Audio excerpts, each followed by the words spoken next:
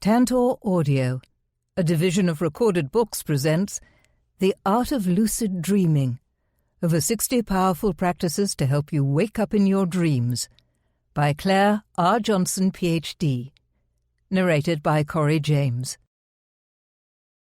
Publisher's Note: this audiobook includes bonus material.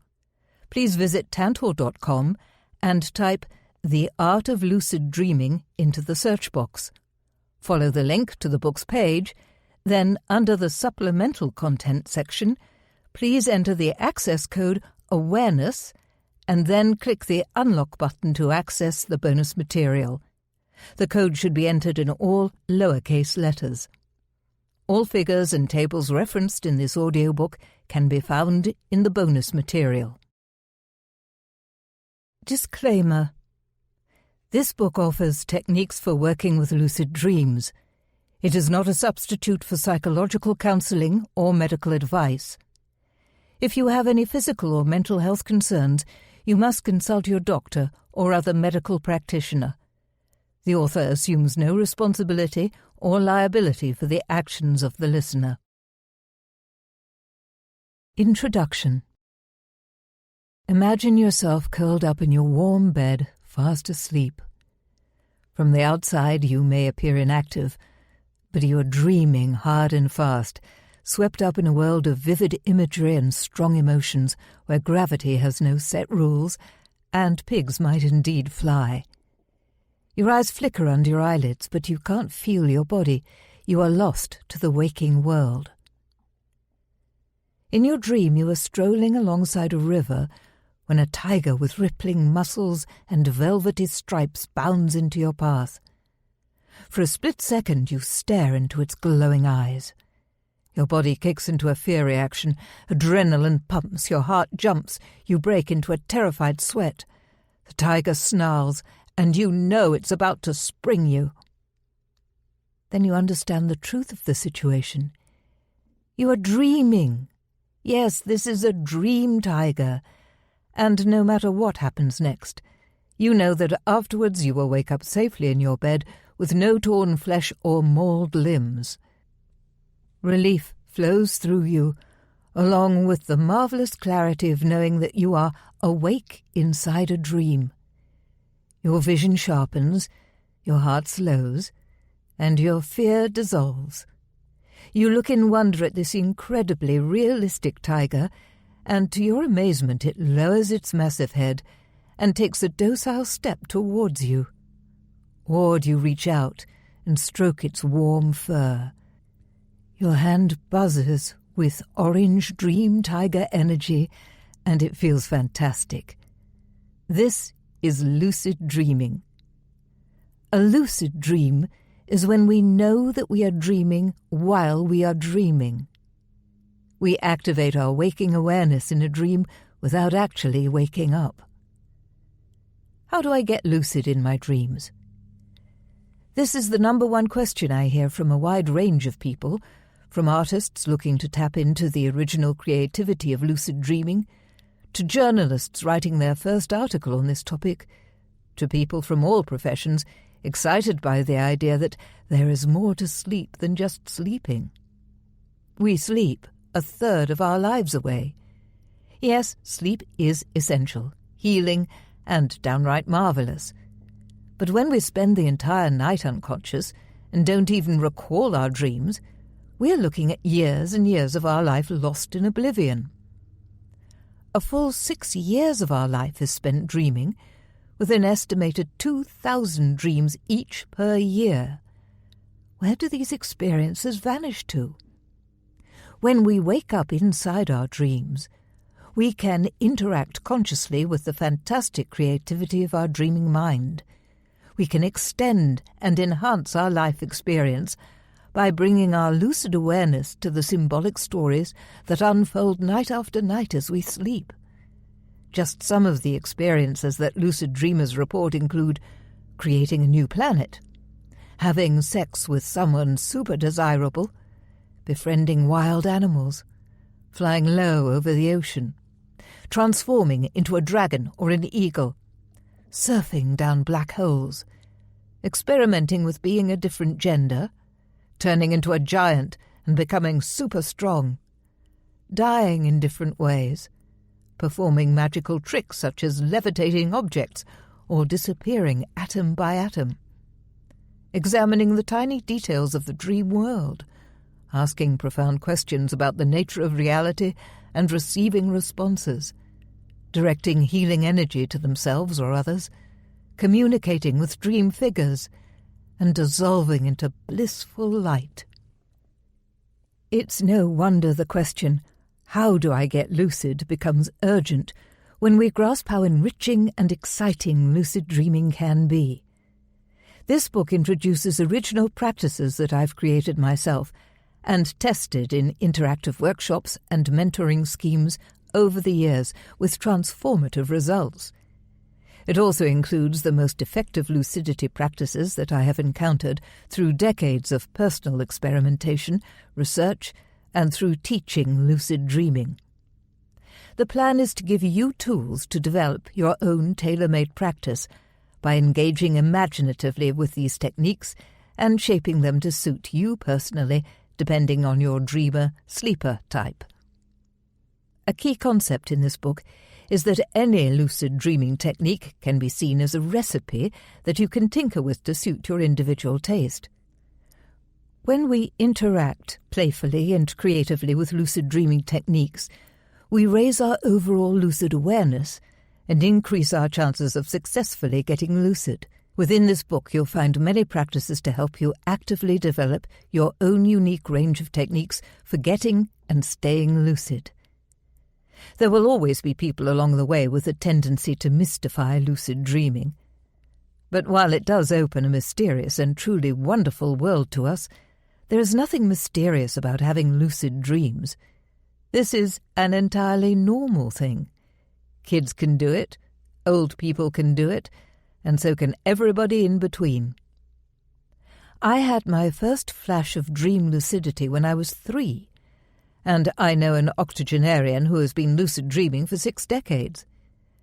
Don't believe anyone who says lucid dreaming is only for Tibetan Buddhist monks, shamans, advanced meditators, or for people who have done a particular training program.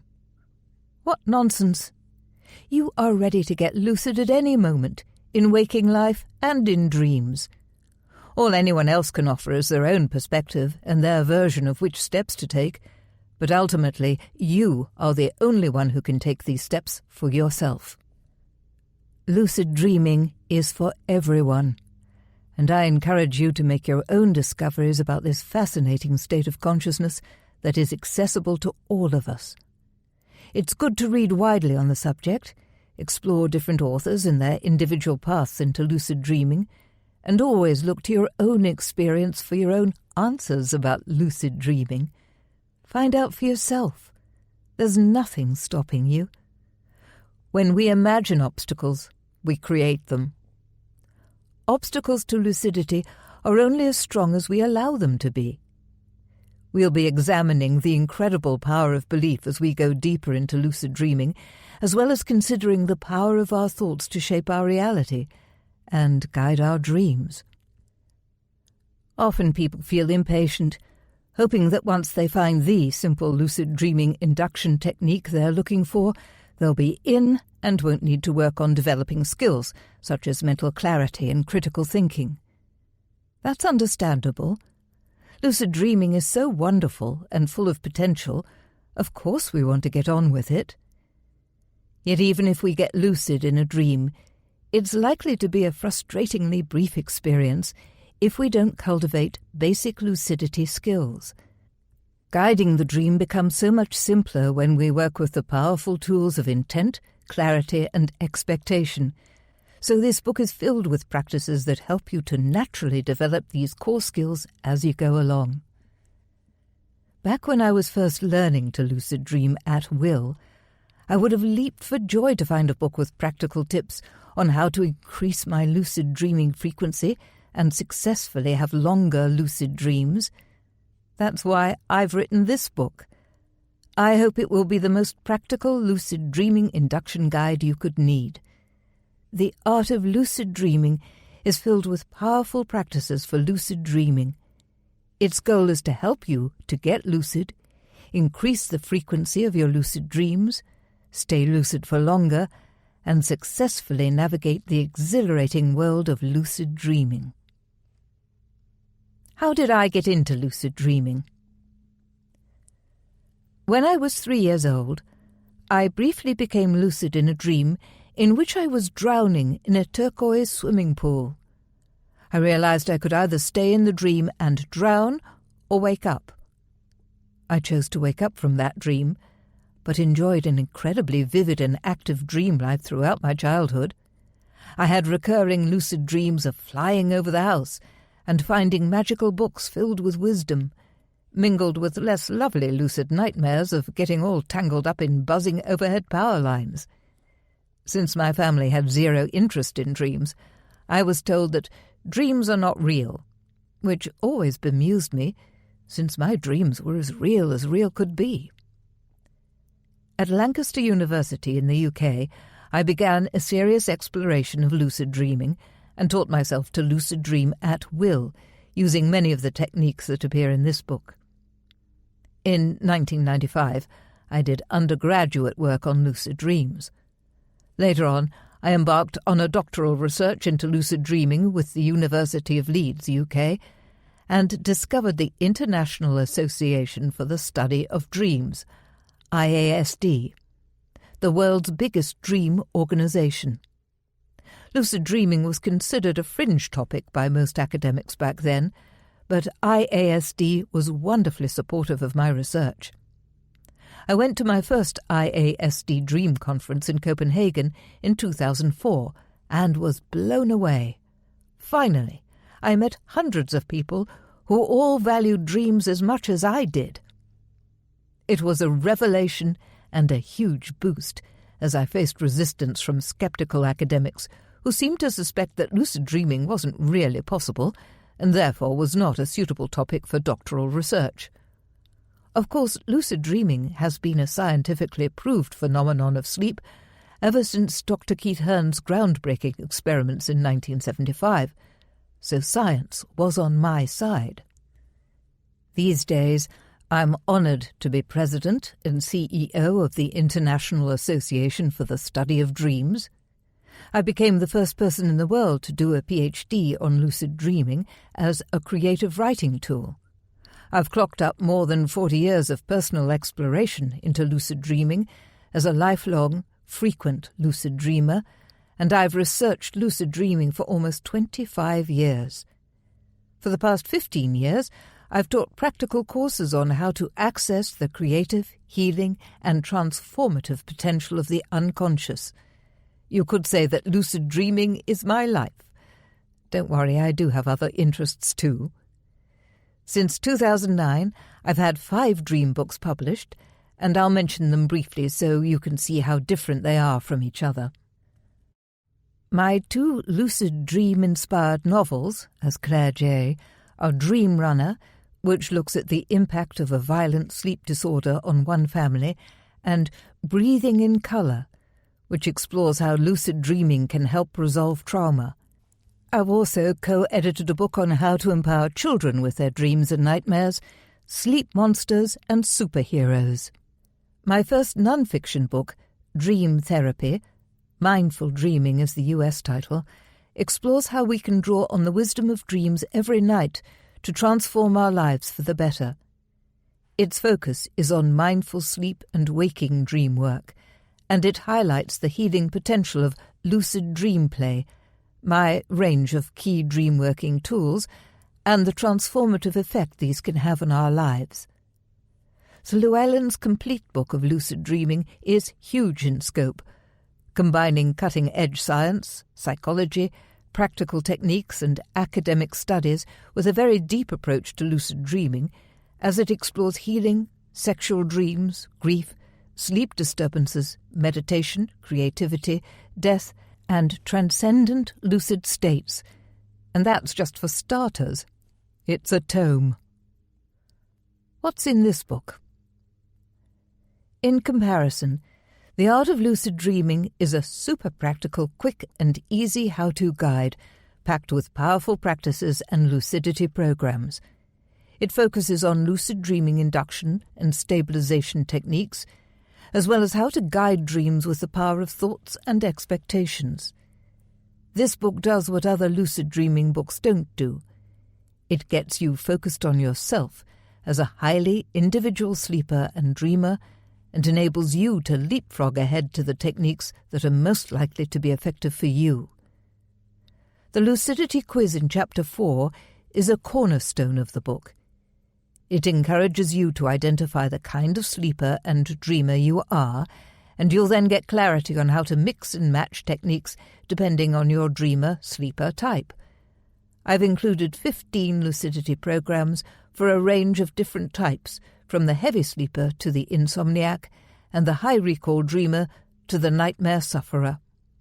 These programs are for you to combine and customize to create your own unique lucidity program to fast-track you to wake up in your dreams. Although this book is ideal for those starting out with their lucid dreaming practice, it isn't just for beginners. Experienced lucid dreamers looking to refresh their practice after a dry spell will find plenty of original practices to kickstart a new phase of lucidity. For those of you who have read my other dream books and are familiar with my core practices, such as lucid writing and the lucid imaging nightmare solution, this book still offers a range of brand new lucidity practices that I've created, as well as my in-depth approach to assessing your personal dreamer-sleeper type. This latest book is deliberately non-academic, because I like each of my books to offer something new, and a great number of scientific findings, academic advances and research studies from all over the world appear in Llewellyn's complete book of lucid dreaming. In the Art of Lucid Dreaming, common questions and dilemmas about lucid dreaming are answered, and powerful practices are given throughout each of the 3 main sections: getting lucid, staying lucid, and guiding dreams. This book takes you step by step through the most powerful practices for waking up in your dreams. There are a total of 65 practices, as well as 15 dedicated lucidity programs, and in Appendix 2, you'll also find 3 examples of unique lucidity programs to help you create your own. We'll examine how to stay lucid in the face of distractions, and how to stretch our lucid mindset to enable long-lasting, frequent lucid dreams. The Art of Lucid Dreaming also debates the pros and cons of dream control and offers practices on topics such as how to have a successful lucid sex life, how to encourage the people in your dreams to help you get lucid, and how to fly effortlessly. We'll dive into nightmares and see how becoming lucid can help us transform bad dreams into healing gifts, and we'll look at how lucid dreaming can be a portal into transcendent experiences, as well as inspiring wild creativity and deep healing. Enjoy the ride. Part 1. Getting Lucid. How to Wake Up in Your Dreams. Chapter 1. What is lucid dreaming? Lucid dreams are dreams where we know that we are dreaming while we are dreaming. This insight enables us to experience the gloriously rich imagery and compelling events of our dream world with full conscious awareness.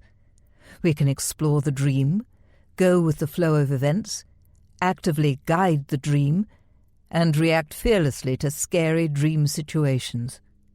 Lucid dreaming is a magnificent adventure open to each of us every single time we lie our heads down and sleep. Here's one lucid dream where everything changed for the better the second I knew I was dreaming. A huge tidal wave is hurtling towards me, a mass of towering, unstoppable water. Terrified, I turn and run as fast as my legs can carry me, but I know I won't be fast enough. I glance behind me and gasp. The sun illuminates this wall of water, turning it silvery blue and causing each tiny droplet to glimmer like diamonds. It's terrifying, but it's the most astoundingly beautiful thing I've ever seen. Suddenly I understand. I'm dreaming this. All my terror vanishes in a flash. As the sparkling wave barrels towards me, I leap into the air, elated. I leap so high that I land right on top of the wave, all its power beneath me. Fully lucid, with my arms outstretched, I surf this giant wave with the sun warm on my head and the taste of salt on my lips. It's so exhilarating. I surf the wave all the way down until it's foaming over green fields and I feel the ground beneath my feet. The most common question I get asked on the subject of lucid dreaming goes along these lines. I got lucid just the one time, and it was the most awesome experience I've ever had. How do I do it again? There is no single answer, because the thing is we're all different. We have different sleep rhythms, different lifestyles, different stressors. Some of us are visual thinkers, while others are more analytical. We each enjoy different dream recall, different thought patterns, and different beliefs about the nature of reality. We even have different reasons for wanting to become lucid in our dreams. All these factors have an impact on how we respond individually to lucid dreaming induction techniques. That's why I had the idea of writing the most practical and flexible lucid dream induction book out there to help people to discover their own best ways of becoming lucid in their dreams. In this first chapter, we'll look at common questions about lucid dreaming and how to create a lucid mindset to prime your brain to realize when you are dreaming. First of all, to whet the appetite of those of you who have yet to experience lucid dreaming, let's look at what we can do when we wake up in our dreams. What can we do in lucid dreams? This question might be better formulated as, what can't we do in lucid dreams? There are no limits. Some people say that imagination is the only limit in lucid dreaming, but I disagree.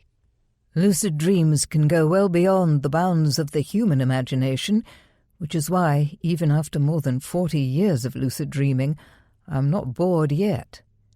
There is no state of consciousness quite like lucid dreaming, a state where we can have wild, joyful, or transcendent experiences that we have never experienced while awake, such as flying into the sun or transforming into a raindrop.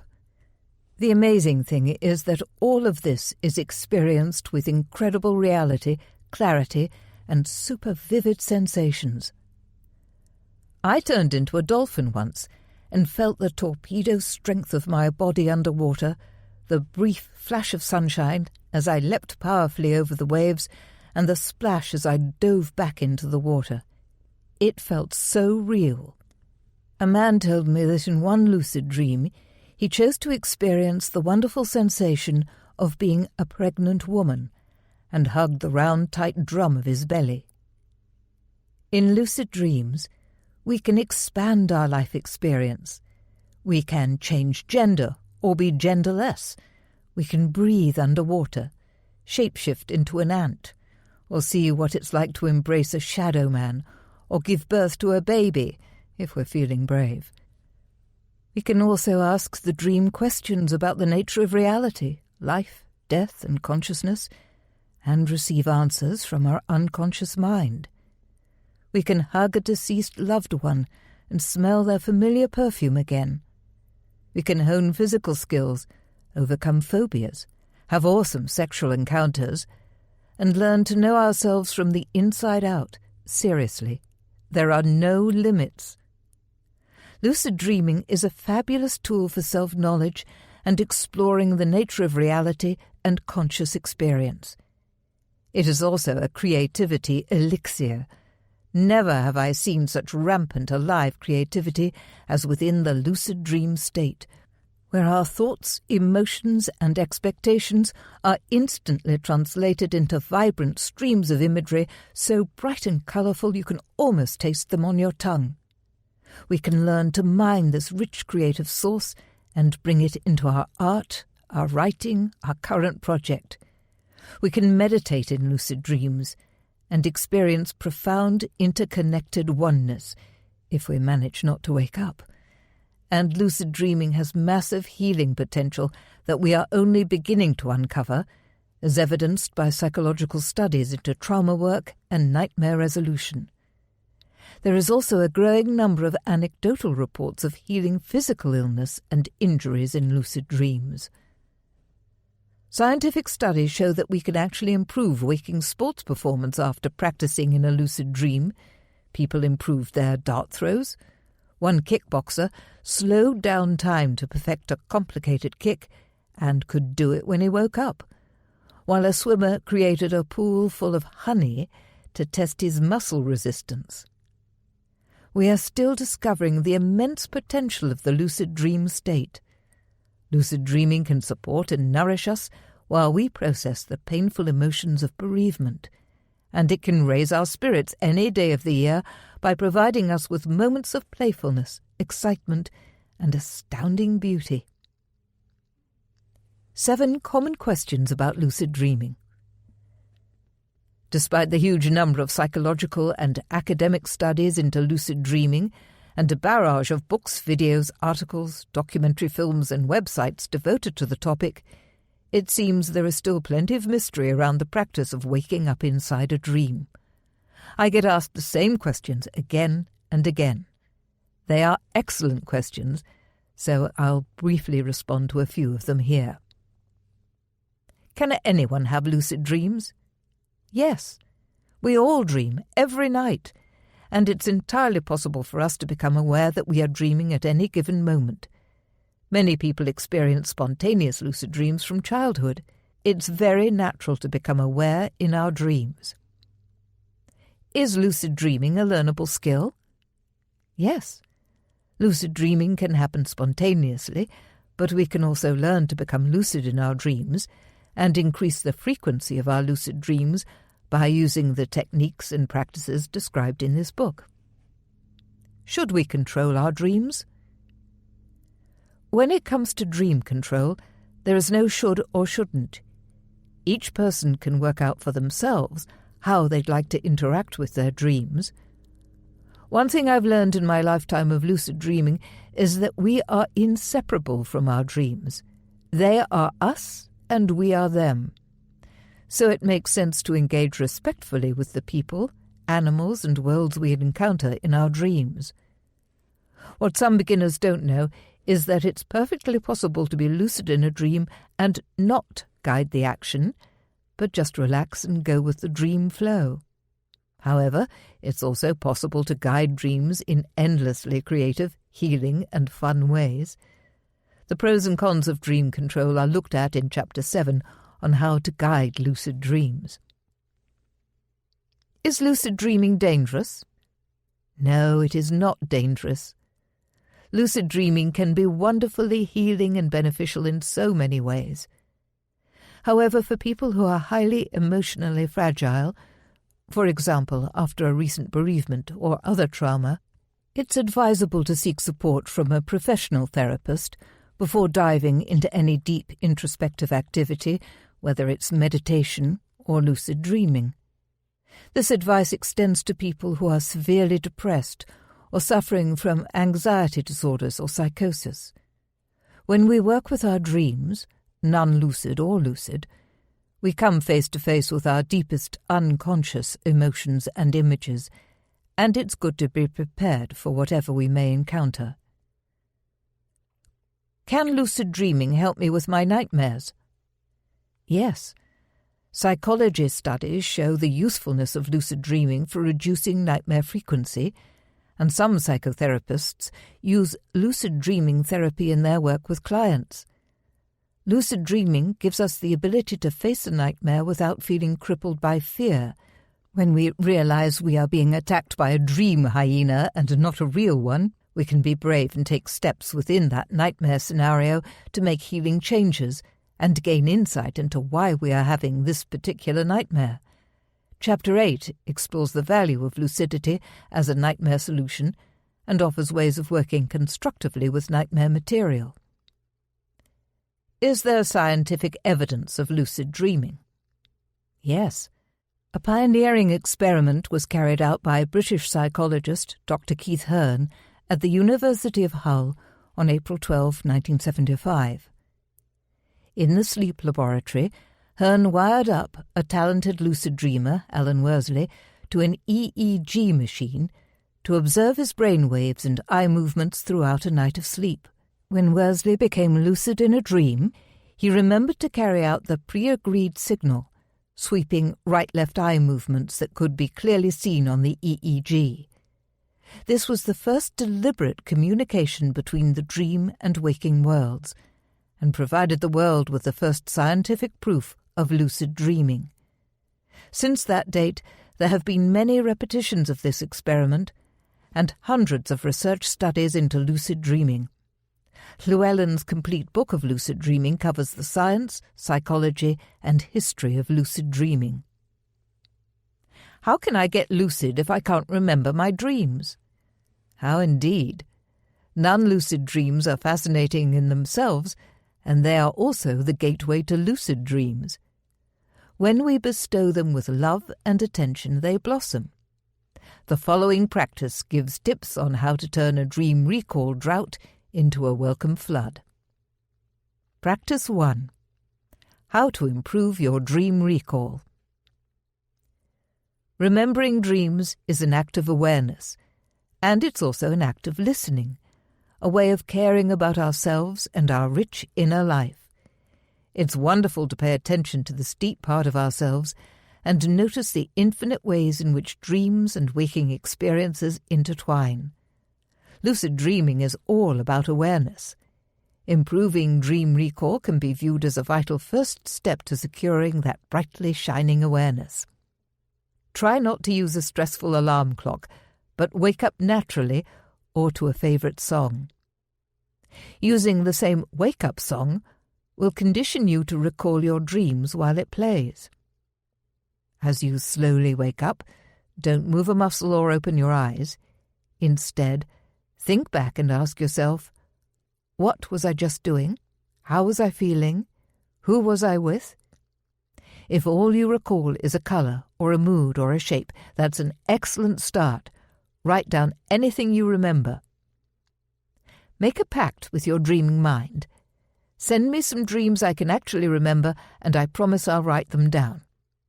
You may find it helpful to write a letter to your dreaming mind, requesting excellent dream recall and greater lucidity. Sleep with the letter under your pillow. Whenever you wake up briefly in the night, automatically think back to what you were just dreaming about.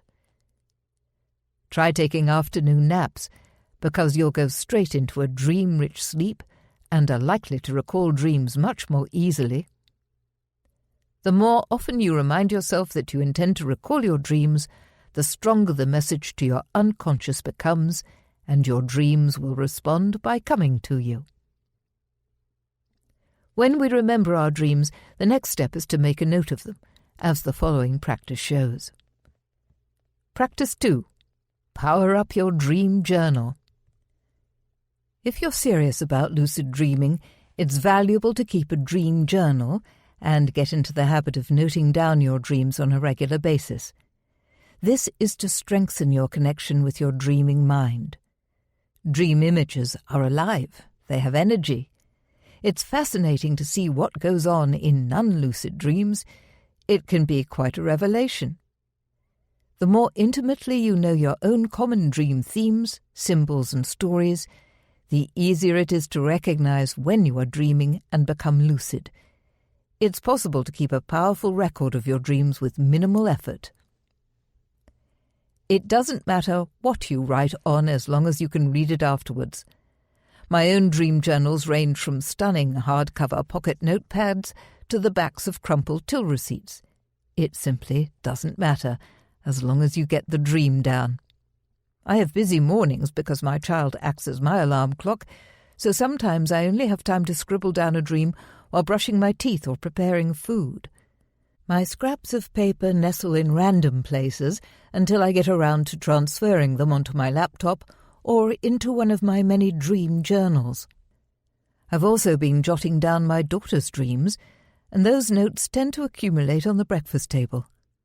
Okay, so it's not always a perfect system, but it works for us, and those precious scraps always find their way into a more permanent record.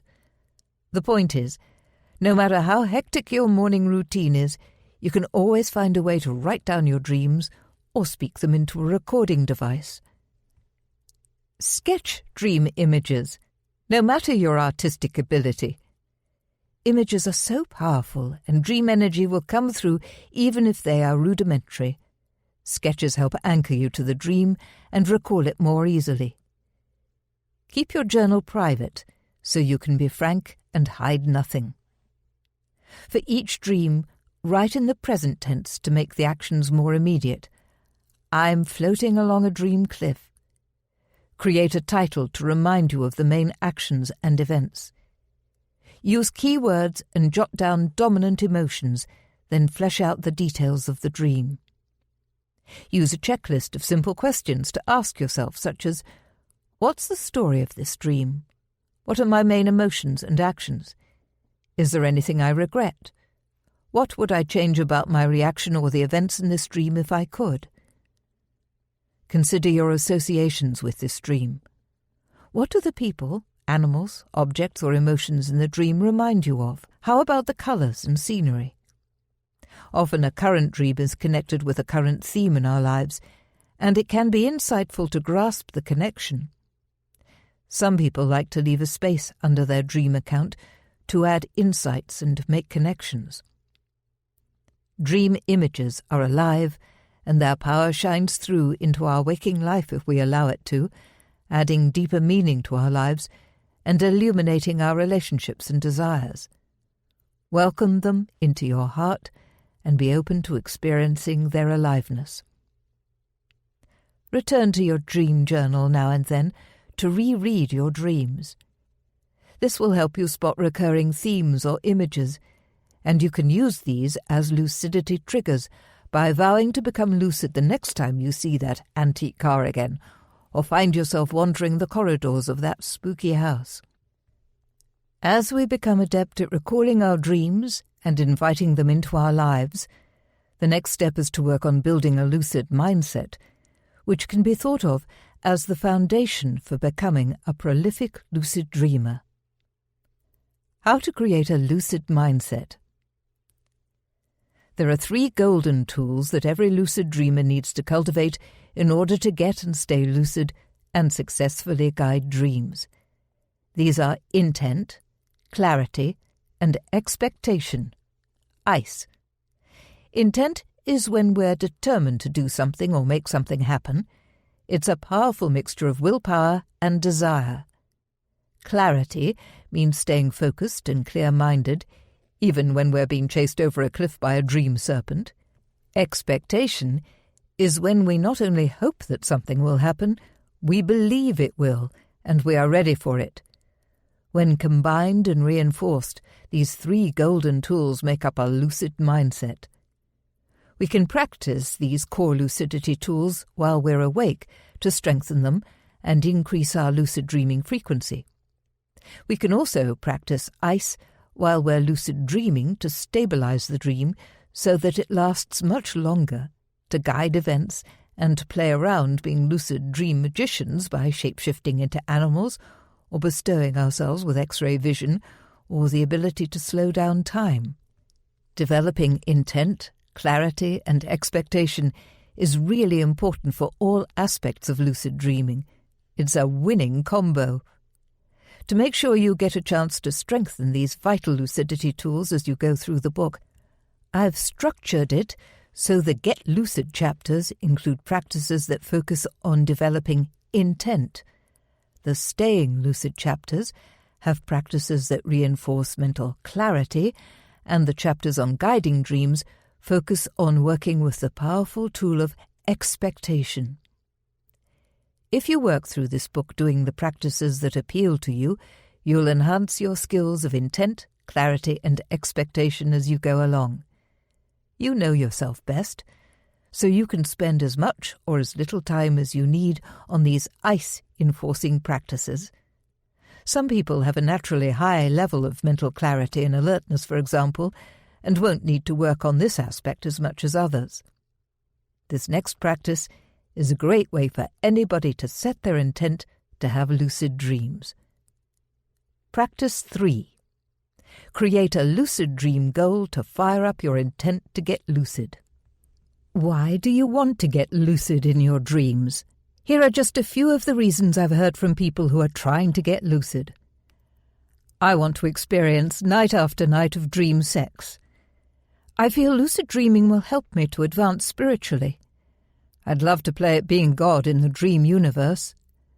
I need to heal psychologically, physically. My goal is to experience non-gravity and the ability to fly. I want to grab creative ideas from my unconscious. I need help resolving my nightmares. I want to develop my psychic abilities, intuition, empathy. I want to explore the dream world like a virtual reality game. I've heard you can meet deceased relatives in lucid dreams, and I want to see my mother again. Identifying the reason you want lucidity is helpful because it helps you to create a highly specific lucid dream goal. This in turn helps you to cement the powerful intent to wake up in a dream. Write down your top 3 reasons for wanting to get lucid in your dreams. Pick a lucid dream goal by fantasizing about the best, craziest, most beautiful, profound, or sexiest lucid dream you can imagine. Write down this fantasy lucid dream, then read it back to yourself, knowing that it is possible. Yippee! Harness this excitement and channel it into the firm intention to get lucid in your dreams. Every so often, return to your lucid dream goal to refine it or add new goals. This keeps you motivated, so it's good to always have a goal that really resonates with you, gets you wired up with curiosity, and ignites your desire to really go for this. Willpower and enthusiasm are key for kick-starting lucid dreaming. Although it's motivating and useful to have specific goals in order to keep your enthusiasm high, it's good not to become too fixated on achieving your lucid dream goals as soon as you get lucid in a dream. This is because it can be stressful to put so much pressure on yourself, causing you to wake up too soon. It may also crush the spontaneity and wonder that make lucid dreaming such an unforgettable experience. So use your ideal lucid dream scenarios to get you lucid, and then once you're in a stable lucid dream state, be ready to either embrace or release your goal if it feels right. The stages of sleep. The Art of Lucid Dreaming explores how important it is to be aware of the kind of sleeper and dreamer we are. Sleep is not separate from lucid dreaming. It's the basis for it, the enabling factor. Chapter 4 helps you to look in depth at who you are as a highly individual sleeper and dreamer so that you can fast-track yourself to the best lucidity induction techniques for you. For now, let's take a quick look at the 4 stages of sleep that we pass through every night in a series of recurring cycles that take around 90 minutes each. Stage 1. This is the lightest stage of sleep, an easily interrupted drowsy state with alpha brain waves in which our eyes roll slowly and we may experience sensations of falling or suddenly jerk awake. Stage 2. This is a slightly deeper stage of sleep, the first non-REM stage, NREM, non-rapid eye movement, in which we are harder to rouse. Our brain waves slow overall to a theta rhythm, but with specific bursts of activity. Stage 3. This is deep, restorative, non-REM sleep with slow delta brainwaves. It's hard to wake someone up from this stage. Sleepwalking, sleep terrors, and other sleep disturbances can occur. Stage 4. This is where you will experience rapid eye movement or REM sleep. The body goes into muscular paralysis to stop us from acting out our dreams, but paradoxically, everything else activates. There is genital arousal, increased heart rate, eye movements, hence the name, and the brain waves are highly active and very similar to those observed during the waking state. REM sleep is associated with vivid and often bizarre dreams. As we rotate through these 4 stages of sleep several times over the course of a night, the deeper sleep stages grow shorter, while the REM cycles grow longer. It seems likely that many lucid dreams take place during REM sleep, although not all do, despite what many people assume. Lucid dreaming has also been detected in non-REM sleep stages. Typically, we'll have the longest burst of dream-rich REM sleep at the very end of our night of sleep, around 90 minutes or so before we wake up. During this sweet spot, our brain chemistry is beautifully set up for lucid dreaming. Here's a practice to help you capitalize on this optimal time for lucidity. Practice 4. Early morning meditation to incubate a lucid dream. Meditation is excellent for lucidity training at any time of day, but falling asleep straight afterwards will increase your chances of getting lucid. Get up around 2 hours earlier than usual. I know this is the hard part. But as we've just seen, there's a good reason for it. The final, long burst of REM sleep will happen as soon as you fall back to sleep, bringing rich and weird dreams to snap you into lucidity. Sit up in bed or at the end of your bed and meditate. If you go all floppy or try to scramble back under the covers, be ruthless. Force yourself out of bed and meditate on the floor with a blanket around your shoulders. Console yourself with the thought that you'll be back in bed soon enough, hopefully having an amazing lucid dream. Close your eyes and begin to meditate. Breathe slowly and evenly, allowing your thoughts to pass by without latching onto them. This can take some practice, so be patient with yourself if you haven't tried meditation before. It can help to focus on a ball of golden light in your mind's eye, or repeat a mantra to go with your breath, such as, I breathe in light, I breathe out light. Change the colour of the light if you like, so that you are breathing in colour. Visualize the light illuminating your body with its warmth. Once you feel rooted in your meditation, as you continue to breathe peacefully, focus on an image of yourself, gloriously lucid inside a dream. Feel your mind and body fill up with lucidity. Feel the clarity, the powerful happiness. Imprint on your mind and body this awesome feeling of being lucid in a dream. When you're really feeling this, set the firm intention to become lucid in your next dream. Summon a feeling of gratitude, as if your wish has already been granted. As you emerge gently from meditation, remind yourself that you have the natural ability to be conscious in your dreams. Smile, and as you settle back into bed, keep this lucid smile and the sense of calm contentment. Go back to sleep mentally repeating the lucidity mantra of your choice.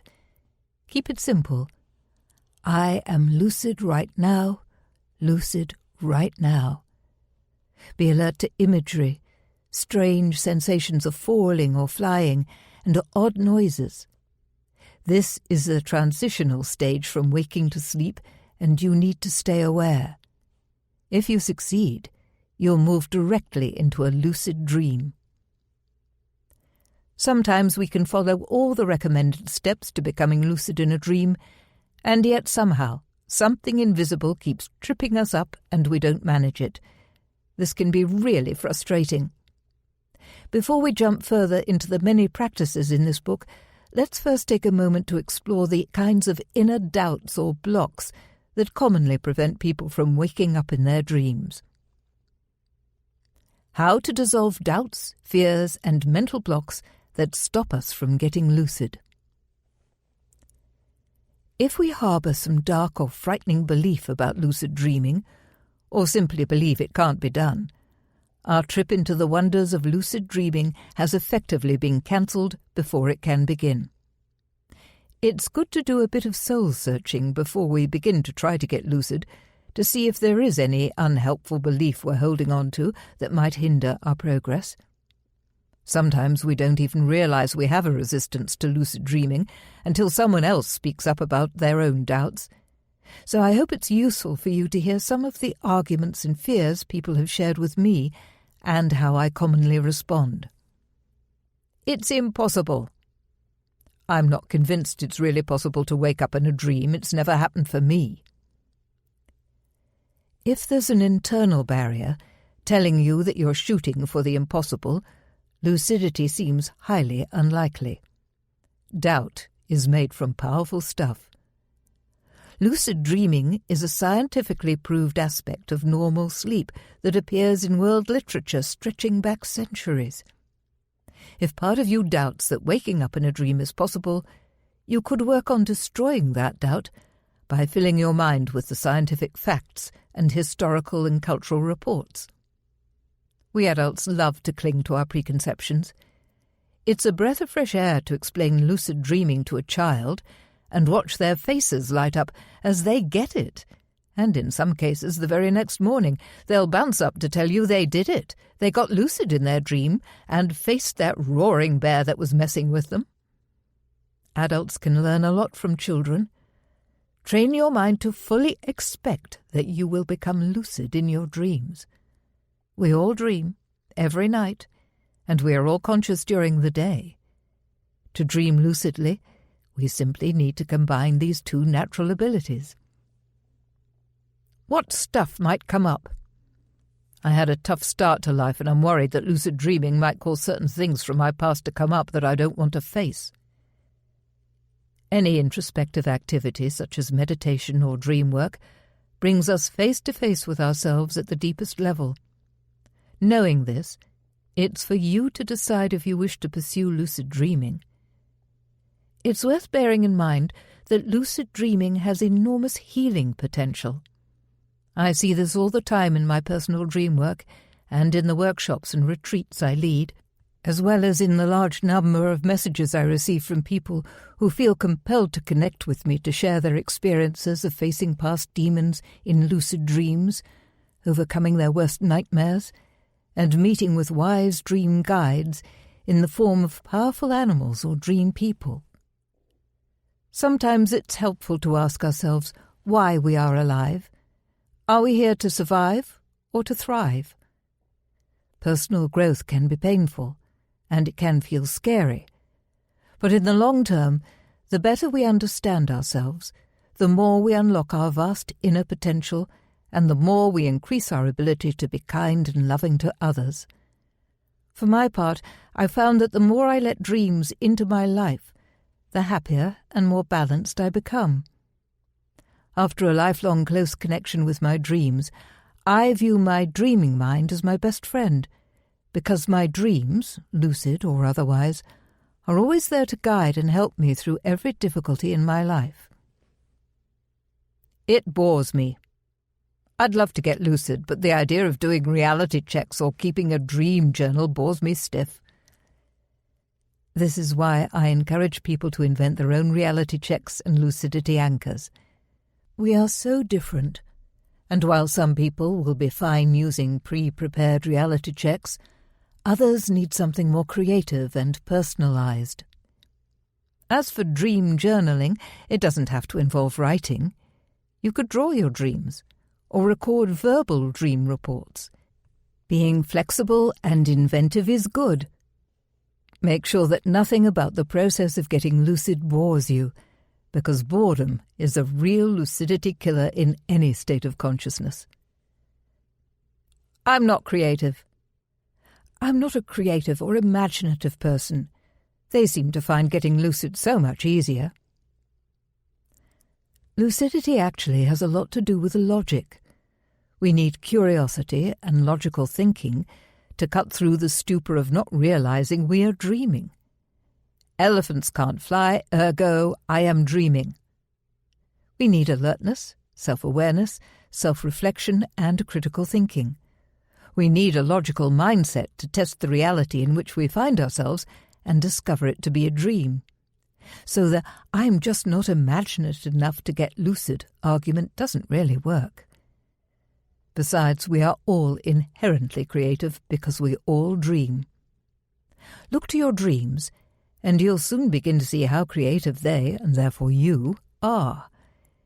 In my work with creative writing and dreaming, I've met so many people who arrive at one of my workshops insisting that they are not imaginative or creative. But when they pick a dream or a nightmare and work from that, magic happens. They find themselves writing in a flow of original imagery with rich descriptions and powerful insights. My lucid writing technique in Chapter 6 shows how to do this. The point is, we can increase our imaginative reach when we tap into the super-creative source of our dreams. Once we've released the idea of ourselves as being not creative enough to get lucid, we will have one less obstacle on our path to lucidity. I need rest. Lucidity sounds amazing, and I really want it, but I also just want to sleep. How can I get lucid without interrupting my precious downtime? This is what afternoon naps were invented for. Giving yourself a bonus rest will not only boost your resilience and creativity, it is the perfect time to get lucid. Your body is tired, but your mind is relatively alert, and your dreams will be vivid and strange, so it's easier to notice that this is a dream. It seems wrong. I'm intrigued by the idea of getting lucid, but dreams are sacred messages from our unconscious mind. Isn't it wrong to tamper with them by becoming lucid? This kind of preconception could understandably hinder a person's ability to get lucid. Wrong is a very strong word and could result in a solid lock on our mind. Let's face it, if we believe it's fundamentally wrong to get lucid, we will likely find it very hard to start a lucid dreaming practice. Yet those who voice this concern generally aren't aware that lucidity and dream control do not have to go hand in hand. We can be lucid in a dream and not tamper with or change anything. Sometimes the simple act of waking up inside a dream can spontaneously transform it in healing and spiritual ways. For this reason, lucidity itself could sometimes be thought of as the sacred message of the dream. We love to put things into separate boxes, labelling them and rigidly dividing them. But how can anyone decide which state of consciousness is more sacred than the next? Consciousness is a flow that encompasses every single state, whether it's daydreaming, trance, dreamless sleep, non-lucid dreaming, lucid dreaming, or alert wakefulness. Each state is just as valuable as the next, because ultimately they are all expressions of consciousness and human potential. Bringing lucid awareness to a non-lucid dream shines a light on our deep, unconscious images and emotions, and this can be incredibly powerful. We can gain insight, self-understanding, and wisdom from becoming lucid in our dreams. Lucidity allows us to react spontaneously to dream events from a standpoint of greater awareness, just as we can when we work therapeutically with a dream while awake. In the highly responsive dream state, the potential for positive change is high. Lucid dreaming is not reserved for levitating yogis and genius artists. Anyone has the potential to wake up inside a dream. We all dream every night, and we are all conscious during the day. So it's just a question of activating our conscious awareness during a dream. It's good to keep an open mind when trying to have lucid dreams, and to question our habitual assumptions about dreams and reality. It can also be helpful to write down any obstacles we believe are stopping us from dreaming lucidly, then go down the list, crossing each one out, knowing that it has no power over us. Mentally bathe these unnecessary obstacles in golden light and watch as they evaporate into thin air. In lucid dreaming, one of the early lessons is about belief and expectation and how they marry us to particular outcomes. This works the same in waking life as it does in dreams. Sure, in a lucid dream, change can be instantaneous and profound, whereas in waking life things can be a little slower to manifest. But when we expect and believe that we are capable of becoming lucid in our dreams, we are planting a vital seed for the future.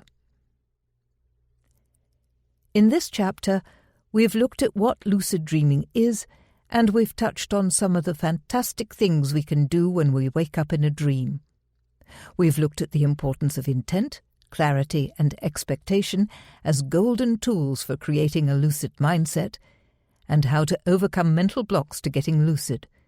We've explored the value of setting a lucid dream goal to ignite our intent to get lucid.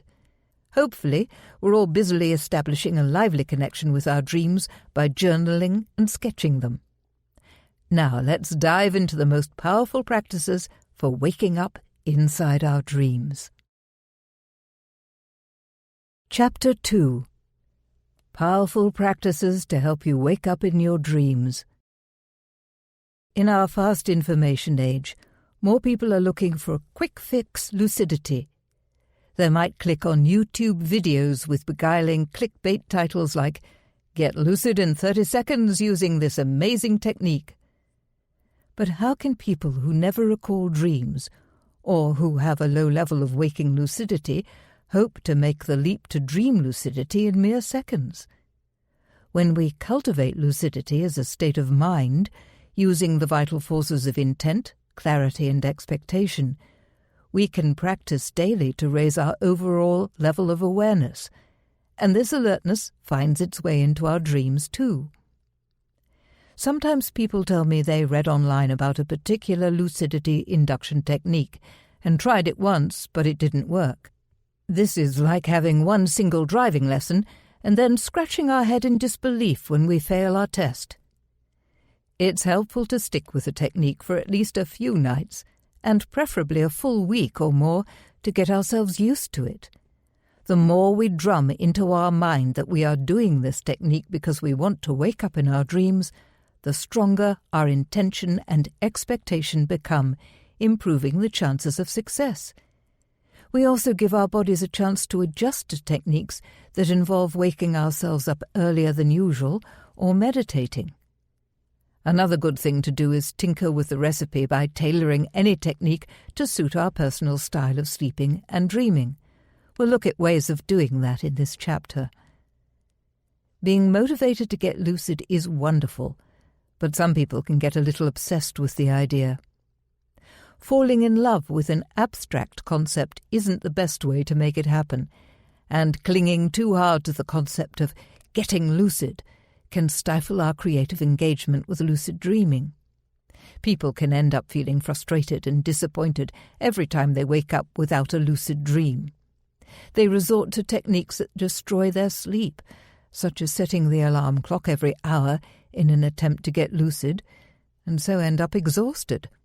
They berate themselves and feel unhappy about their progress. How demotivating is that? It's far more helpful to be kind to yourself.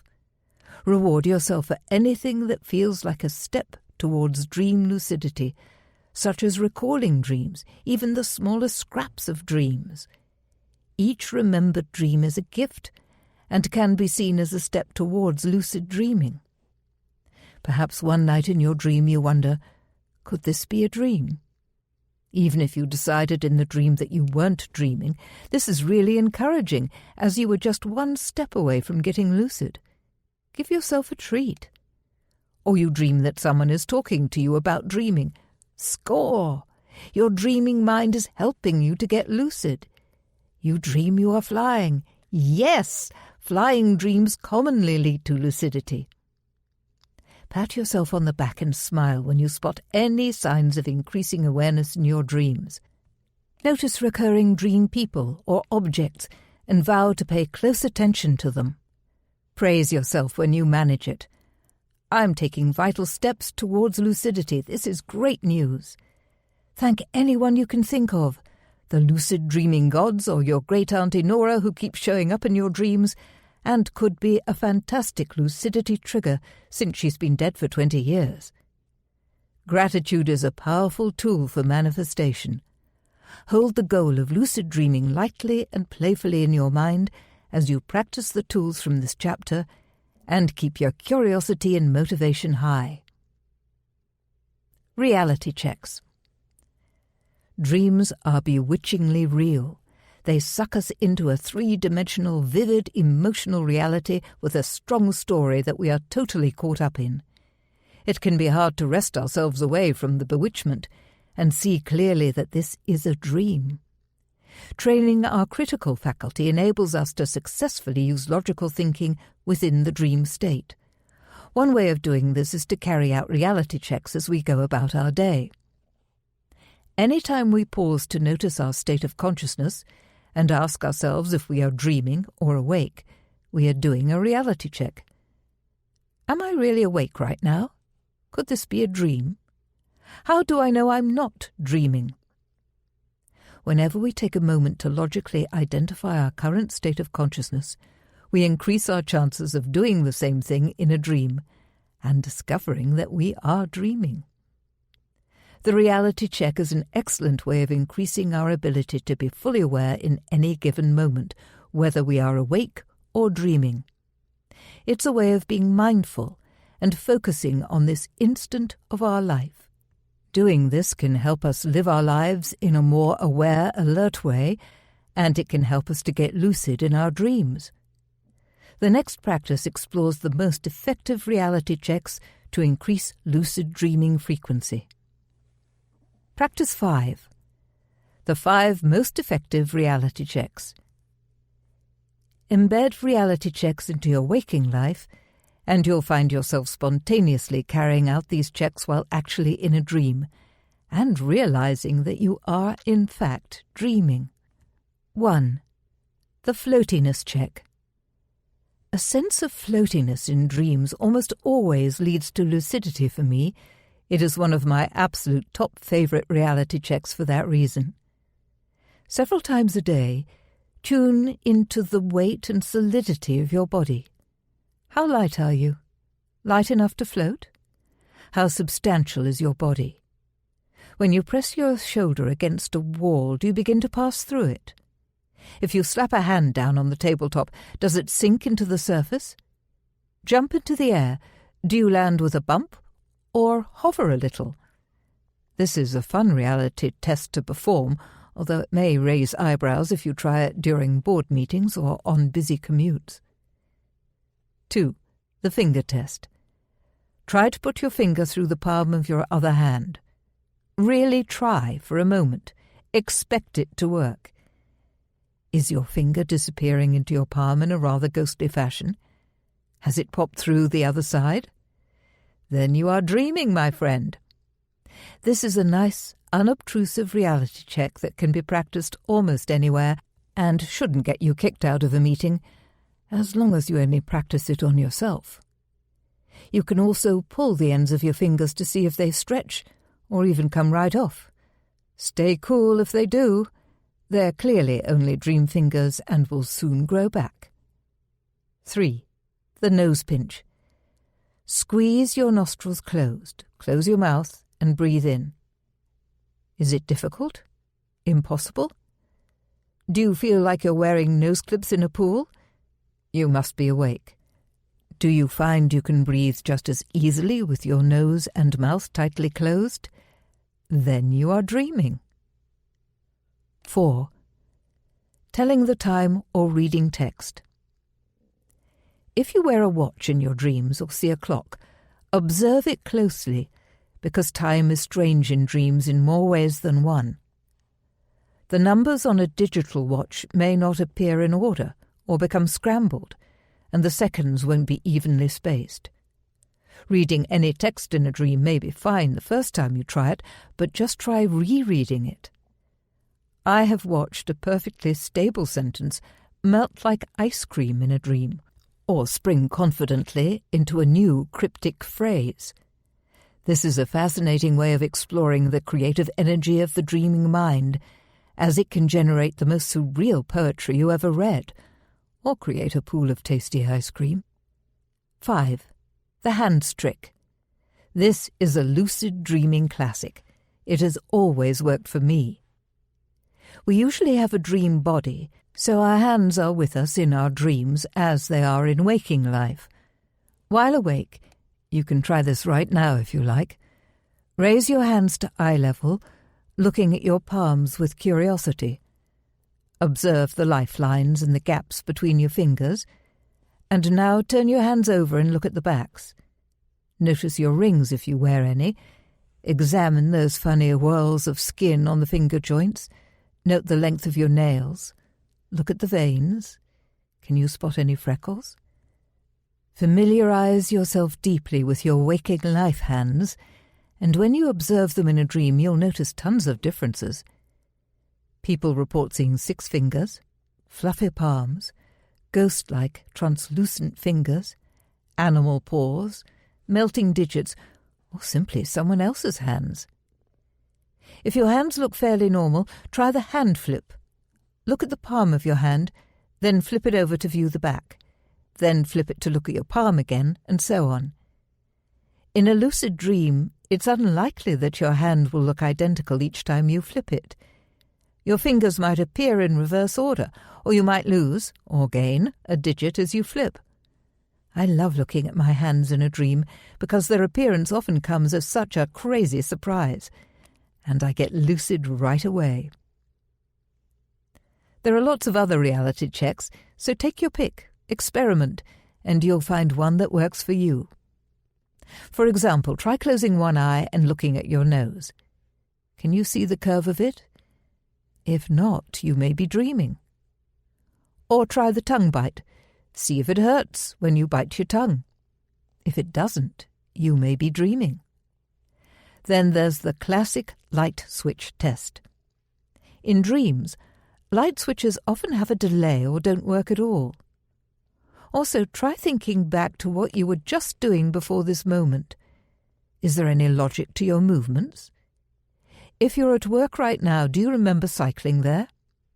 If you're clinging to the spire of a cathedral, do you remember how you got up there? No? Well, then you've either had too many beers and accepted a silly dare, or you are dreaming. Some people set an hourly beep on their digital watch by day and automatically ask themselves, "Am I dreaming?" whenever they hear the beep. But in my experience, this isn't the best idea, as it usually results in an automatic half-hearted reality check. We are supposed to be training our critical faculty and our powers of observation, so a reality check should be prompted naturally. Doing reality checks on autopilot, out of a sense of obligation, is never going to get the best results. We need to find ways of creating spontaneous reality checks that are unique to us, using our body, our thought patterns, and our senses, as the following practice shows. Practice 6. Invent your own unique reality check. You are unique, so invent a reality check that reflects your uniqueness. When we link our senses, our bodies, and our habitual thoughts to a reality check, it grows in power and can be extremely effective. Have fun and be creative. One amusing example of a reality check came from a guy who told me that every time he farts, he asks himself if he is dreaming. There's no harm or shame in linking reality checks to the most intimate acts of our body, and no need to tell anyone how we anchor our intent if we prefer not to. If you're a smiley person, why not recall your intention to get lucid each time you smile at someone? If you often experience pulses of sexual arousal during the day, you could connect these to your desire to get lucid. Or if you have a singing gut, you could use stomach gurgles as a prompt to do a reality check. A knee that clicks? Use that click to help you develop a critical mind and question your reality. Notice when your body is not doing its usual thing. If you have any kind of chronic aches or pains, notice the spaces between the pains. In dreams, we are often pain-free. We usually don't limp or hobble or have trouble rising from an armchair in a dream. We are able to race along without needing to catch our breath, or we jump like a gazelle. Notice, notice, notice, and you'll soon find yourself noticing when you are dreaming. Link certain thoughts to reality checks. If you are someone who regularly experiences negative or self-critical thoughts, you could react to this by using a reality check as a springboard into a lighter state of mind and imagine yourself flying over vibrant mountains in a lucid dream. This could have a happy double whammy effect, both halting your negative thoughts and priming your mind to become lucid. Connect specific sensory sensations to reality checks. For example, every time you smell something amazing, freshly baked bread, your lover's perfume, ask yourself seriously, am I dreaming right now? Change your anchor every so often so the challenge stays fresh and surprising. Whenever you see something that strikes you as particularly beautiful, ugly, or weird, ask yourself, am I dreaming? Highly personal reality checks are likely to be the most effective ones for you. You'll find yourself so used to testing your reality that you'll soon find yourself doing it in a dream and realizing that you are actually dreaming right now. How wonderful is that? Remember never to automatically assume you're awake. With each reality check, ask yourself, how do I know I'm not dreaming this? Look around. Try to put your hand through the tabletop or pinch your nose and try to breathe through it. Expect to discover that you are dreaming. This is vital because you are training a critical state of mind that you will seriously need when you ask yourself, am I dreaming in a dream? Only conclude that you are awake when you're 100% sure this is truly waking reality and not a dream. The rule of thumb is, if you're in doubt that you might be dreaming, then you generally are dreaming. How we can use our memory to help us to wake up in our dreams. Have you ever thought something like, I must remember to pick up some milk on the way home? Yes, of course you have. We all make quick mental notes to do things in the future, and we act on these intentions all the time. We remember to get ourselves to that doctor's appointment, and we remember to buy more windshield wiper fluid the next time we stop for fuel. This is known as prospective memory, and it is very much linked to intent. We intend to do something at a particular time or on a particular occasion. The good news is that our natural ability to recall and act upon an intention can be easily linked to getting us lucid. We can do this in a number of ways. Try some of the techniques in this practice. Practice 7. Use your memory to get lucid. This is a great way of strengthening your natural ability to remember to do things.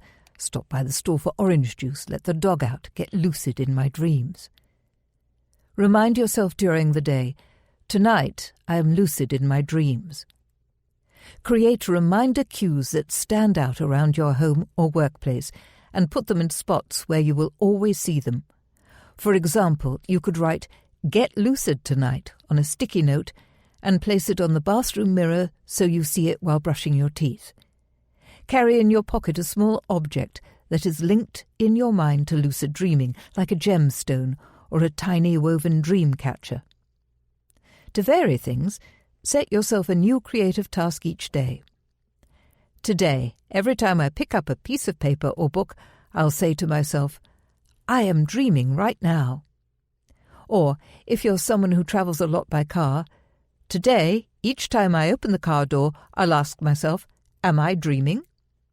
This is a great way of linking intent to reality checks, and it creates continual reminders to get lucid. The point of all this is that it cements your intention to become lucid by strengthening your natural ability to recall and act on things that you plan to do. Using your memory in this way will help you to remember during a dream that you intend to wake up inside that dream. Study your dream journal and pick out common objects, scenarios, or people who crop up regularly. You might notice you often dream of running to catch a train, or you may realize your mother is often present in your dreams. You might often see mirrors, clouds, or bananas in dreams. These are valuable lucidity triggers. Connect them to your intent to get lucid. The next time I see fluffy white clouds, I'll know I'm dreaming.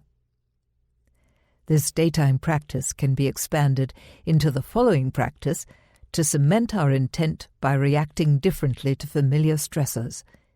It's helpful to personalize lucid dreaming induction practices so they suit our individual needs, and it's always good to experiment with ways of varying practices so they remain fresh and interesting. Practice 8. Cement your intent by day to ignite it at night. Every time we cement our intent to do something in particular today and then do it, we reinforce our belief in the power of our own intent. But instead of taking the easy way out in choosing something we know we're bound to do anyway, like eat lunch or walk the dog, we need to bind our intent to something outside of our usual comfort zone and see it through. Cement your intent to react in a new and different way to a familiar stressor. For example, decide you will bestow a big smile on your obnoxious neighbour, or resolve that you will be zen-like and patient when waiting in the next mile-long supermarket queue.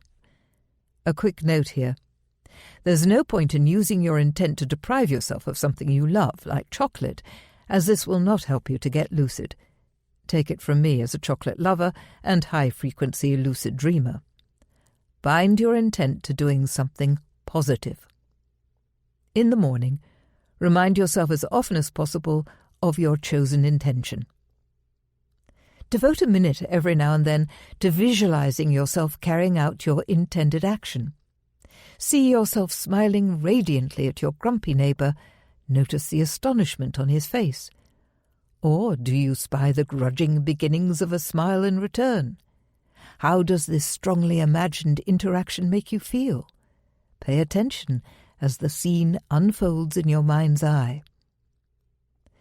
Make sure you carry out your intended action that same day, even if it means pressing your grinning face up against the neighbour's living room window. Actually, no, I'd advise against doing that.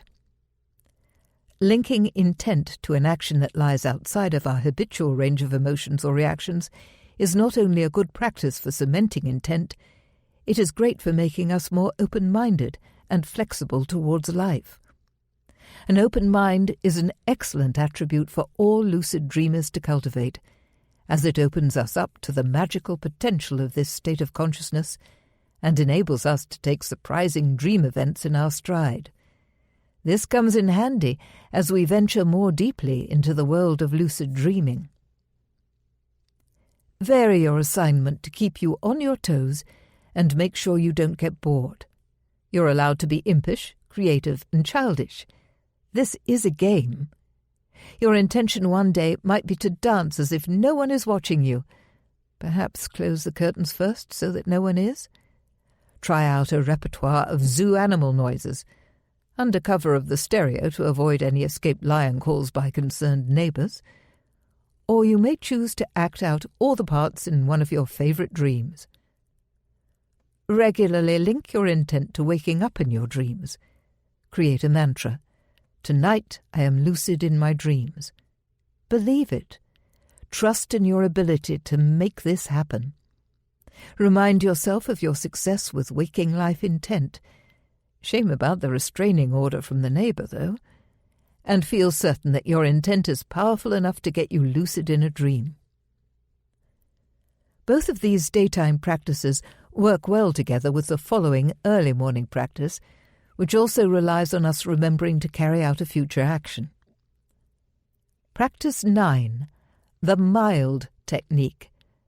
The mnemonic induction of lucid dreams, mild, is a well-known technique that focuses on the ability to recall a preset task. It was developed by lucid dream researcher Dr. Stephen LaBerge, and it's nice for those mornings when you have the luxury of a lie-in. Here are the steps. 1. In the early morning, when you awaken from a dream, memorize it. 2. As you return to sleep, say to yourself, "Next time I'm dreaming, I want to remember to recognize I'm dreaming." 3.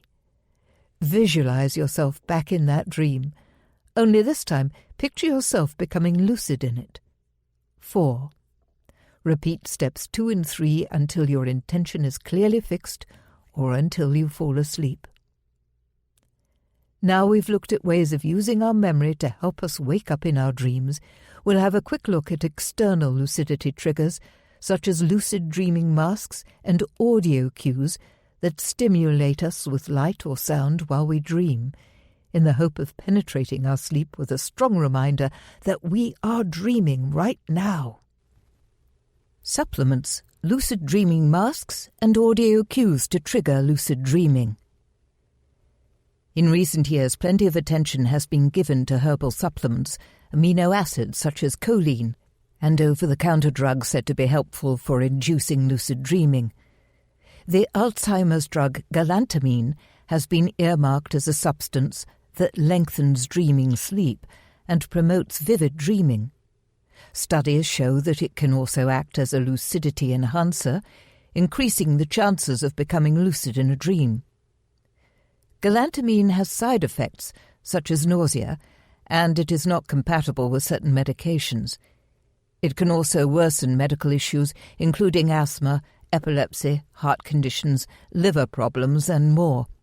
It's essential to check with your doctor before taking any supplement or drug. My own take on supplements is that it's up to the individual to choose their own path to lucidity. In a lifetime of lucid dreaming, I've never taken any lucid dreaming supplements. This isn't because I have anything particular against the idea, but because I've developed my own deep, prolific and highly effective lucid dreaming practice by focusing on waking up in all aspects of my life and using natural methods, such as the ones in this book, to trigger heightened awareness in my dreams. If you decide to try supplements or any mind-altering substances, ask your doctor about this first and research any physical and psychological side effects so that you can go into it well-informed and with a healthy respect. Some people find lucid dream masks useful for triggering lucid dreaming. These take the form of an eye mask to wear during sleep. There are various models, some clunkier than others. Some rely on flashing lights that are intended to trigger lucidity, but these lights might flash as you're drifting off to sleep and wake you up since the mask can't recognize the onset of REM sleep. Often, people report they find the masks irritating because they either result in a sleepless night with no lucid dreams, or else the dreamer sleeps through undisturbed, not even registering the lucidity cues. As the technology gradually improves, an effective, comfortable lucid dreaming mask that results in high incidences of lucidity should arrive on the market. It just hasn't happened yet. Even the best mask can't do all the work for us. We still need to plant the seed of intent in our mind and use our memory to connect it to the mask. When I see flashing lights, I'll know I'm dreaming. People report seamlessly incorporating the lights from lucid dreaming masks into their dreams. They dream of ambulances, discos, or UFOs. But if they don't manage to recall what those flashing lights really mean, they don't become lucid. Another external lucidity cue that may work better for some are smartphone apps that use audio cues to penetrate the dream state. You could record your voice saying, "This is a dream, I'm lucid in my dream," and time it to go off around 5 hours into your night of sleep. Sometimes these little tricks and prompts can become wonderful lucidity triggers. We just need to be patient and experiment to find what works best for us. Nighttime practices for getting lucid. Now we'll look at a range of nighttime lucid dreaming induction techniques. This next one is excellent for lucid dream induction, the Wake Up, Back to Bed technique, WBTB, uses brain chemistry in our favor. When people are deprived of REM sleep and then allowed to return to sleep, they then spend more time in REM to catch up. This is known as the REM rebound. The Wake Up, Back to Bed technique briefly interrupts our sleep in the early hours of the morning, enabling us to focus on lucid dreaming once we're past the deep sleep stage and our brain is active, geared up for a final long burst of dream-rich REM sleep. Try it for yourself. Practice 10. Wake up, back to bed. WBTB. It may take a bit of adjustment to work out the perfect time for you to do WBTB, but this is such a powerful technique that it's worth the effort. Set your alarm clock around 5 hours into your night of sleep. If you are someone who sleeps for less than 6 hours total, set the alarm 4 hours in to begin with, but you may need to adjust as you experiment with this technique. You don't want to end up wide awake for the final hours of the night. This is detrimental and won't get you any closer to your goal of lucid dreaming. Be ready to experiment, to find a time that is optimal for you where you can easily fall back to sleep. Get out of bed when you hear your alarm clock to wake up completely. Write down any dreams you remember. For about 20 minutes, carry out some other dream-related activity, such as reading a lucid dreaming book or watching a YouTube video on lucid dreaming. Depending on whether you're a light or heavy sleeper, you may need to adjust the length of time you stay awake. If you're a very light sleeper, you may not even need to get out of bed for WBTB to be effective. Just scribble down your dreams and return to sleep as per the final steps of this practice. Some heavy sleepers, who find it hard to wake up and think clearly in the middle of the night, may need 45 minutes of wakefulness before returning to bed. Tailor this technique to suit you. Go back to bed. Relax deeply. Replay one of your dreams in vivid mental detail. Notice any strange images or events that could have been great lucidity triggers. Imagine becoming lucid in this dream and play out what happens next. Set a firm intention to become lucid in your next dream. Really expect and believe it will happen. Get excited about it. Return to sleep repeating a mantra such as, "The next thing I see or touch is a dream," or "I am dreaming now, dreaming now, dreaming now." If your mind starts whirring away on a different topic, steer it firmly back to your lucid intention. Look out for pre-sleep imagery and keep one part of your mind alert as your body relaxes into sleep. You'll notice images beginning to form and move and flow into whole scenes. You are lucid in a brand new dream. You've probably noticed by now that I set great store on creative routes into lucid dreaming, ones that involve working with your uniqueness, your unique body, your unique mind. The more closely we tailor lucidity induction techniques to suit the kind of person, dreamer and sleeper we are, the faster we'll get lucid. First, let's look at ways of developing our own personal lucidity triggers, and then move on to explore a range of further practices for waking up in our dreams. Practice 11. Create your own personal lucidity trigger. This practice gets you thinking about how your body and your dream content can help you to get lucid. Are you someone who dreams about needing the bathroom if you drink too many fluids before you go to sleep? Many people do. Hunting for the bathroom is a common dream, and when we wake up with a full bladder, we understand in hindsight why we had that dream. But surely it would be better to realize during the bathroom dream and become lucid? We can help this happen by purposefully drinking a big glass of water before we go to sleep and reminding ourselves as we drift off, "The next time I need the bathroom, I will realize I'm dreaming." This trigger can be adapted to suit whatever works best for you. For example, it might be effective for you to go to bed hungry one night, declaring with solid intent, "The next time I see food, I'll become lucid." At some point in the night, you'll find yourself gorging on dream pies or attending a dream banquet. Ding! You're lucid. You might try abstaining from sex for a few days to induce an erotic dream and use that as a lucidity trigger instead. Experiment and see what works best for you. Identify your unique dream themes and symbols. Prime your brain to recognize these typical dream signs.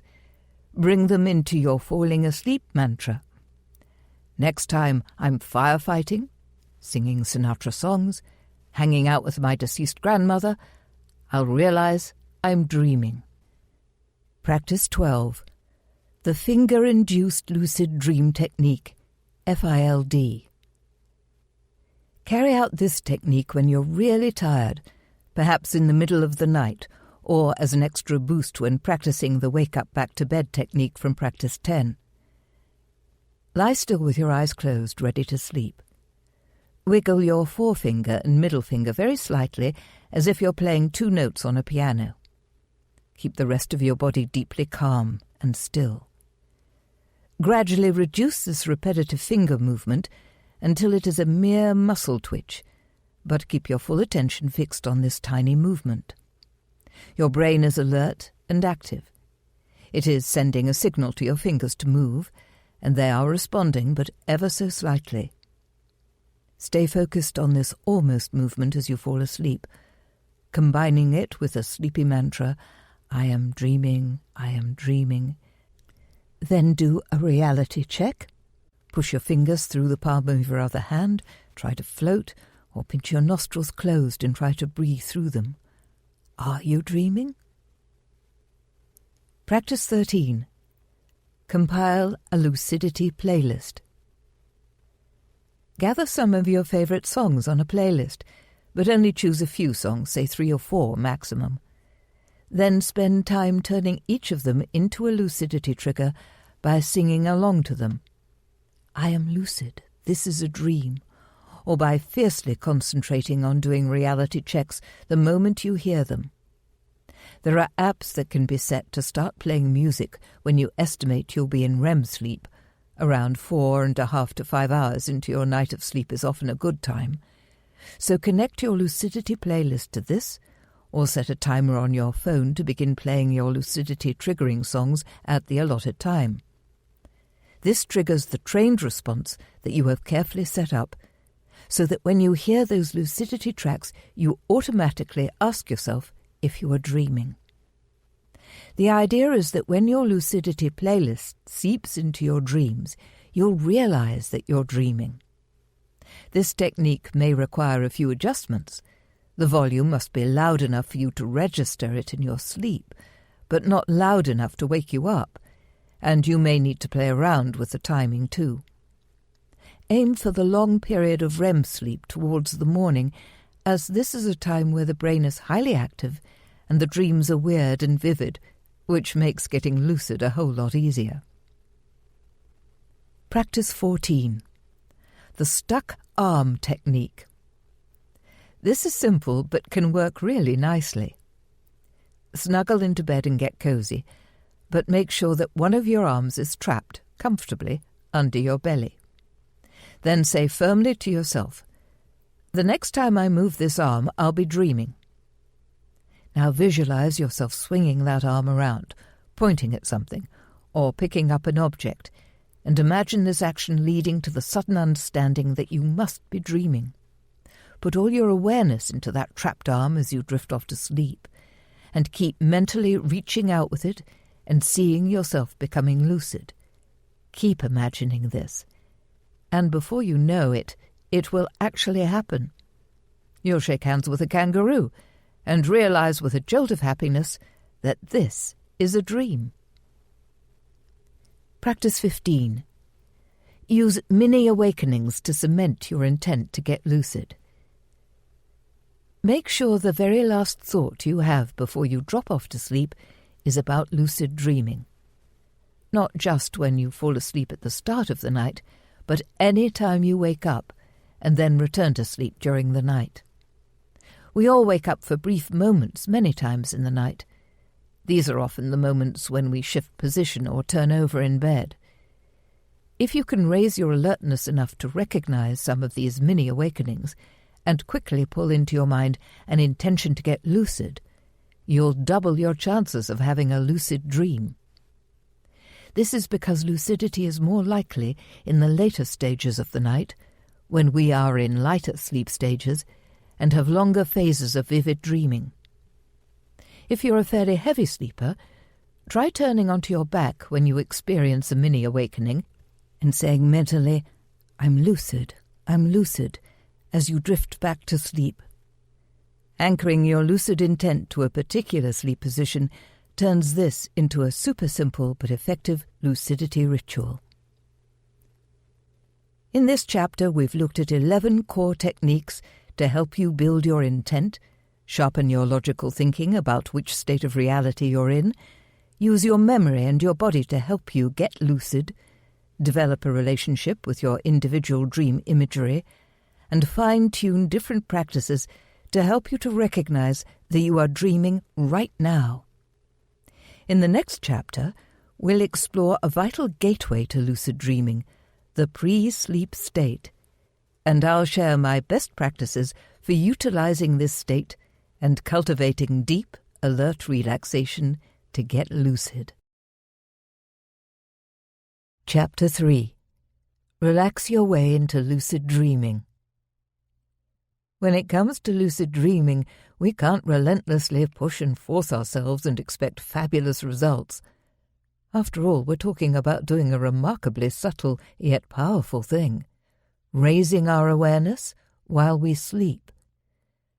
This is not the same as training for a marathon or cramming for an exam. When we try too hard to get lucid at the expense of a good night's sleep, we risk creating a new problem for ourselves, insomnia. It's vital to sleep well and dream well in order to take care of our body and mind. This means we need to master the art of relaxing deeply and remaining alert. Luckily, there are some great ways of learning this tightrope act. This chapter presents more core techniques for getting lucid. These focus on the entry point of sleep, where if we remain alert, we get to see a slideshow of bizarre imagery and experience strange and fascinating sensations as we drop off to sleep. This is a powerful gateway to lucid dreaming. As you follow the practices in this chapter, you'll find they bring a multitude of benefits. They'll help you to become an adept lucid dreamer, someone who can easily balance alert mental attention with deep relaxation. They'll enable you to explore the marvelous creative world of pre-sleep imagery, known as hypnagogia. These practices will also bring you swiftly into a calm state of relaxed awareness, enabling you to let go of your worries and refresh your mind and body, a useful skill in any area of life. Techniques for deep relaxation and visualization are excellent practices for beginner lucid dreamers, as they teach us how to relax our way into lucid dreaming. Let's take a guided journey into an intoxicating state of consciousness that we all pass through each and every time we fall asleep, only most of us fail to notice it because we lose consciousness immediately. A lucid journey into sleep. Every night we lie down and relax, allowing thoughts and impressions of our day to skim through our mind, perhaps rewinding now and then to relive a particularly delicious moment or to stress over something that went badly. As our body grows heavier, the bed warmer and cozier, we begin to release our hold on these thoughts. Our mind begins to drift. We are entering stage 1 sleep, the lightest stage of sleep from which we can easily awaken. Have you ever been drifting blissfully off to sleep when a shocking jolt runs through your whole body and wakes you up? This is known as hypnic jerk, and it often happens as the body is transitioning from wake to sleep. Anyway, let's imagine in this scenario that there is no hypnic jerk, but instead something curious and rather delightful happens. You can barely feel your body as you are so deeply relaxed, but instead of losing consciousness, you become aware that you are looking into a sort of luminous mist. Beyond the mist, you see distant sparkling lights. You watch them sleepily, noticing how they move towards you and then away again. And now something surprising pops up in your field of vision. The face of a white wolf, startling in its detail and aliveness. But it remains only for a second before vanishing. Alert, you wait for more images. Here they come. Something that looks like a bicycle inner tube, swiftly followed by a flash of a complicated machine with whirring golden cogs, then a skateboard with muddy wheels. Where are these random images coming from? You are caught in wonder, knowing that you are consciously experiencing the transition between waking and sleep. And now the magic gets deeper. This parade of fleeting two-dimensional static images changes. The images remain in your visual field for 2 or 3 seconds, and better still, they become three-dimensional and begin to move. Here is a little girl in a purple dress running across a garden. And now clouds are scudding through a twilit sky. You watch attentively, but you notice that when you try to follow the movement of a particular image, it dissolves. You quickly learn that you mustn't get attached. You cultivate a detached alertness, and this works better because now the images transform into moving scenes that play out like movies, short films that you follow as they self-create with astounding detail. These films are bizarre. The surrealists knew what they were doing when they tapped into this state of consciousness. You sense they are flimsy in nature and could collapse at any moment, and revert to the simpler static imagery from before, so you don't get too involved in them. You simply observe. A whale soars through a stormy sky, white foam flecking the air. The reality of the imagery is incredible, like watching a colourful, richly emotional 3D movie. There's even a soundtrack, crashing waves mingled with an intense buzzing sound.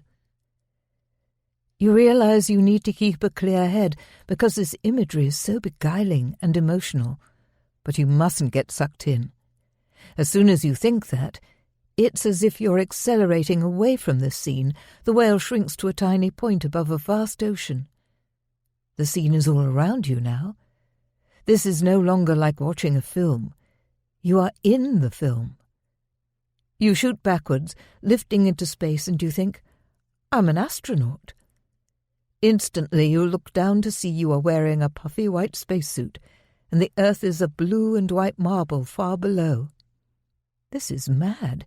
Your thoughts are influencing the imagery. Looking around, you see a million bright stars, and there are rolling green hills too, which is a weird thing to have in space. You alight on a hill with an oak tree and see the white wolf from earlier, only now it's standing a little way from you, its eyes as bright and alive as fire. The closeness of the wolf gives you pause. Are you safe? Then you understand you have succeeded in remaining conscious through the entire process of falling asleep. You have observed the morphing process of dream building and are now inside a full-blown dream, a lucid one, because you know for sure that you are dreaming. There's a curious aliveness to everything you see. The detail is incredible. You can see every blade of grass, every acorn on the oak tree, and the gleaming eyes of the wolf, who you understand to be some kind of guide, a protective presence. Your lucid dream adventure has begun. From hypnagogic imagery to lucid dreaming. Every time we fall asleep, we pass through the surreal, multi-sensory state of hypnagogia, a truly special portal into lucid dreaming. I established a 6-stage model of visual hypnagogia, and the account covers these typical stages: 1. Formless mist, 2. Initial light forms, 3. Static 2D images, 4. Morphing 3D imagery, 5. 3D film-like scenes, and 6. All-encompassing scenes. These stages can jump around, and what can happen when we're first getting used to this transitional state of consciousness is that we reach one of the later stages and find ourselves watching a dream film, but then it collapses back into the initial light forms, or we momentarily wake up thinking, "Damn, I lost it." It's best not to be discouraged by this, as it happens to everyone. The steadier we can keep our mind, the greater the chances that we'll make it right through into a lucid dream. Do you want to have this kind of experience? This is generally known as a wake-induced lucid dream, WILD, because we move directly from the waking state into the dream state with no loss of conscious awareness. On the journey into sleep, we not only get to experience strange hypnagogic images, but we may also experience a strange array of sounds and weird bodily sensations. We get to observe the transformation of static images into all-encompassing moving scenes and experience a new dream materializing around us. Falling asleep while remaining consciously aware may sound like an impossible feat, but it is entirely possible, and many people report success with this method. When you do it, it feels very natural. Once I fell asleep consciously while watching a serene, life-sized image of myself lying on my back and floating headfirst into a glowing golden light. I remember watching this vision and saying to myself in wonder, "I'm falling asleep." It was that easy. I simply watched. Let's kick off with a practice so that you can try it for yourself. Practice 16. Wake-induced lucid dreaming, WILD. This is an exciting way of entering a lucid dream, one that offers all sorts of surprises and bizarre sensations, so it's good to try it with an attitude of relaxed curiosity. It's easier to have a WILD either during an afternoon nap or after around 4 to 5 hours of your night of sleep, when the deep sleep stages have passed and the brain is more active. Lie down and relax with closed eyes. Look into the darkness behind your closed eyelids and let your mind soar through this space. Don't get attached to the inner chatter in your head. Let your thoughts pass by without engaging with them. If you find this part hard, use meditative music and deep, steady breathing to help you to relax completely. Be receptive to whatever floats into your visual field. I often see a vibrant purple sphere as soon as I get into a relaxed meditative state. Others see squiggles of light or grotesque faces emerging from the hypnagogic soup. Try to be cool about whatever comes up. Don't allow yourself to be startled or fearful, as this will wake you right up and you'll be back to square one. Remind yourself that you are hovering on the threshold of dreaming sleep and that you're bound to experience some odd visions and sensations as you traverse this threshold. Observe calmly as the imagery starts to move and change. Enjoy this private, surreal show.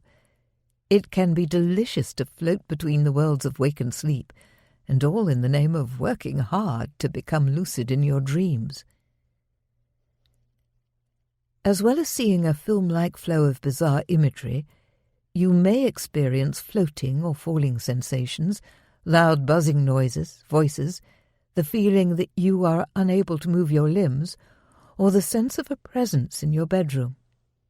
Don't worry, these are all normal events as your mind and body shift gears, and the natural muscular paralysis that we all experience during sleep sets in.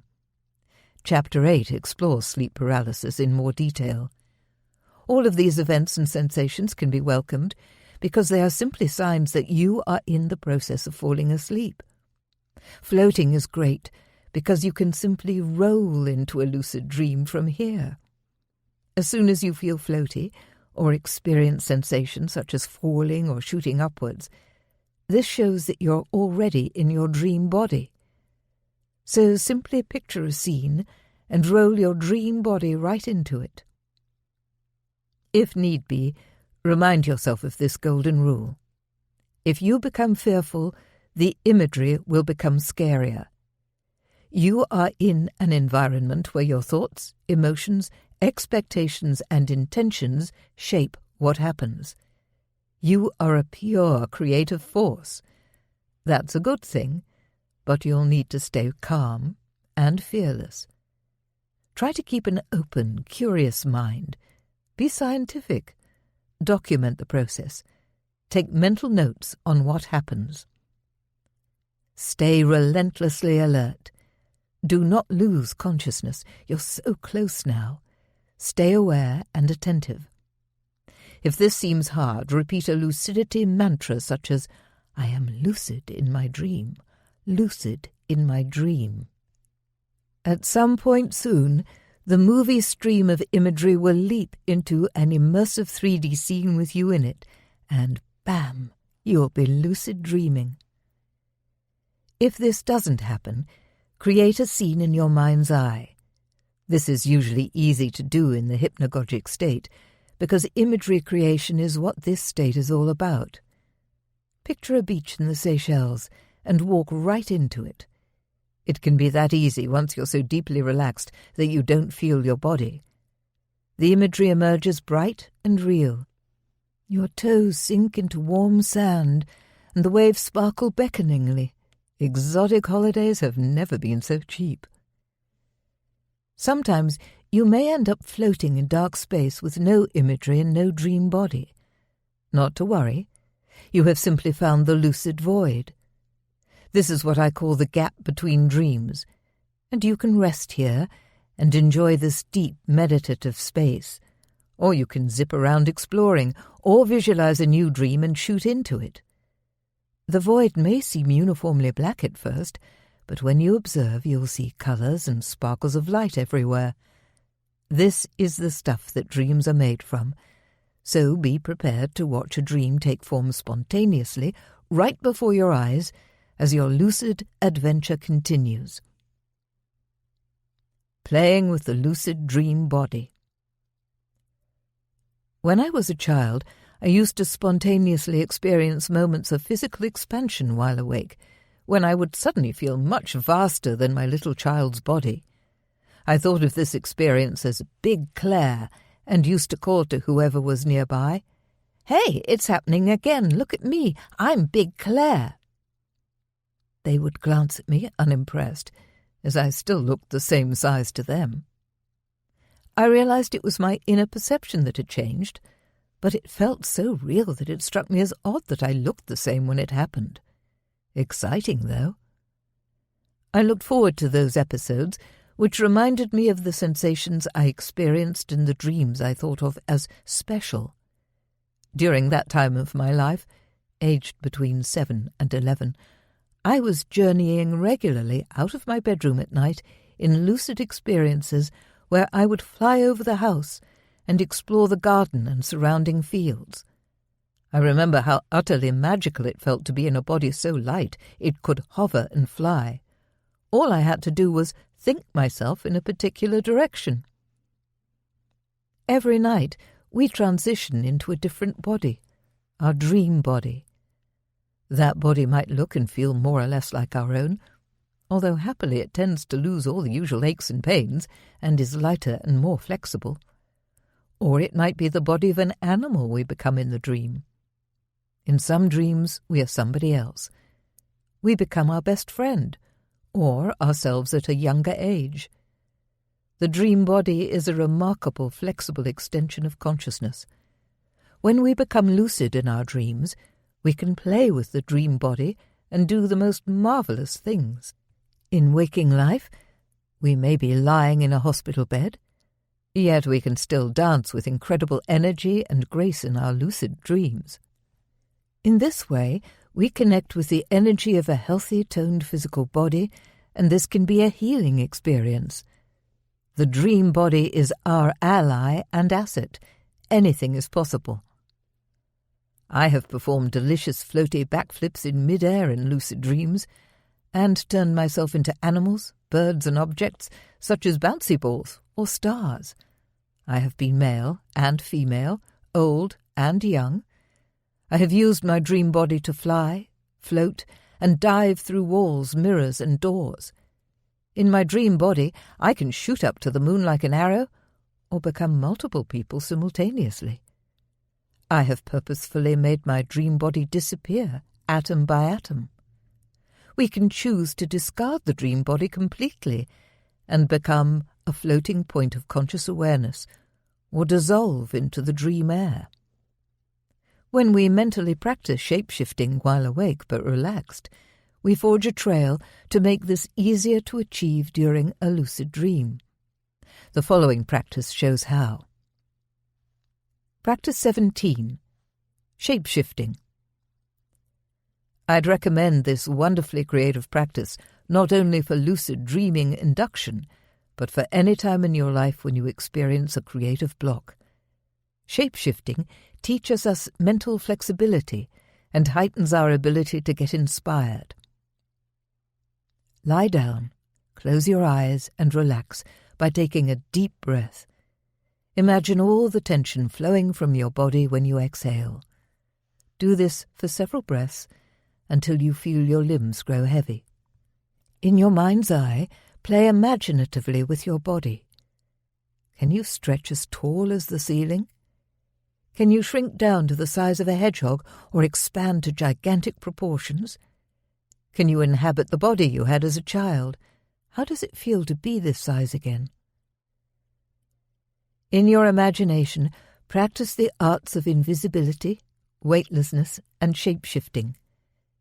Become the wind, or a cloud floating free, or an eagle soaring over an alien landscape. Become a raindrop that falls into a rushing river and flows into the ocean.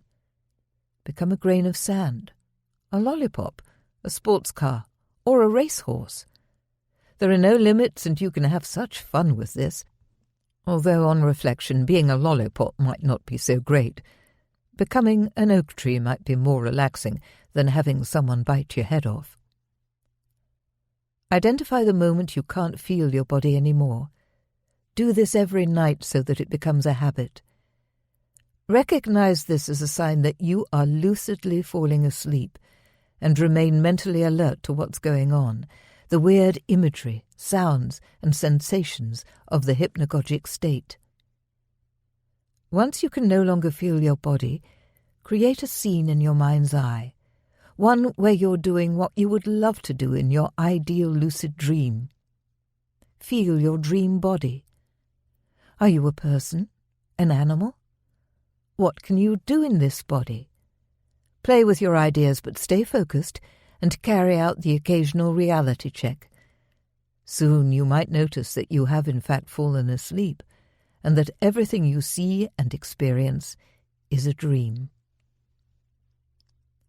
The pre-sleep state as a creativity elixir.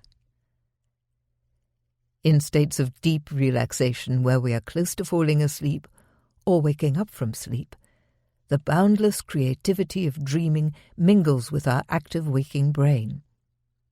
This mixture is potent. Famously, the chemist Auguste Kikuli discovered the correct structure of benzene while in the hypnagogic state. In The Committee of Sleep, Deirdre Barrett recounts his discovery. Struggling with his work on the possible structure of benzene, Kikuli gave up for a moment to doze in his chair. Alert to his pre-sleep imagery, he watched atoms twisting and turning in snake-like movements. He wrote, "But look, what was that? One of the snakes had seized hold of its own tail, and the form whirled mockingly before my eyes. As if by a flash of lightning I awoke." Kikuli then made a major breakthrough. He realized that the benzene molecule was not a straight chain, but a ring. Inspirational ideas in art and literature have also been attributed to this in-between state of consciousness. Surrealist artist Salvador Dali used to nod off in an armchair, holding a key which would drop as he fell asleep, making a noise that woke him up again. He did this to capture bizarre hypnagogic imagery as inspiration for his paintings. The good news is you can access this creative state every time you fall asleep or wake up, and if you become lucid in a dream, you enjoy the same mix of dream creativity and an alert brain. You can ask how to solve a specific problem, or invite ideas for original artwork. And you may find that the response is astonishingly spot on. Practice 18. Surfing on the edge of sleep. Let's look at how to hover at the gateway of pre-sleep imagery without going through it unless we consciously choose to. It's an excellent lucidity practice to learn the art of staying mentally alert while our body floats on the cusp of sleep. This is also a powerful mindfulness practice. Hypnagogic imagery is by nature fickle and unstable, but at the same time it's so beguiling that it sucks us in. Staying aware and alert in the face of this combination is not easy. Let's face it, most of us don't even notice passing through this state of consciousness because we immediately release our conscious awareness and simply fall asleep. When we play with mental imagery in a deeply relaxed state, we are surfing on the edge of sleep. What do we need to surf? Waves, a surfboard, and balance. In the hypnagogic state, waves are the streams of fickle imagery that disappear and reappear without warning. The surfboard is our stable, lucid awareness. But no matter the quality of the board, we won't be able to surf unless we can stand up on our board and keep our balance. That takes practice, along with the understanding that we'll fall off our board plenty of times before we master the art of surfing. But no practice is wasted, so you can be pleased with yourself every time you try this exercise. Lie down somewhere not too comfortable, like a yoga mat, not in your bed. Adopt the corpse pose, or shavasana, a yoga pose where you lie on your back, legs outstretched and slightly apart, arms slightly away from your body, palms facing up. Close your eyes. Carry out a progressive relaxation. While breathing slowly and deeply, take your attention to your left foot and consciously relax it by flexing the toes and the sole and then releasing. Now take your awareness slowly through your entire body, tightening and then relaxing each body part as you go. Don't forget your jaw, eyes, and tongue. Feel your body sinking more deeply into the ground and your breath falling into a natural rhythm. Pick a dream you had, one that speaks to you emotionally. Bring this dream vividly into your mind's eye and allow the imagery to move and change. Imagine you are lucid in this dream. What do you do next? After a time, you'll notice hypnagogic imagery emerging and your mind starting to drift. This is your signal to get more alert. Drifting means you're in stage 1 sleep. Every time you feel yourself drifting off, pull yourself back and concentrate on the imagery again. Make sure you are in control. Keep yourself surfing close to the outer edges of sleep, but don't let the waves carry you right in. Bite your tongue lightly to bring you back, or even open your eyes just for a second if you are falling too deep. If you want to benefit from the creativity of this state, now is a good time to throw some thoughts about a current project into the mix, or daydream about an artwork you'd like to create. Stay easy and relaxed. Don't force a thing. Open-ended questions that invite creative responses are good. Which colours and shapes could I work with next? Or, what direction might my theatre project evolve in? How can I solve the communication problem with angry Gavin from work? Identify that precious moment when you can't feel your body anymore. Stay lucid and alert, balancing lightly between states of consciousness. This is beautiful lucidity practice. Well done for getting this far. After balancing between wakefulness and sleep for as long as you like, either return to wakefulness by wriggling your fingers and toes and taking a deep breath, or deliberately choose to surf right over the edge into the heart of sleep, taking your full conscious awareness with you so that you surf straight into a lucid dream. Transitions into the waking state, false awakenings, and hypnopompic imagery. Although this chapter focuses on the entry point of sleep, I'd like to mention two experiences that happen as we transition from dreaming to waking up. The first is the incredibly disorienting event known as a false awakening. Have you ever had this? It happens when we wake up, get out of bed, brush our teeth, shower, get dressed, and then suddenly we wake up for real and discover that we're still lying in bed. Deeply confused, we realized we dreamed all those actions and now have to get up and go through them all again. It's amazing how neatly the brain can trick us. Sometimes false awakenings can happen several times in a row, so that we no longer know if we're waking or dreaming. This is actually a great opportunity to get lucid, so always do a reality check, such as trying to hover off the ground, and remember that if you suspect this is a false awakening, then it very likely is one. This means you are dreaming and can lucidly explore. The other experience that can happen as we wake up is hypnopompic imagery. This can seem identical to the pre-sleep hypnagogic state, but there are also many reports of imagery manifesting in the dreamer's bedroom and lingering there even after the dreamer feels fully awake, so that this state can seem closer to a waking vision than inner imagery. Again, it is a lucid state, so hold on to your awareness and observe the imagery or visions calmly, fearlessly, and with kindness in your heart. See Chapter 8 for how to react to frightening imagery.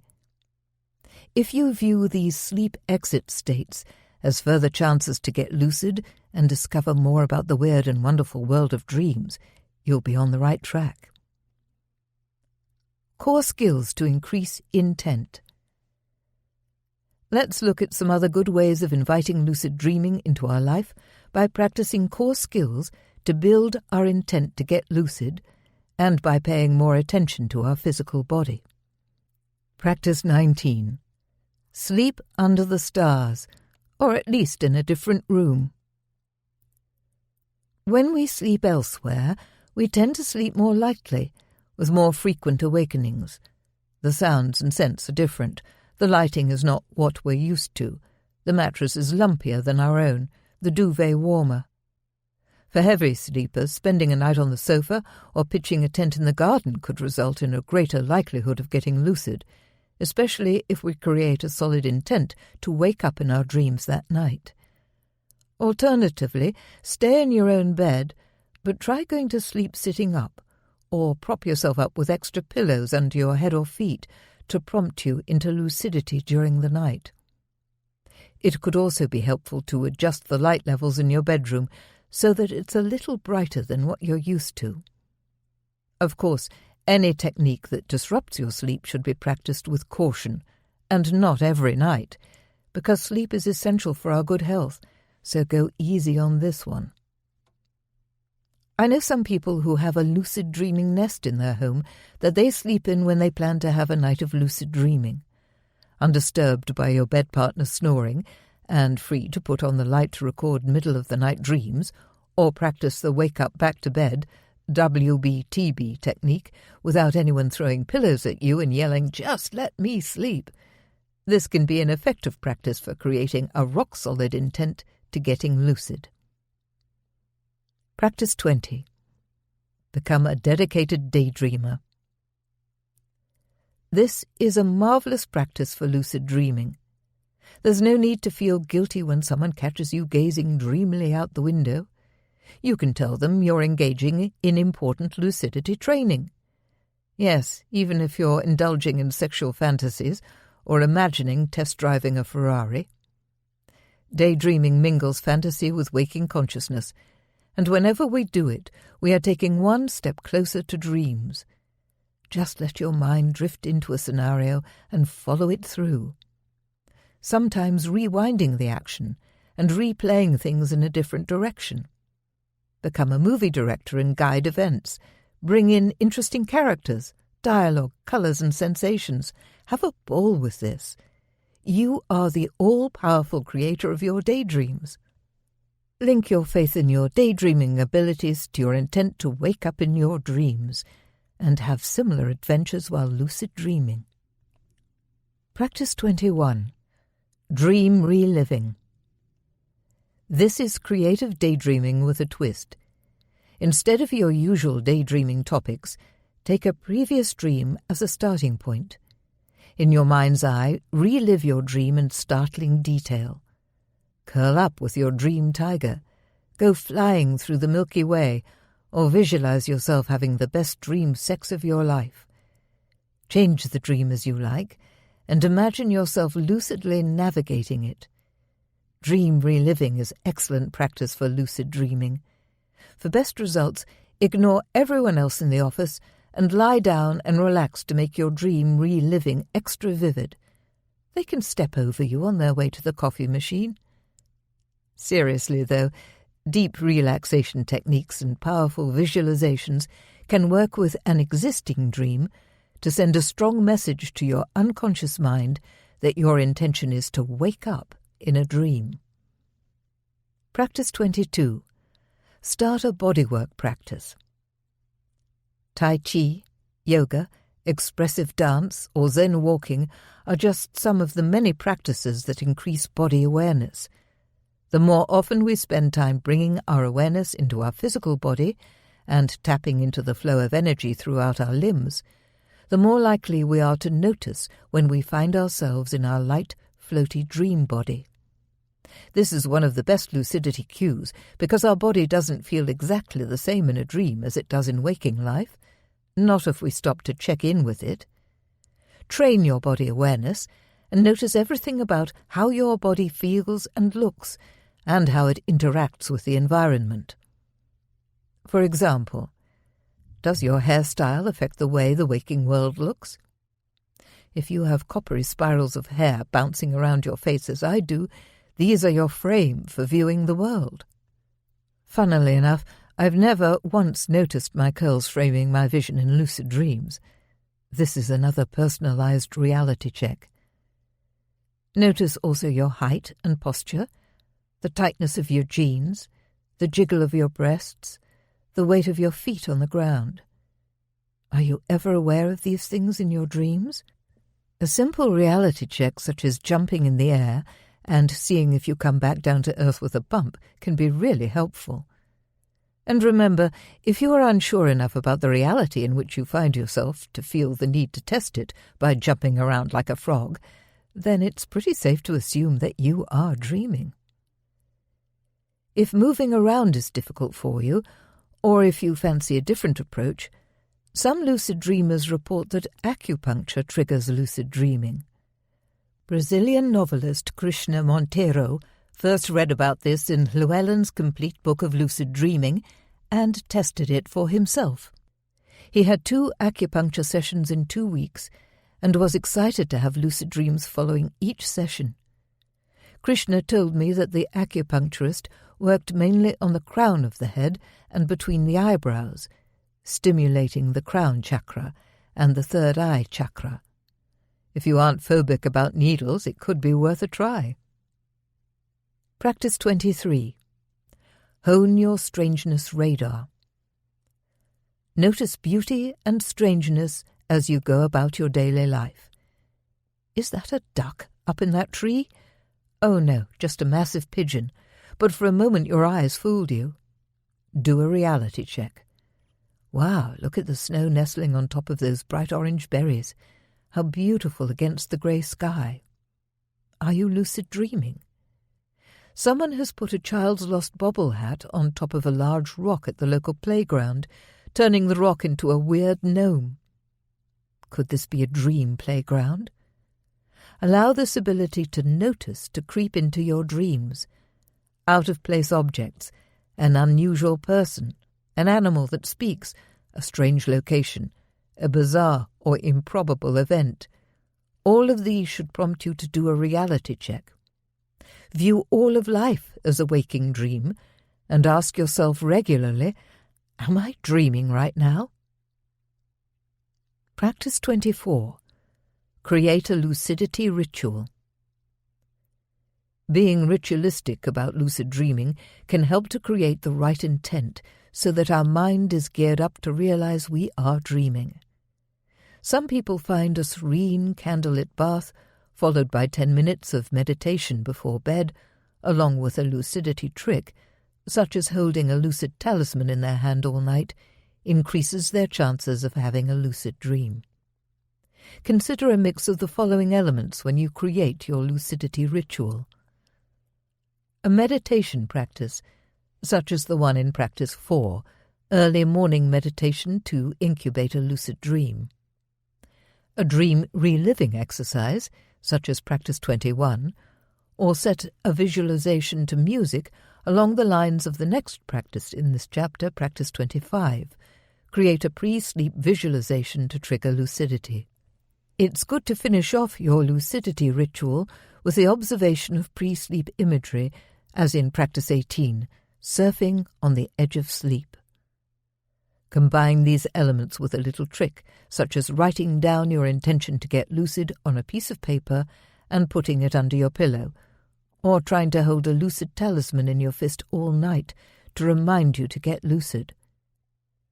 Your talisman might be a sparkling crystal or a hand-woven dream catcher, but it could just as well be a ball of cotton wool or a paperclip.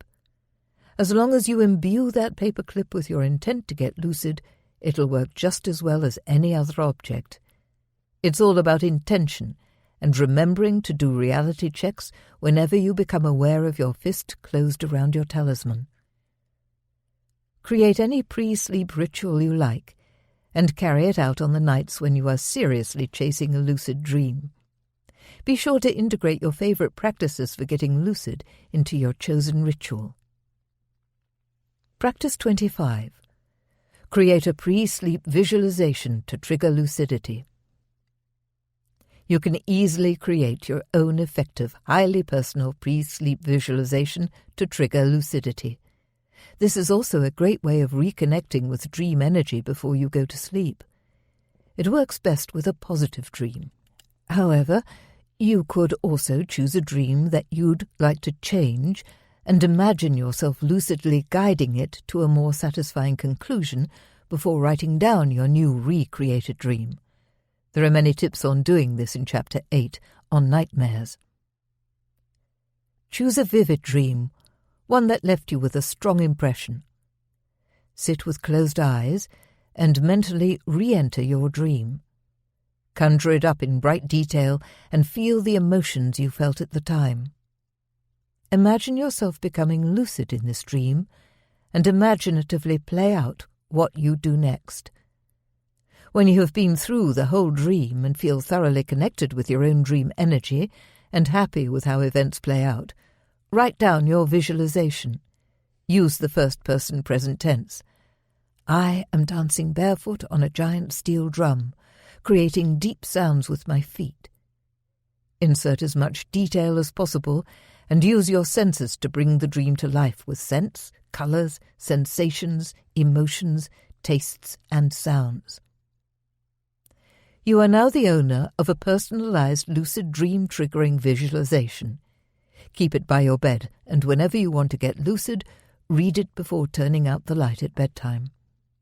Alternatively, a good way to work with this visualization is to record it on your phone, then get comfy in bed and listen to it. You can further customize it by adding a general relaxation at the start and repeating your chosen lucid dreaming mantra at the end. Just remember to speak slowly in a soporific tone of voice and leave plenty of pauses so there is time to create a vivid mental picture of the dream. Get cozy and relax. Allow your thoughts to settle. When you're ready, dive into your visualized dream.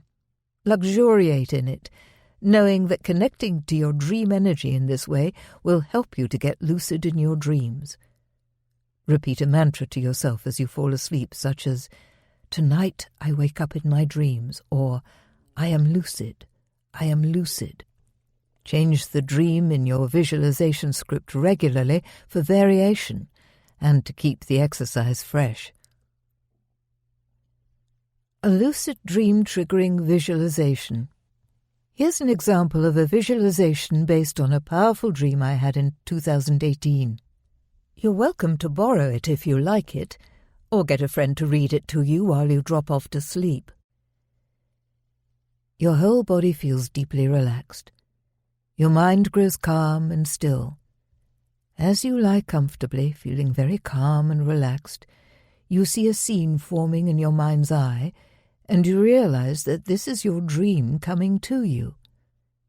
You are standing happily on the strong stone balcony of a wonderful tropical hotel at the edge of the jungle. You have been watching the most magnificent orange and purple sunset, and now dusk is beginning to fall. The air is warm and crickets are singing. From your third-floor balcony you can hear the refreshing splash of fountains in the hotel courtyard and the exciting sounds of animals calling in the jungle. Looking down towards the green jungle, you are astonished to see the animals emerging. Whole families of tigers and leopards with their babies and young gambolling and playing around them. There are giraffes and zebras. They all seem engaged in some kind of game or performance, frolicking around the hotel fountains to drink and play at the end of this hot day. The animals are having an amazing time, and you see other hotel guests watching this spontaneous show from their balconies. Then out of the semi-darkness, you see a huge tiger face looming right in front of you. How can this be possible? You're up on the third floor. It's impossible for a tiger to float suspended in mid-air, right?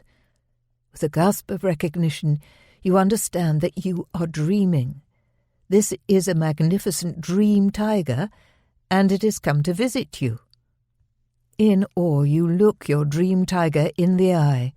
Gracefully it bounds onto your balcony. Its huge head is inches from your body. You can see each one of its whiskers and the glow of its wise amber eyes. You know it means you no harm.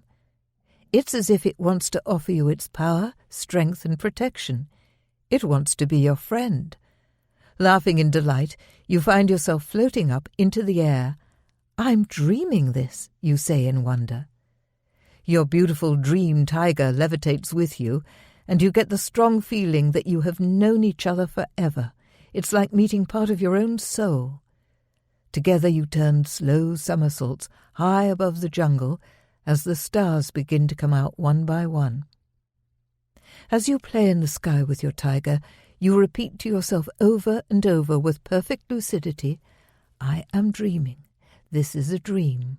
I am dreaming. This is a dream." In this chapter, we have explored 10 more powerful practices for getting lucid, focusing on the entry point of sleep. We've looked at the beguiling nature of pre-sleep hypnagogic imagery and how to successfully enter wake-induced lucid dreams, wild. We've played with shape-shifting and explored the lucid dream body as a flexible extension of consciousness. We've looked at the creative possibilities of the pre-sleep state and seen how to surf on the very edge of sleep by playing with mental imagery in a deeply relaxed state. I've shared core skills to help you increase and solidify your intent to get lucid in a dream, and we've looked at how to create a highly personalized pre-sleep visualization to trigger lucidity. Now it's time to encounter one of the cornerstones of the Art of Lucid Dreaming. In the next chapter, you'll take the Lucidity Quiz and discover how to tailor-make your own unique lucidity program using the lucid dream induction techniques that fit you best as a unique sleeper and dreamer. Chapter 4. Create your unique lucidity program. Now that we've looked at core techniques for getting lucid, we're going to get to know ourselves better as unique dreamers and sleepers. The keystone of this chapter is the Lucidity Quiz that I've created to help you identify the type of sleeper and dreamer you are. Based on your quiz results, I'll show you how to identify your best personal lucid dreaming techniques so you can custom-make your own powerful, unique lucidity program and fast-track yourself to the lucid dream life of your choice. What kind of dreamer and sleeper are you? Sleeping and dreaming is universal. We all do it, every single night. But despite its universality, have you considered how personal sleeping and dreaming is? We all have different sleep habits. We sleep for different lengths of time.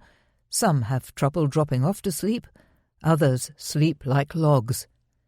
Some people tell me they never remember their dreams, a sad but treatable state of affairs, while others say their dreams come at them like machine gun fire as soon as they close their eyes, and they ask me how they can get their dreams to calm down. Pre-sleep meditation helps. There are natural lucid dreamers who get lucid effortlessly on a regular basis, and others who wish they could ramp up their lucid dreaming and spend more time consciously exploring their dream world. In the spirit of honouring these and other differences, with an eye to encourage you to dig deeper into the whole sleeping and dreaming part of your life, I've invented the Lucidity Quiz. This quiz is based on the questions I ask people when I do one-to-one mentoring sessions. I like to get a clear idea of the kind of dreamer I'm working with, so I can fast-track them towards the lucidity techniques that are most likely to work for them. We are all unique. The more aware we are of the type of sleeper and dreamer we are, the easier it is to handpick the best, most effective lucidity techniques for us. Practice 26. The Lucidity Quiz. If you take it upon yourself to analyze the kind of dreamer you are, you'll bring deeper understanding to your entire sleep and dream experience. You'll also have a greater chance of success in becoming lucid. This quiz is a key feature of the Art of Lucid Dreaming. Your highly individual responses to the Lucidity Quiz will form the basis of your unique lucidity program, a customized set of lucid dream induction techniques to fast-track you towards lucid dreaming. A little further along in this chapter, I'll help you to create your own program. The best way to take the Lucidity Quiz is to set aside 20 minutes or so to sit quietly and write down your answers. If you're not keen on writing, you can speak your answers into a recording device. It can also be useful to get a friend to ask you the questions, because when we skim through a list of questions without really bothering to answer them fully, we miss out on a surprising amount of information. Whenever suggested answers are written in the quiz, these are only there to get you thinking, and there's no need to choose any of them. Make your answers as individual and true as you can. The quiz is divided into sections to make it easier to navigate, as it's pretty in-depth. Depth and quality of sleep. How many hours a night do you sleep on average? How deeply do you sleep, e.g. lightly, deeply, hard to rouse, feels like I barely sleep at all? Are you aware of waking up often during the night? Are you someone who loves snuggling in bed in the mornings, drifting in and out of sleep, and revisiting your dreams? Do you generally wake up feeling exhausted, energized, woozy, clear-headed, depressed, or joyful? Find the right words for you. On a scale of 1 to 10, how happy are you with your current sleep quality? You and your dream life. How many dreams do you remember each morning? Do you make space in your life for your dreams? If not, why do you think this is? Do you feel that dreams have meaning, e.g. symbolic, psychological, spiritual? Do you mainly have happy dreams, anxious dreams, dreams of being chased or attacked, or hurly-burly action-packed dreams? Mundane-seeming dreams like queuing in the supermarket, quiet dreams of calm and light. Find the words that best describe your dream content. Do you think something that happens in a dream can affect your waking life in any way, e.g. mood, physical body, emotional reactions, life events? On a scale of 1 to 10, how happy are you with your current dream life? Childhood dreams. Can you still recall particular childhood dreams and nightmares? Did you grow up in a family supportive of dreams?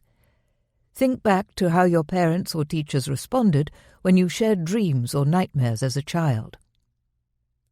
Did you have any memorable consciousness-related experiences as a kid, such as leaving your body, lucid dreaming, sharing the same dream as another person, or dreaming a future event that came true? Imagination and visual thinking.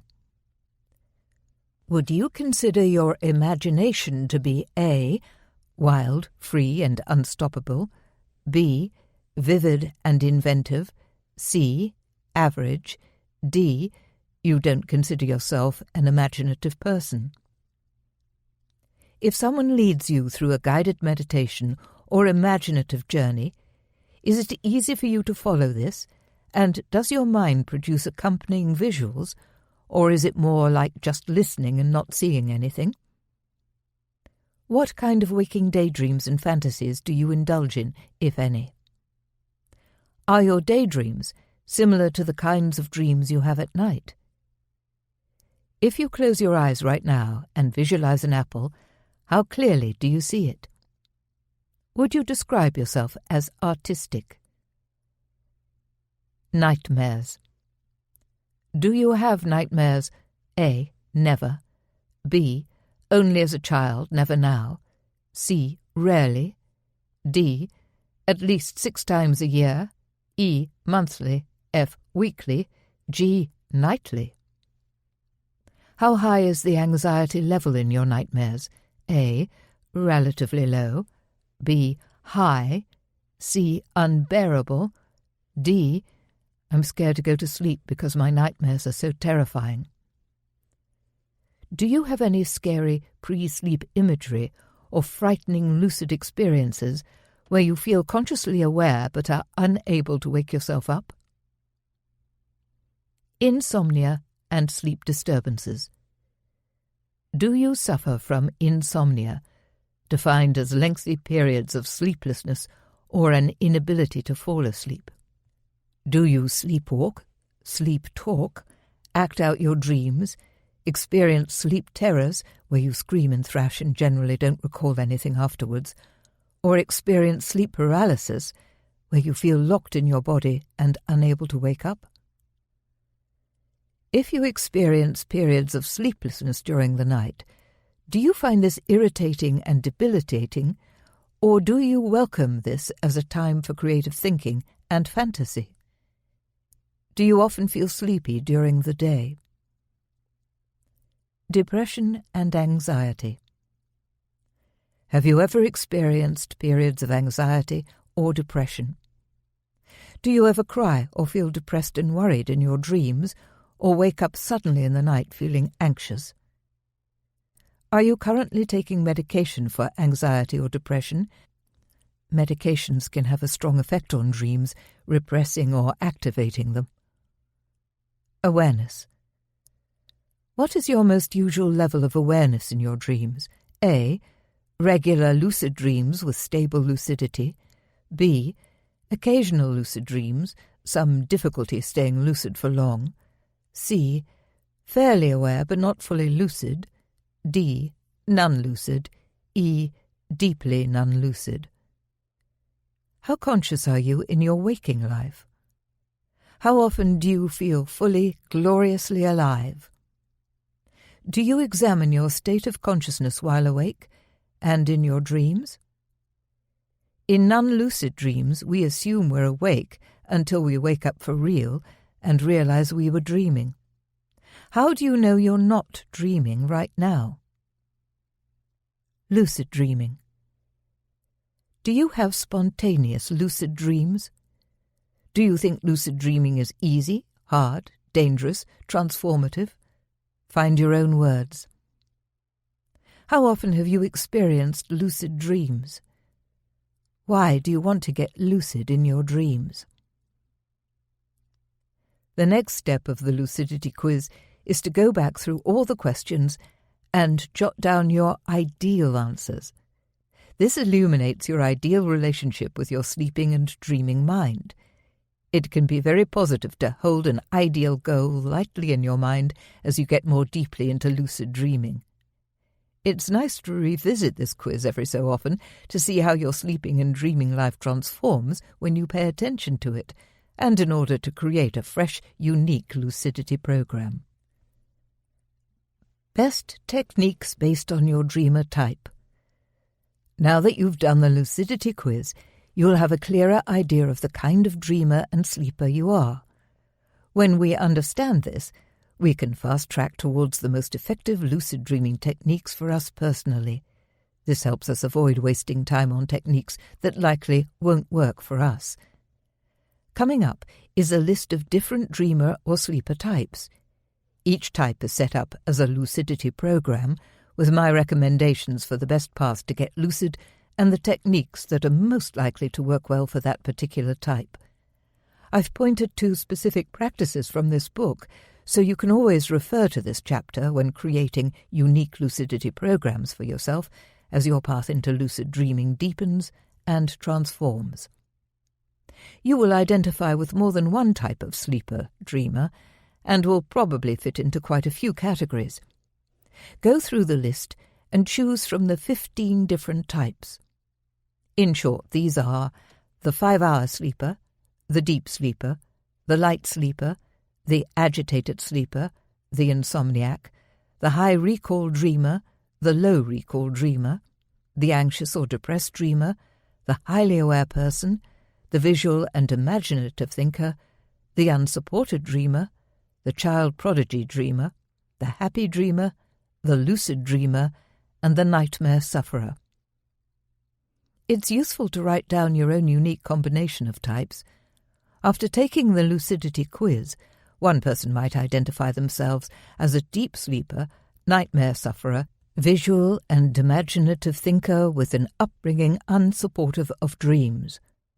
Another person may describe themselves as an occasional lucid dreamer, high dream recall, no full-blown nightmares, but anxiety present in many dreams and some insomnia. There are a large number of possible combinations of sleeper and dreamer types, and not enough space in this book to write a program for every single combination.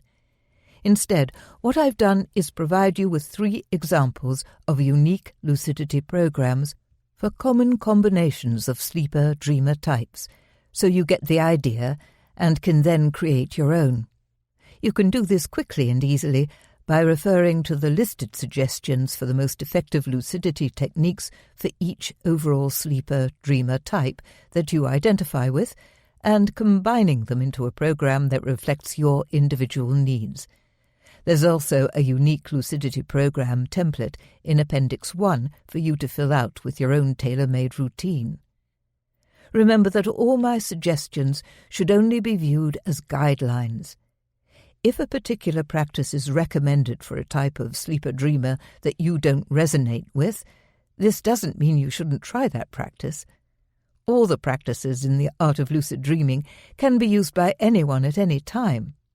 The aim of the Lucidity Quiz is simply to fast-track you to the best techniques for your specific sleeper-dreamer type. Your personal lucidity program can and should be changed and expanded on at any time, so it's helpful to keep a record of what works best for you. Never force yourself to continue with a technique that bores or irritates you. Gravitate to the ones you find the most inspiring. If the first program you create isn't optimal for you, throw some different techniques into the mix. Lucidity is closely tied to flexibility, and it's always good to experiment with an open mind to discover the combination of techniques that suits you best at this point in your life. Lucidity Program 1. The 5-Hour Sleeper. If you only sleep around 4 to 5 hours a night, as someone who can't function on less than 7 hours a night, I shake my head in wonder at how you manage it, then you would likely do best to forget trying to get lucid at night, unless you remember your dreams each morning. Take an afternoon nap so you tumble straight into light, dream-rich REM sleep. This is because your sleep cycle is so short that most of it will be taken up with deep, recuperative sleep and your REM cycles will be shorter. They get longer as the night goes on. Your brain chemistry will be optimal for lucid dreaming during a nap, so try and squeeze one into your day. Even 20 minutes can be beneficial, recharging and revitalizing you, as well as giving you some seriously amazing dream time with a high chance of getting lucid. Combine your nap with Practice 25. Create a pre-sleep visualization to trigger lucidity. Journal the dreams you have during your naps, as in Practice 2. Power up your dream journal. Try a dream re-entry visualization, such as Practice 21, Dream Reliving. On the weekends, you could also try Practice 10, Wake Up, Back to Bed. Lucidity Program 2, The Heavy Sleeper. You will usually be better off trying to get lucid during an afternoon nap, unless you have a memorable dream cycle at the end of your night of sleep and wake up each morning with dreams in your head. Try Practice 3. Create a lucid dream goal to fire up your intent to get lucid. It's harder for heavy sleepers to cut through their natural physiological tendencies to get lucid, so you'll need to stoke up your motivation. I recommend getting up at your usual time, meditating for 5 to 10 minutes, then returning to bed for half an hour to practice your dozing powers as a good lead-in to a lucid dream, so you get used to the feel of floating on the cusp of sleep. This is also a great way of building lucid intent. See Practice 39, Meditation for Clarity and Lucid Intent. Practice 10, Wake Up, Back to Bed, helps you to experience a lighter, more alert sleep at a time in your sleep cycle when you are prone to vivid dreaming. Combine an afternoon nap with Practice 25. Create a pre-sleep visualization to trigger lucidity. Sleep elsewhere. When we do this, we tend to have a lighter sleep. See Practice 19, Sleep Under the Stars, or at least in a different room. Lucidity Program 3, The Light Sleeper. Welcome to my kind of sleeping. Light sleepers have an advantage when it comes to lucid dreaming, as we are naturally alert even during sleep. I recommend starting with the simple but effective trick that teaches us how to be aware throughout the night. Anchor your intention to become lucid in your dreams to a pebble or other object, then go to sleep with it in your hand and try to keep hold of it all night. This gives you a powerful prompt to help you get lucid in your dreams. See Practice 24, Create a Lucidity Ritual. Use your body to trigger awareness that you're dreaming, as shown in Practice 11. Create your own personal lucidity trigger. Dream re-entry techniques are also great for this type of sleeper. See Practice 21, Dream Reliving. Remind yourself during mini-awakenings in the night of your intention to get lucid and learn to glide straight into a lucid dream from there, as in Practice 15. Use mini-awakenings to cement your intent to get lucid. Observe your pre-sleep imagery, as in Practice 18, Surfing on the Edge of Sleep. Light sleepers can become amazing at doing this, and it's a fast track to wake-induced lucid dreams. Lucidity Program 4, The Agitated Sleeper. If you experience sleep disturbances such as sleepwalking, talking in your sleep, thrashing around, waking up screaming, physically acting out your dreams, or sleep paralysis, where you feel locked in your body and unable to wake up, this can feel bewildering. It can also be disruptive for bed partners. In terms of getting lucid, the positive thing about having sleep disturbances is that there may be a high level of lucidity, except in night terrors where people thrash and scream, but then carry on sleeping normally, often with zero recall of what happened the next day. Here's how to capitalize on that high lucidity to turn sleep disturbances into beautiful lucid dreams. When awake, whenever you experience any negative feelings such as fear, distress or panic, do a reality check to see if you are dreaming. This will help you to use negative feelings as a lucidity trigger when they happen at night. Revisit Practice 5, the 5 most effective reality checks. Practice 58, Sleep Paralysis Tricks, will help you use this state as a springboard into lucid dreaming. In sleep paralysis, the bonus is that you are already lucid. You just need to enable a lucid dream to form around you. Practice 38, the lucid writing technique, and Practice 54, changing a nightmare with lucid writing, both enable you to practice changing negative sleep paralysis experiences into fearless, lucid adventures. These practices could also help you investigate possible hidden inner reasons for sleep disturbances, such as repressed fears or past trauma. Sleep disturbances are not necessarily linked to these things, but if you discover that they are, please consider seeing a counselor for support. Relax, focus mentally on your recent sleep paralysis experience, or on the feelings of confusion or distress upon waking from a sleep disturbance, and write without stopping to think. Remember that you can stop this process at any point if it becomes painful or upsetting. Another tactic is to write out your ideal reaction to frightening sleep paralysis experiences, such as floating happily into a place of great beauty and meeting some fun people there. It's good to create a regular and ongoing pre-sleep meditation practice to clear your thoughts, calm your emotions, and soothe your mind.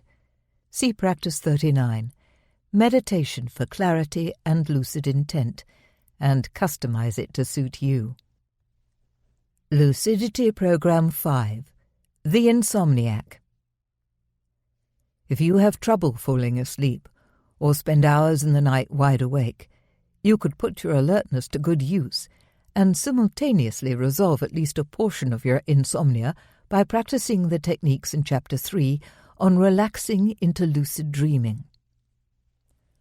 Look out for your pre-sleep imagery and allow it to pull you into a lucid dream, as in Practice 18, Surfing on the Edge of Sleep.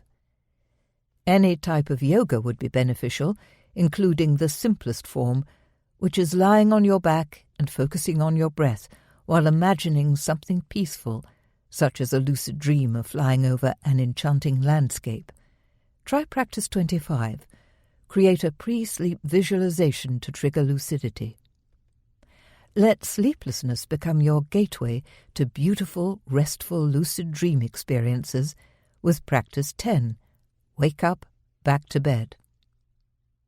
If you wake up in the night and can't get back to sleep, and find yourself stressing about things, get out of bed and sit in darkness with zero stimulus until your thoughts calm down. Then return to bed and try Practice 21, Dream Reliving. Some people take the hormone melatonin for insomnia, but in some cases this helps us sleep so deeply that we reduce our chances of getting lucid. Do check any medicines, hormones, or stimulants you ingest and consider their effect on your dream life and sleep. Always consult your doctor before making any changes in your medication. Practice 24, Create a Lucidity Ritual, shows how to combine relaxation with lucid dream incubation to promote a healthy night of sleep. Lucidity Program 6, The High Recall Dreamer.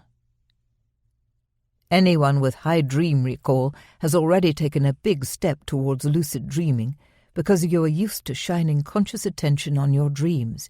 You just need to remember to apply this attention during the dream as well as after it. Try Practice 6. Invent your own unique reality check and get really into questioning your reality in every state of consciousness. You will benefit from any of the core techniques in Chapter 3, such as Practice 19, Sleep Under the Stars or at least in a different room, or Practice 23, Hone Your Strangeness Radar. It would be valuable for you to start working with dream re-entry techniques to prime yourself to get lucid. See Practice 21, Dream Reliving, and Practice 38, the Lucid Writing Technique. Lucidity Program 7, The low recall dreamer. Don't despair if you rarely recall your dreams. It's possible to change things around. Turn yourself into a dream catcher and insist on a lie-in at least once a week. The morning is the best moment to float lightly into your dreams and re-emerge with whole scenes fresh in your mind. Practice 18. Surfing on the edge of sleep would be helpful whenever you get a chance to lie down during the day and as you're falling asleep. Keep paper and pen to hand. Start to notice the mini-awakenings we all experience multiple times a night and activate yourself to remember what you were just dreaming about. Be prepared to write down what you recall. Keep a notepad by your bed and feel determined every night, and during the night whenever you wake up briefly or become aware of turning over in your sleep, to remember something, anything, from your dreams. It can be a colour, a feeling, a sensation such as flying or feeling a snowflake fall onto your cheek. Write it down. See Practice 2. Power up your dream journal.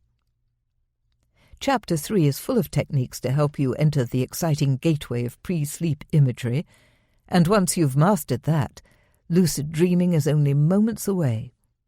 For starters, try Practice 24, Create a Lucidity Ritual, and Practice 19, Sleep Under the Stars, or at least in a different room.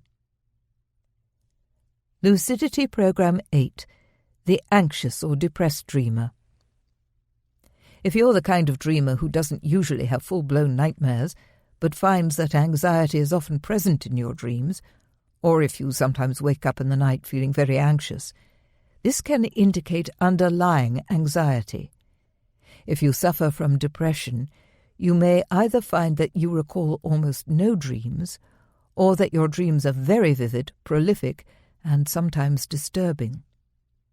Dreaming can be exhausting for people with anxiety or depression, but the good news is that both issues can be helped by spending more time in deep relaxation during the day. Look at all the practices in Chapter 3 on relaxing your way into lucid dreaming and pick your favourite. Practice 17, Shape-shifting, can be delightful to play with while deeply relaxed, and in Chapter 5, Practice 28, Cultivate Serenity, is good for mindfulness and emotional balance. Practice 18, Surfing on the Edge of Sleep, is a wonderful practice for anyone who feels anxious or depressed. See if you can find the sweet spot where you can't feel your body any longer and feel completely warm, well, and content. Practice 56, 10 Nightmare Options for Use in Lucid Imaging and Lucid Dreaming, is a useful reminder of how we can change our reality and replay our inner movie in healing ways. Practice 57. Anxiety, unease, and fear as lucidity triggers can be good for getting you lucid. Be sure to listen to Chapter 7 on guiding dreams and also the nightmare chapter before you start using this trigger so you can calmly guide your lucid dream into a healing scenario or change it to experience anything you want. I hear from people who tell me their anxiety medicine makes their dreams go crazy, not necessarily in a good way. Some tell me a particular antidepressant caused them to have zero dream recall. It's good to pay attention to any medicines you're taking and be aware of the effect they may have on your dreams. Always consult your doctor before making any changes in your medication. Take good care of yourself and send yourself love whenever you can. Lucidity Program 9, The Highly Aware Person. If you already have a high level of mental alertness in waking life and in dreams, and if you regularly assess your current state of consciousness, your inquiring mind and clarity of thought will be of great help in getting lucid in your dreams. Practice 7. Use your memory to get lucid, along with Practice 9, the mild technique, are useful for highly aware people, especially those who like to take a scientific approach to lucid dreaming. Experiment with different versions of these practices and create your own specific memory jogs to discover the fastest way to remind you to assess your state of consciousness while in the dream state. Practice 6, Invent Your Own Unique Reality Check, will be helpful to you for the same reason. Another lovely way of becoming adept at bringing high alertness into a semi-dreaming state is to practice the art of daydreaming. See Practice 20, Become a Dedicated Daydreamer. You may find it easy to enlist the help of dream people and animals to wake you up in your dreams, because your own high mental alertness will permeate your dreams. Try Practice 31, Get Dream Figures on Your Side. Also, explore Practice 52, How Conscious Are Your Dream Figures? Lucidity Program 10, The Visual and Imaginative Thinker. Your dreams are not buried deeply beneath your waking self. They flow right under the surface of your waking imagination. People who are visual thinkers, the Apple test from the quiz is a quick way of checking if this means you, are likely to do especially well working with lucid dream induction visualizations and dream re-entries. Chapter 3 explores these.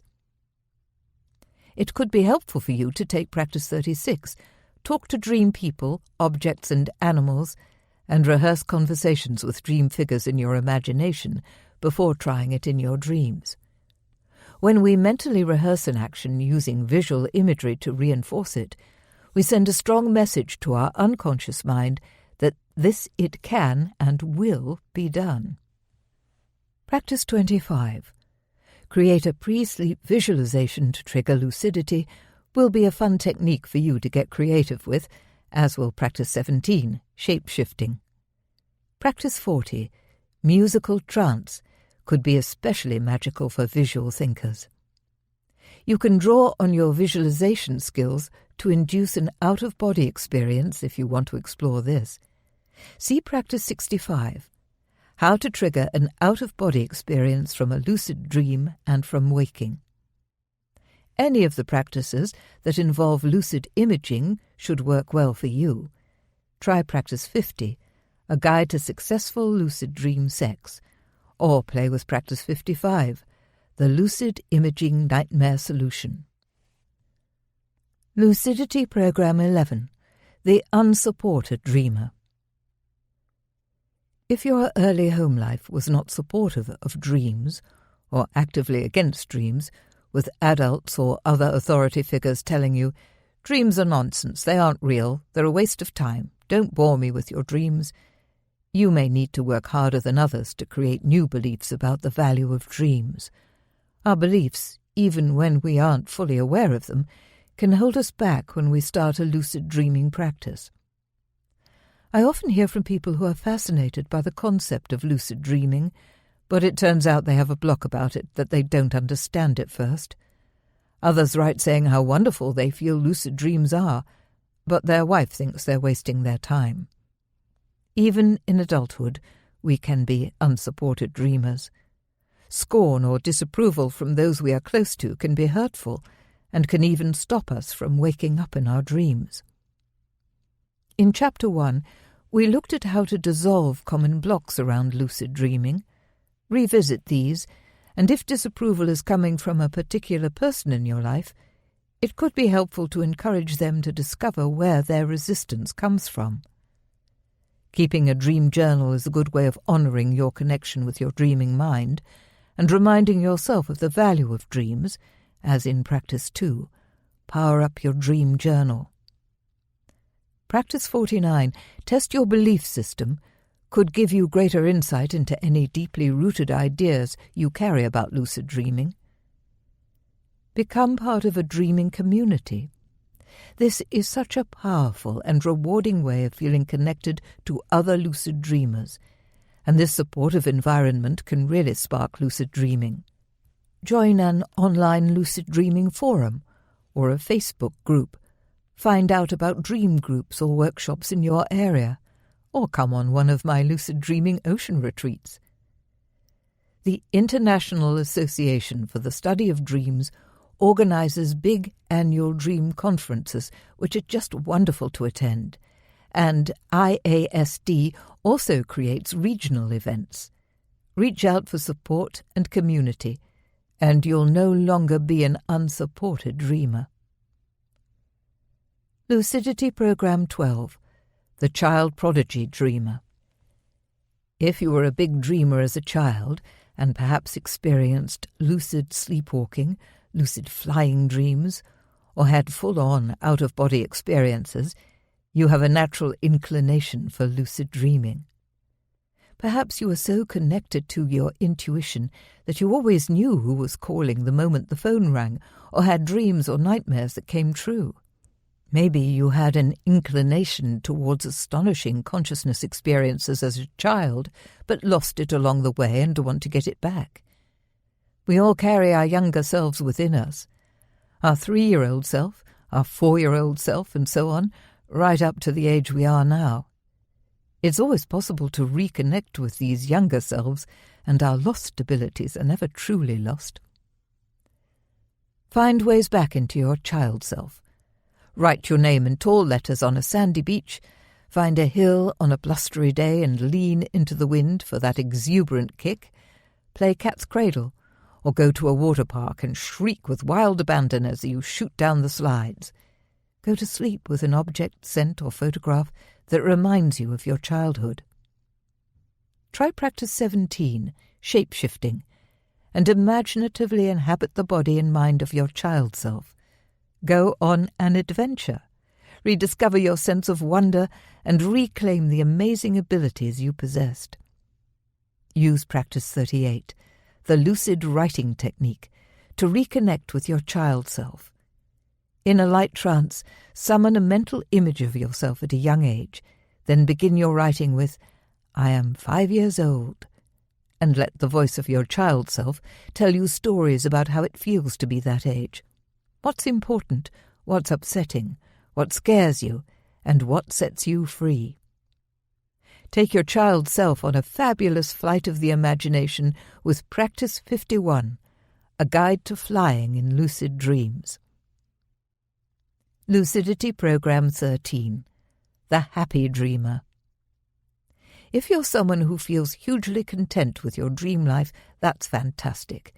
If it feels the only thing that's missing is more lucid dreams, it may be good to shake things up a little. Sometimes, shaking up our routine can help a happy dreamer to snap into lucidity. Try sleeping elsewhere, in a tent in the garden, or on your yoga mat in the kitchen. Unfamiliar sleeping environments can trigger lucidity in the coziest of dreamers. See Practice 19, Sleep Under the Stars, or at least in a different room. Modify your dream content with a pre-bed movie.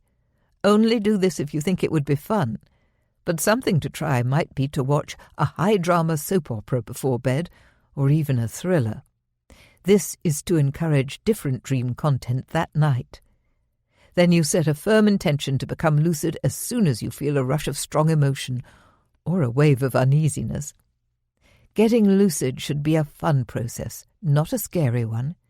So if you're someone who dislikes thrillers, stick to dramatic soap operas, or choose a documentary about penguins and set the intention to get lucid the next time you see a penguin.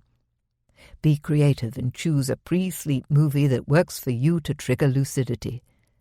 A lucid dreaming YouTube video could also work nicely. Work on the hypnagogic pre-sleep state with Practice 18, Surfing on the Edge of Sleep. Try the following practices. Practice 13, compile a lucidity playlist to break through into your dreams and remind you to do a reality check. And Practice 14, the stuck arm technique, to draw you directly into a lucid dream. Lucidity Program 14, The Lucid Dreamer. If you are already a lucid dreamer and are looking to improve your frequency, increase the length of your lucid dreams, or discover new induction techniques, try listening to a little bit of a lucid dreaming book before bed each night to cement your intention to get lucid and experiment with the practices that you haven't come across yet. Lucid dreaming can come in waves, and it's always helpful to read new books by a variety of authors or watch fresh videos on the subject to kickstart your practice again. Explore new techniques and allow these to give you a new angle on lucid dreaming. Practice 23. Hone your strangeness radar, and Practice 22, Start a bodywork practice, can help increase your overall awareness. Engage imaginatively with your lucid dreams while awake. Try Practice 38, the lucid writing technique, to get into playing lucidly with dream material in a creative trance. Practice 55, the lucid imaging nightmare solution, can be used to spark ideas of inventive ways to interact with dreams. Choose a dream in which you wished you had become lucid and imagine yourself navigating it with lucid awareness. To become more adept at having longer, stable lucid dreams, try Practice 29, Staying Lucid, the Clear Technique. Lucidity Program 15, the Nightmare Sufferer. We've all woken up terrified from a nightmare, but for some people bad dreams are a regular event. It's heartbreaking when people ask me for help because their nightmares are so terrible that they are scared to fall asleep. What a way to live! I would love to see more people understand that they can harness the incredible power and creative energy of nightmares. Lucid dreaming can help us to do just this. Chapter 8 shows that nightmares can truly be healing gifts if we allow them to be. Nightmare sufferers could do well with pre-sleep meditations and calming pre-sleep rituals. See Practice 4, Early Morning Meditation to Incubate a Lucid Dream, and Practice 24, Create a Lucidity Ritual. Immediately upon waking from a bad dream, try Practice 55, the Lucid Imaging Nightmare Solution, to inspire healing and trigger lucid dreaming.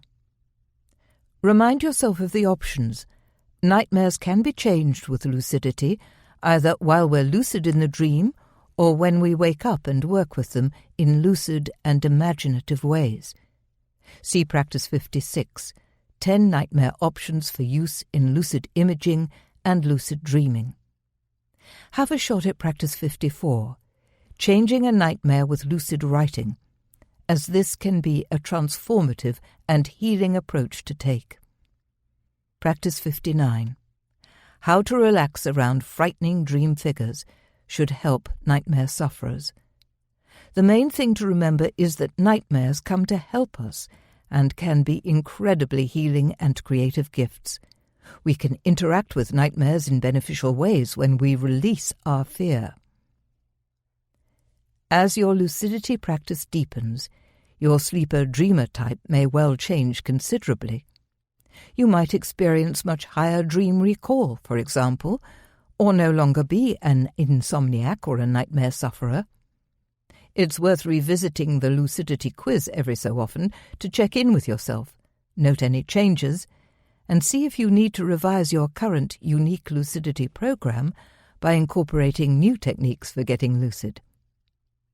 In Appendix 1, there's a blank program template for you to fill out. In Appendix 2, you'll find 3 example unique lucidity programs for common combinations of sleeper-dreamer types to give you an idea of how it works. The next practice lays out clear steps for creating your unique lucidity program. Practice 27. How to create your own unique lucidity program. The value of creating a tailor-made program is that it will resonate with you on the deepest levels, mentally, physically, and emotionally. It will suit your personal cognitive style, reflect your unique sleeper-dreamer type, and pique your interest far better than a generalized lucidity program could. 1. Take the Lucidity Quiz. Spend time and care on it. Do it with full lucidity. 2. The list of different sleeper-dreamer types is summarized here. The 5-hour sleeper, the heavy sleeper, the light sleeper, the agitated sleeper, the insomniac, the high-recall dreamer, the low-recall dreamer, the anxious or depressed dreamer, the highly aware person, the visual and imaginative thinker, the unsupported dreamer, the child prodigy dreamer, the happy dreamer, the lucid dreamer, and the nightmare sufferer. 3. Read the list and pick the categories you identify with to come up with your own unique combination. For example, heavy sleeper, nightmare sufferer, visual thinker, low recall dreamer. 4. Check through the lucidity programs in this chapter that correspond with the categories of sleeper-dreamer types that you fit with. Note down techniques that particularly appeal to you. Go with your intuition when choosing them. 5. If you fall into a large number of sleeper-dreamer categories, choose only those categories that seem particularly strong for you and whittle down the core practices to a manageable amount, around 3. Save the others for when you come back and refine your unique lucidity program in the future. 6. Choose your intent-raising practice from this list, practices 7 to 10, 15, 19 to 25, or 39. 7. Choose your 3 favorite reality checks, as in practice 5, the 5 most effective reality checks, or create your own using practice 6, invent your own unique reality check. 8. Use the guided template in Appendix 1 to fill in the program to suit you personally. Add your pre-sleep routine, your dream journaling goals, and decide on the duration. If you get stuck, check out the 3 example unique lucidity programs in Appendix 2. 9. Begin your unique lucidity program tonight. In this chapter, we've worked with the Lucidity Quiz to assess what type of sleeper and dreamer we are. In doing the quiz, we raise our awareness of our dream life and deepen our understanding of ourselves as individual sleepers and dreamers. We've seen how to fast-track our personal route to lucidity by leapfrogging to the induction techniques that suit us best. I've shared the process of how to channel the most effective lucid dream induction techniques for you into a tailor-made unique lucidity program. This first section of the book has focused on sharing highly practical tips and techniques for getting lucid in dreams. Now that you've created your unique lucidity program, the excitement begins as you dedicate yourself to your new routine. In sync with this, it's time to move on to the important next step, how to stay lucid in a dream and become adept at stabilizing and lengthening lucid dreams. The next chapters examine how to keep our mental focus in the giddying and sometimes overwhelmingly awesome environment of a lucid dream. Part 2. Staying lucid. How to have longer, more satisfying lucid dreams. Chapter 5. Powerful Practices for Longer Lucid Dreams. Now that you're equipped with all the best techniques for getting lucid, it's time to move on to the next stage of the journey. Once we've managed to get lucid in a dream, how do we stay lucid? Often beginner lucid dreamers are so overjoyed and excited when they become lucid that they lose their focus and wake up immediately, kicking themselves for losing a chance to consciously explore their dream world. This part of the book shows what to do once you become lucid in a dream. We'll look in practical terms at how to stabilize lucidity and prolong the experience. The focus is on cultivating mental clarity and calm awareness. Are you someone who experiences strong emotions every day? Do you swing from wild joy at the beauty of the day to frustration that you have to work late, or go from humming happily under your breath to letting forth a string of expletives when you realize you forgot something important? Do you let people get under your skin and rail at them internally when they upset you?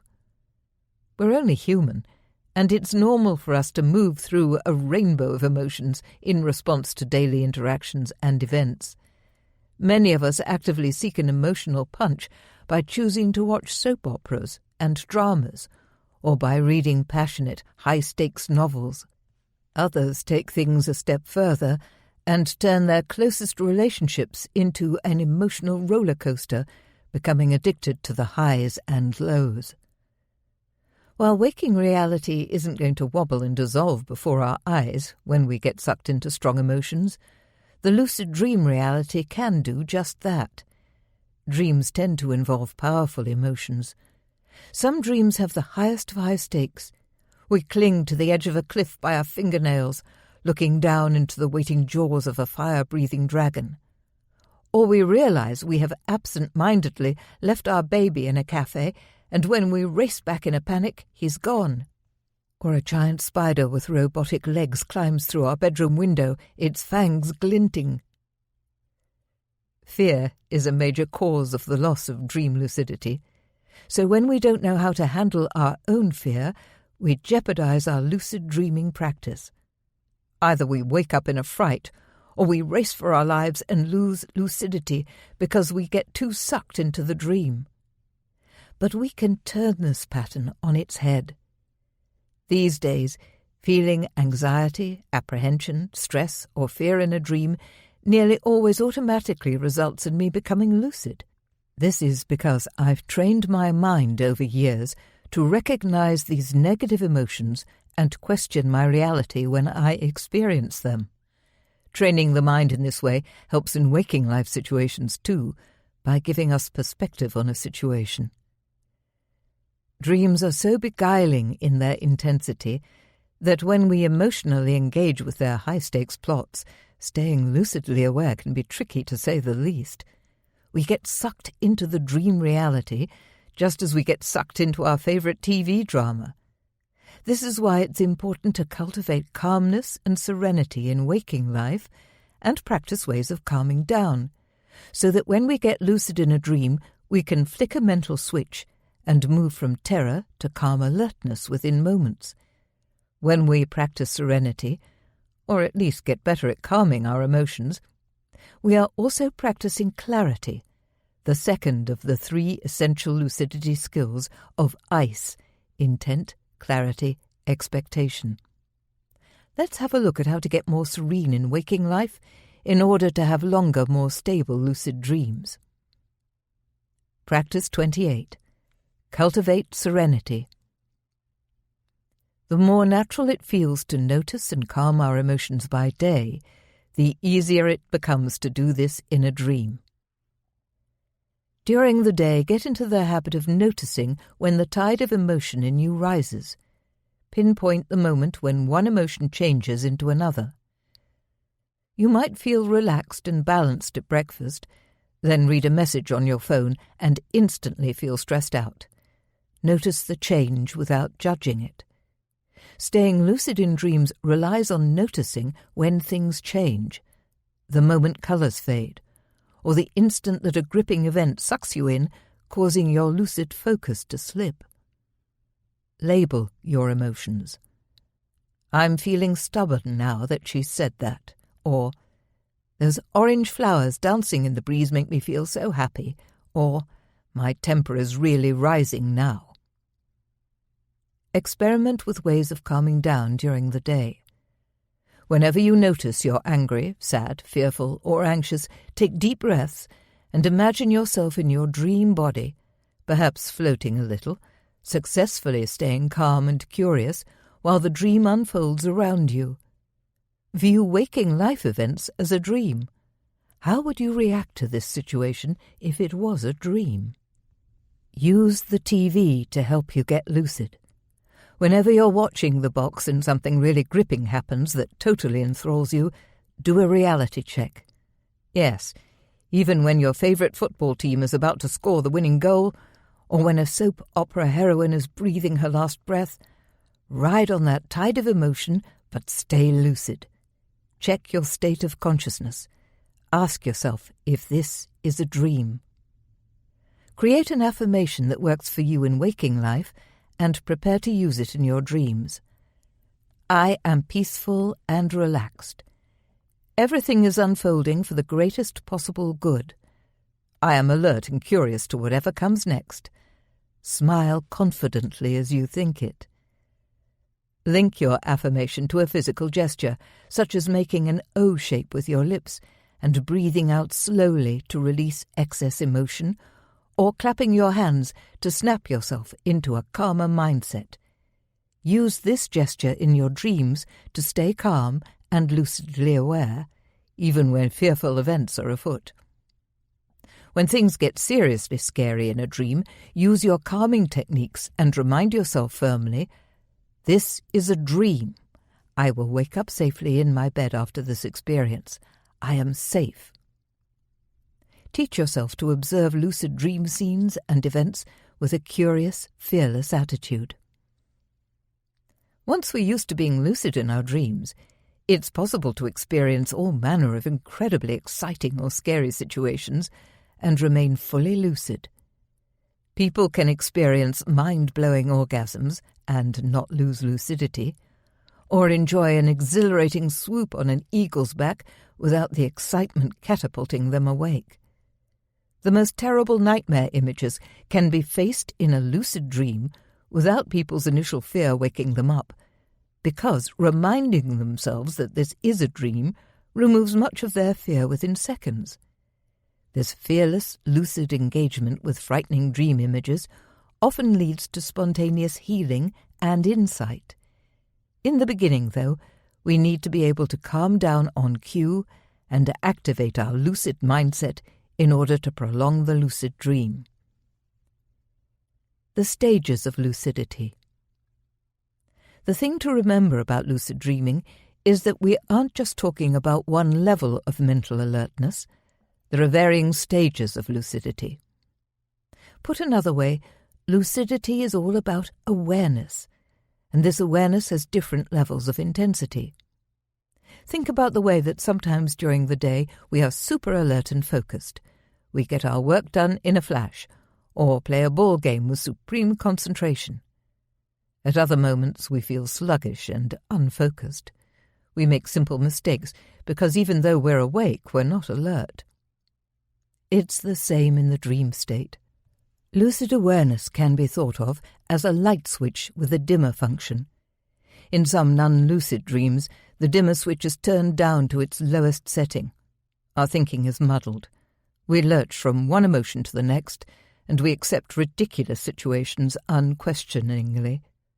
I am being chased by a 3-headed monster. I am the first woman on Jupiter. The brighter the light becomes, the more lucid and clear thinking we become in our dreams. We begin to question the reality we find ourselves in. We come up with logical arguments and think creatively. When the light of awareness shines brightly enough, we experience that magical moment of realization, wow, I'm dreaming right now. But even within lucid dreams, our awareness can be dimmer or brighter. Let's look at the stages of lucidity more closely to see how this affects our dream experience. Deeply non-lucid. We have zero awareness of this being a dream. Instead, we blindly accept the craziest situations, such as being captain of a sinking cruise liner or being attacked by a dinosaur. Non-lucid but alert. Although we don't recognize that we're dreaming, we are capable of reasoning logically throughout the dream, and our choices and actions are close to those we would choose while awake. Pre-lucid. We may question the reality of the dream, or even carry out a reality check to see if this is a dream, yet reach the conclusion that we are awake, only to wake up and discover that we were, in fact, dreaming. Lucid, but overexcited. This is a classic rookie mistake that causes frustration for many beginner lucid dreamers. We become lucid in a dream, but are so excited to be awake in the dream world that we lose our focus and wake up immediately, feeling frustrated that we've messed up the opportunity. Lucid but struggling. Staying lucid is an art all its own, which is why 2 chapters of this book are dedicated to this topic. Sometimes it's hard to retain full lucid awareness. Typically, we get swept up in the emotion and actions of the dream and lose lucidity, or attempt to fly and have trouble getting off the ground. In a single dream, our lucid awareness can be high, shaky, or low. We need to learn the art of mental focus in order to stabilize the dream. Lucid and stable. This is a fun level of lucid dreaming because we are able to carry out actions in the dream, guide events, or simply go with the flow while remaining lucidly aware. It may occasionally be necessary to stabilize the dream or remind ourselves to stay lucid. Light bulb bright lucid. Lucidity is clear, strong, and effortless. It's as easy as staying awake during the waking state, so it's a fantastic basis for exploring, experimenting, and adventuring. Long lucid dreams can be experienced, sometimes lasting an hour or more. Rarely, people even report staying lucid all night long, even through the deepest imageless stages of sleep. Lucid light. This is the holy grail of lucid dreaming because of its spiritual and philosophical treasures. In this state, we are effortlessly lucid. The dream imagery often tends to dissolve, and we float bodiless in light of any color or zoom through limitless space. We become lucid on every level and experience blissful oneness. There's nothing quite like it.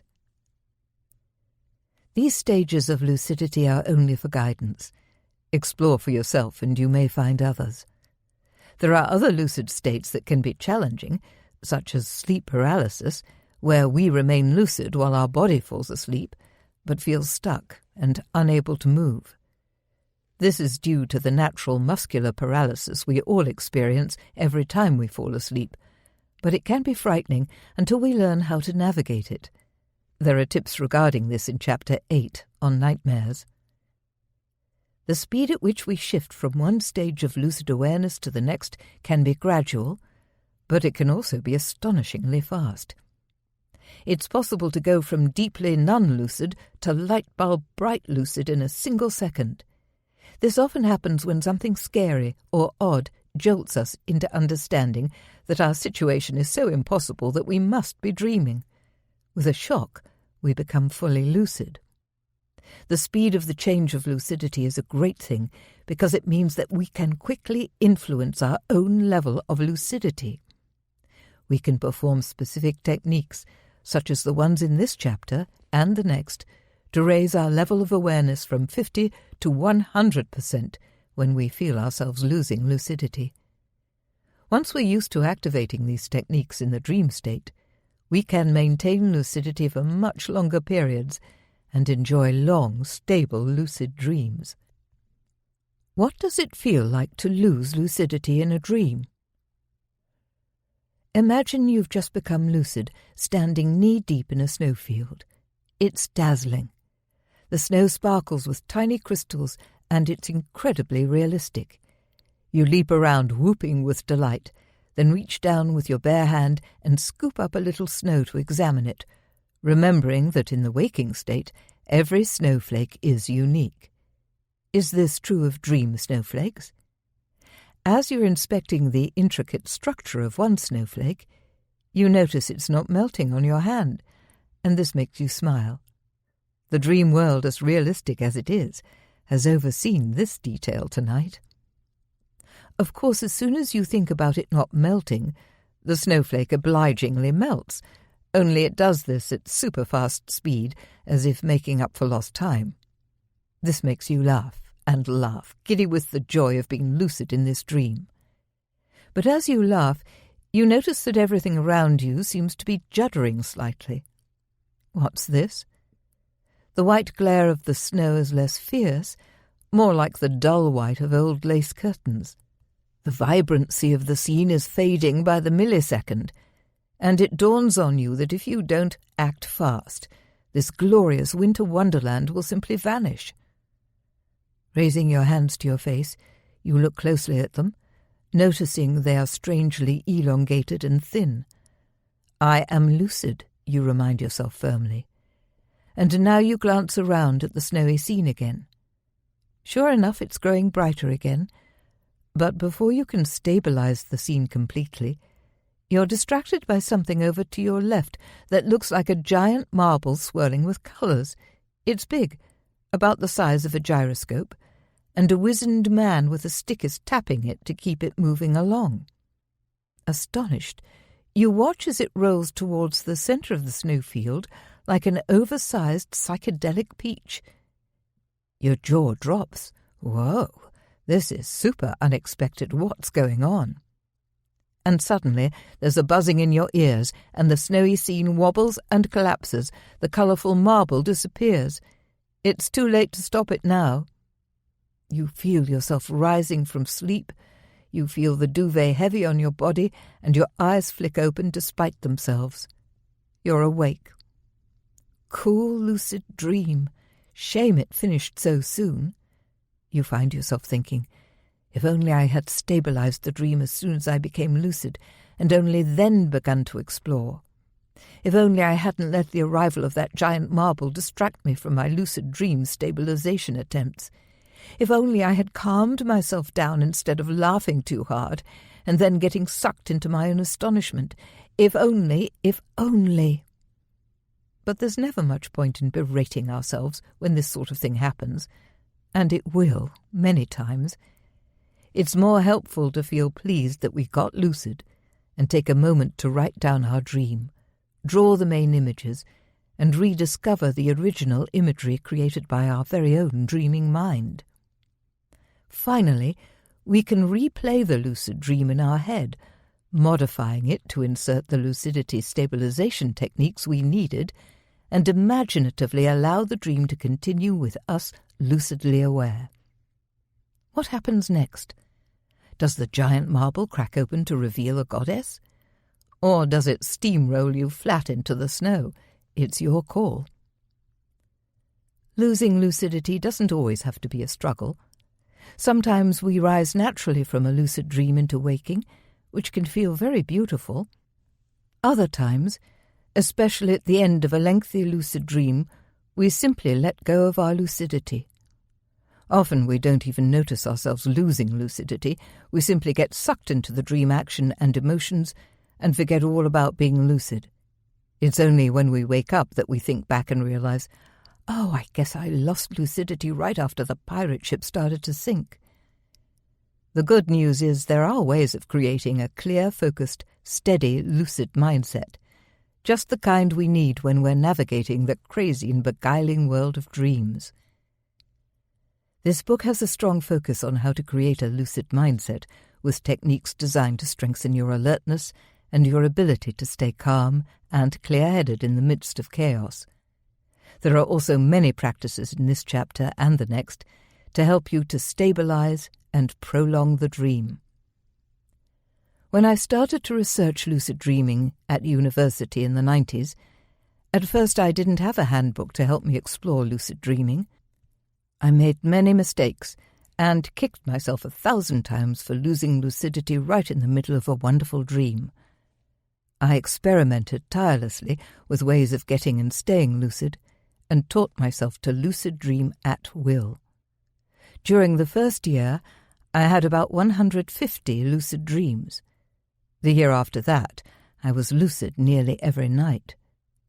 I learned how to have long, stable, lucid dreams and carried out many experiments on the nature of dream reality, the dream body, dream control, and the creative possibilities of lucid dreaming, making surprising discoveries. Here is my clear lucidity stabilization technique that I developed in the 90s. Practice 29. Staying lucid, the clear technique. 1. Calm down. It can be hard not to be bowled over by the intense realization that you are awake inside a dream. So the most important thing to do first, to avoid losing lucidity, is to calm down. Practice ways of calming strong emotions while you're awake. Taking a deep yoga breath helps, as does relaxing the belly by placing a hand on it and counting to 3. Find a way that works for you and bring this into the dream state. 2. Look around. When you're calm, and while you're calming yourself, look around you. Look at the dream scene, move your eyes, and engage with the dream by noticing detail. This will sharpen your awareness. Many people find that if they fix their gaze for too long on an object in a dream, they wake up. So keep your eyes moving curiously over what you see. Look at your hands briefly, no staring, and then shift your gaze to the dream scene, then look at your hands again, and so on, until your surroundings are super clear. 3. Engage with the dream. It's vital to engage with the lucid dream. Movement stimulates the conscious brain, so touching a dream wall or stroking a dream leaf is a great way of maintaining lucid awareness. Stamp your dream feet or rub your dream hands together. Engage your senses. Listen to someone speaking, smell a dream flower, or jump in the air to feel the floatiness. If being more active helps, then keep on the move, walk, fly, do a sky somersault, or bounce like an astronaut. Discover what works best for you. 4. Announce that this is a dream. Use a helpful affirmation, such as one of these. I am lucid. This is a dream. Everything in this dream is clear. Lucidity is easy. If you feel the dream is becoming unstable, this can also take the form of a command such as clarity now. Make such announcements with great conviction and fully expect them to have the desired result. You can also narrate, out loud or in your head, what you see or what you're doing to help you keep your focus.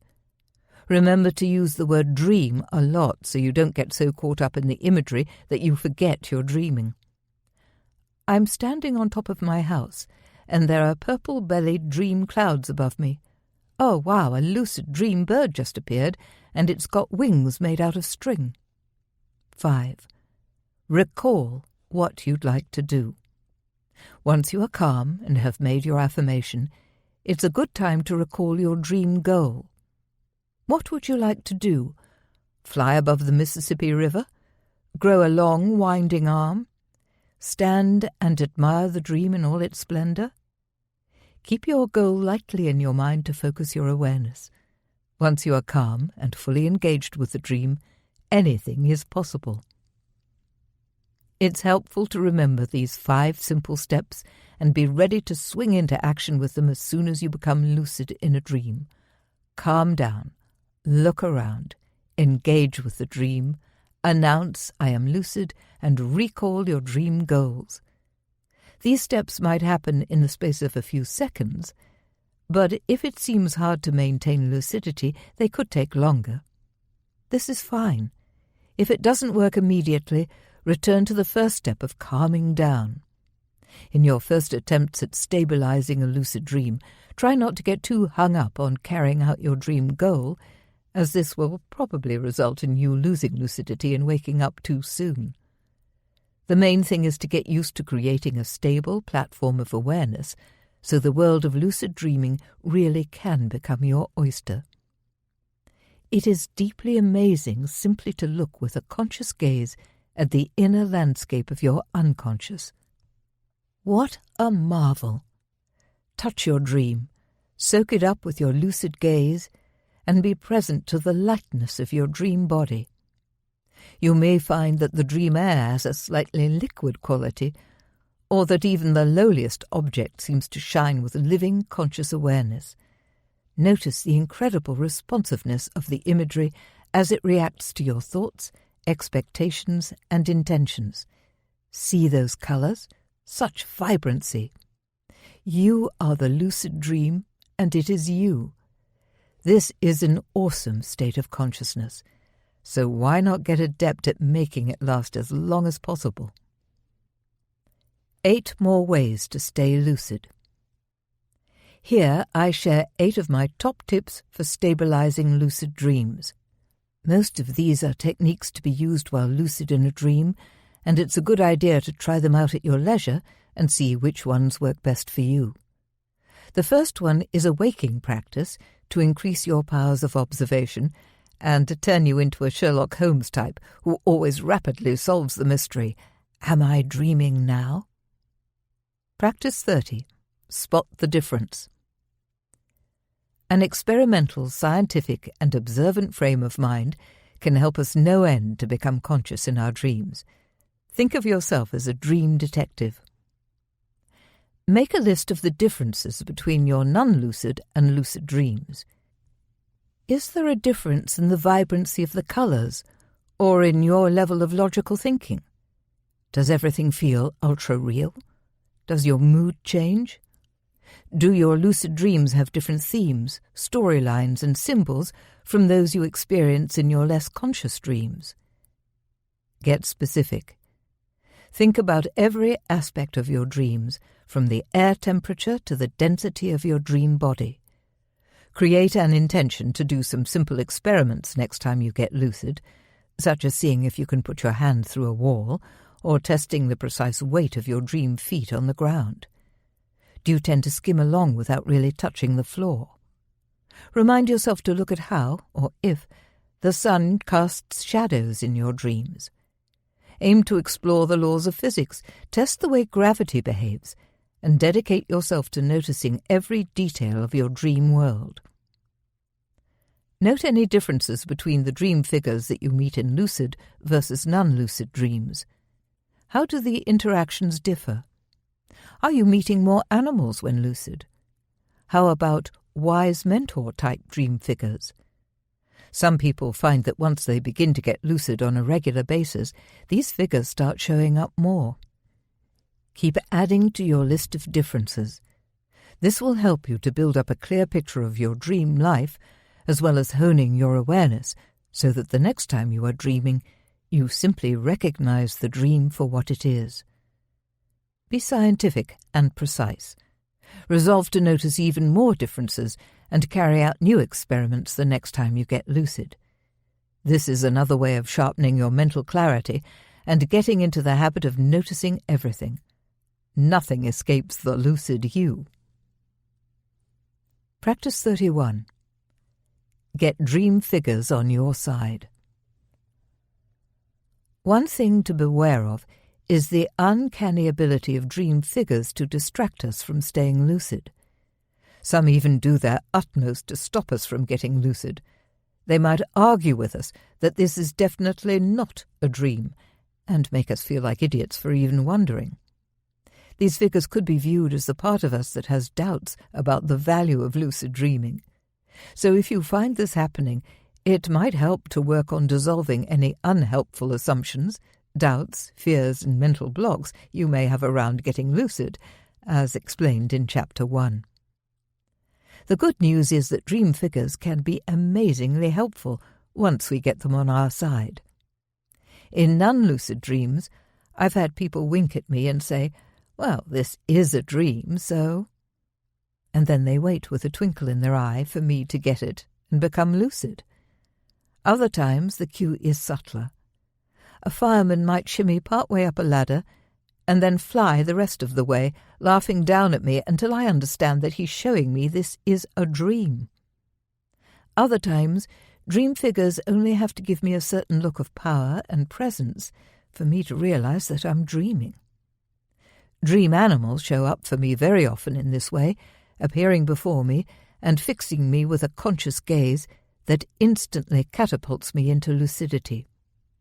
Whenever I see anyone practicing yoga or other energy work in a dream, this gets me lucid fast. Sometimes dream objects morph under my eyes to show me this is a dream.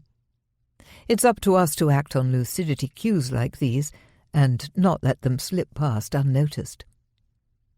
We can enlist the help of dream figures in getting and staying lucid by treating them respectfully in all our dreams, and by actively asking for their help either in the lucid dream itself or before we go to sleep at night. Lie down, relax, and reach out mentally with strong intent to all the people, animals, landscapes, and dream objects you'll meet in your dreams that night. Call out to them, "Please help me to get lucid. Show me that I'm dreaming. Thank you." Gratitude is a strong way of sealing intent. Remember to comb through your dreams the next morning to see who or what tried to help you get lucid that night, and send them thanks if they did. Practice 32. Shift your gaze. Sometimes lucid dreams have a disconcerting habit of dissolving if we stare at something for too long. Some people even use staring as a technique to wake themselves up when they're ready to end the dream. When the lucid dream is stable, there's no need to think about keeping your eyes moving around the scene, but if you feel lucidity slipping and the dream growing faint around the edges or trembling, that's the time to remember to flick your gaze around. Avoid prolonged eye contact with a dream figure if you feel lucidity slipping. Instead, allow your lucid gaze to alight on different objects. Glance up at the stars and then down at a pebble. Allow your concentration to vamp up as you're doing this to sharpen the dream and restore stability. It can feel astonishing, as if your conscious gaze is stitching the dream scene back together again. Practice 33. Spin like a whirling dervish. When you feel lucidity slipping away and the dream is dissolving in tatters around you, some lucid dreamers say that spinning your whole body around on the spot can result in the creation of a new, stable dream scene.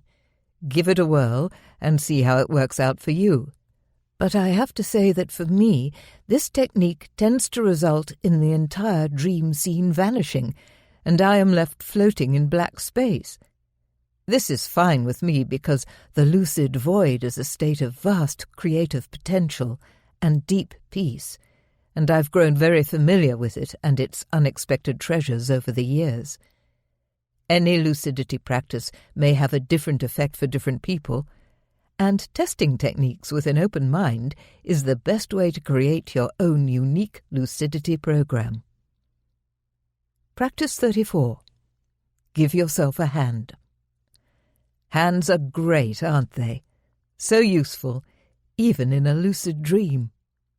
Here are 5 ways our hands can help us to stay lucid. 1. Rubbing your hands together can help you to be present in your lucid dream body and focus your attention to stabilize the dream. 2. Clapping can raise your level of mental focus. 3. Trying to put your fingers through the palm of your other hand can be an effective reality check. This quick confirmation that we are dreaming raises our awareness. 4. Touching anything in the dream solidifies its presence, and you'll notice this stability spreading to other elements of the dream as well. 5. The simple act of remembering to find your hands in a dream is one of the best-known lucidity triggers, and it's also a useful dream stabilization technique. This last technique appeared in the books of Carlos Castaneda in the 60s. It certainly worked for me to find my hands in my dreams when I was deep into my lucidity explorations at university. I used to raise them before my face and try to remain unfazed by the fact that they often looked nothing like my actual hands, translucent or huge and furry. Then I'd use them to stabilize the dream by lifting my gaze to the dream scene and noticing every detail before looking back at my hands. I'd repeat this until the lucid dream was rock solid. Then I'd go and play in it.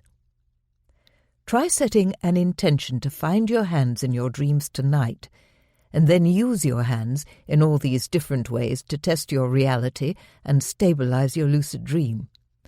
Let's put our hands together for hands. Practice 35. Activate your brain with mental arithmetic. Even if mathematics isn't your thing, doing a few simple sums in a lucid dream can really boost your mental alertness and result in a nice, bright, stable dream environment. Even though a tiny percentage of whiz kids successfully use their lucid dreams to work out complex equations or create computer code, for most of us it's best to keep the math simple because it takes a lot more concentration to juggle numbers in a lucid dream than it does by day. If you attempt something too complex, you risk forgetting all about staying lucid and disappearing, non-lucidly, down a mathematical wormhole. Try something like 7 times 7 equals 49, or branch out into simple addition such as 9 plus 5 equals 14. This wakes up your brain and increases your awareness. Practice 36. Talk to dream people, objects, and animals. People, objects, and animals are vital parts of the dream, and interacting with them can simultaneously raise our lucidity and teach us a great deal about ourselves and our dream world. Whenever the lucid dream seems sparser and less vibrant, get sociable. It doesn't matter if there's nobody there. Turn and talk to a tree root, or strike up a conversation with a skyscraper. This can be a wonderful way both to sharpen your lucid focus and to discover more about your dream images, people, and animals. Ask, "Do you have a message for me?" or "What do you represent?" Alternatively, you could chat them up with an honest compliment. You might remark to a dream mouse, "You have such noble whiskers." Talking to who or what we encounter in our lucid dreams connects us more strongly with the dream, and it can be fascinating to hear any responses that come our way. Even inanimate objects can speak in lucid dreams if we give them a chance. A caring question such as, "How does it feel to be a USB stick, a brick, a bathtub?" could prompt these objects to pour their hearts out to you.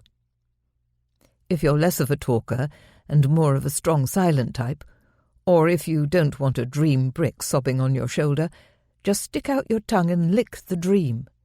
Seriously, I know a guy called Robin who regularly uses this trick to stabilize his lucid dreams. In one lucid dream, he's on a bus. "I figure I'll solidify the dream and start licking at random places in the bus. The flavor is really strong, and I can keep that sensation with me, which makes the dream feel immortal." How cool is that? Rehearse encounters with dream figures and dream objects by taking a previous dream and writing out dialogue or practicing with a friend.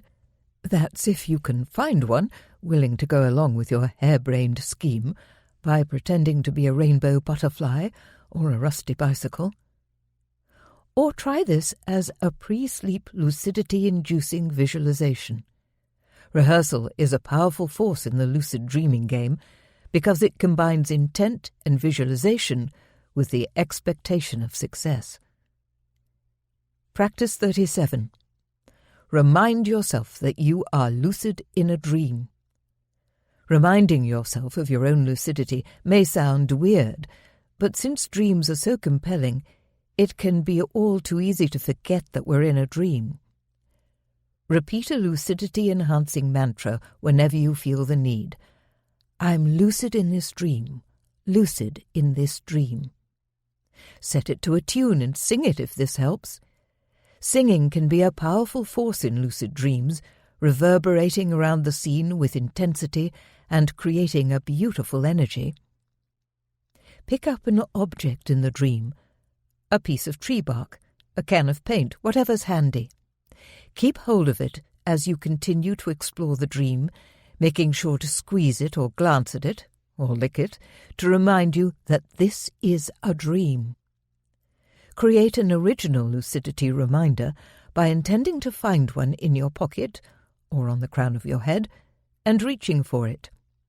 This can cause wonderful surprises to appear, such as a golden bean or a tiny parrot.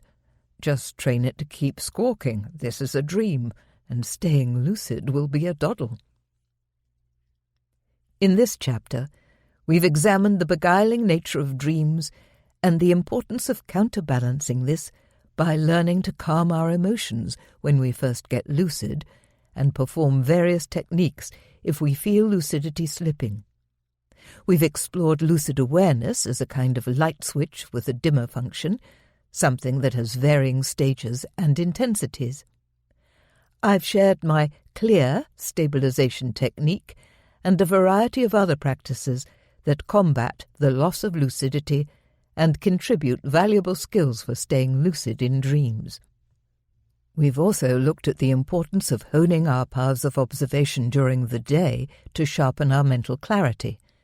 The more we get used to being highly alert in our waking lives, the easier it is to snap into a state of high lucidity in our dreams. The next chapter provides more practices for staying lucid and focuses on how we can use waking trance, creative states, and meditation to train our brains to keep on lucid dreaming. Chapter 6. Train your mind to keep on lucid dreaming. The mind is vast and incredibly potent. In some ways it's like a muscle, because the more we use it, the stronger it becomes. Lucid dreaming helps us flex our mental muscles by using sharp focus and conscious awareness while we're asleep. In becoming adept lucid dreamers, we can put to good use the mind's natural ability to enter the zone, a highly focused and creative state of consciousness. We can train ourselves to reach and maintain this state of heightened awareness, logical thought, and open-mindedness in dreams to the point that it becomes habit. We see the results of this training in the length of our lucid dreams and in the rock-solid stability of the dream. People tell me they are amazed at how natural it feels to be super-aware in a dream where lucidity feels effortless. These count among my favorite types of lucid dreams because mental energy isn't needed to stabilize the dream and is freed up for other adventures and discoveries. I can really relax into my explorations, and my level of logical thinking is sky-high and stands up to scrutiny when I examine it after the dream. In one lucid dream, I took a philosophical theory about the minimal input we need to identify with an ego self and tested it by systematically reducing my sensory input, switching off my sight, olfactory and gustatory senses, hearing and physical sensations, and then worked on eliminating my sense of existing in space. At lower levels of lucidity, what we consider to be a logical thought process may sometimes be based on false assumptions or become slightly muddled, but we may only realize this once we wake up. In one lucid dream, I took paper and pen to copy down a luminous dream tree that I wanted to show others when I woke up, only to realize my mistake moments later and lay it aside, realizing, my drawing won't be there when I wake up from this dream. Within a single dream, lucidity may rise and fall and rise again. Effortless lucidity can, and does happen spontaneously, but many people have to work on raising their consciousness in order to enjoy lengthy, stable lucid dreams. How can we work with the natural power of our mind so that staying lucid in a dream is an expected and effortless outcome? This chapter explores more tricks and tips for prolonging dream lucidity, with its main focus on 3 powerful methods for training ourselves to stay lucid. 1. Experiment with creative lucid trances to simulate lucid dreaming. This trains us to become adept at balancing conscious awareness and unconscious imagery. 2. Increase mental clarity and focus through lucid dreaming-based meditation, music, and mantras. 3. Practice simple yoga poses to ground ourselves in a dream and increase our mental balance and powers of concentration. With the practices in this chapter, we continue to bring the forces of intent, clarity, and expectation, ICE, into our lives. ICE can be thought of like physical ice. Imagine a frozen lake. If the ice is thin, it'll shatter when we skate on it. Similarly, if our ice is not solid, even if we do get lucid, we'll likely wake up instantly because we won't have that solid, lucid mindset keeping the dream and ourselves steady. The more we bring the principles of ice into our lives, the more solid our lucid dreaming base becomes, so we can create a reliable surface from which to launch ourselves into lucid dreaming. Intent, clarity, and expectation are vital forces for lucid dreaming. They prime our mind to get and stay lucid. When we cultivate waking life lucidity and do reality checks at odd moments during the day, we invite focused lucidity into our daily lives. Let's start by diving into the world of creative lucid trances. Creative lucid trances. When we enter a creative lucid trance, we effectively shift our state of consciousness closer to that of our dreaming mind. This is a great skill that helps us to effortlessly extend our lucid dreaming because we get comfortable maintaining a balance between mental alertness and dream imagery. It's also a wonderful state of consciousness in its own right, leading to original ideas and inventive thoughts and imagery.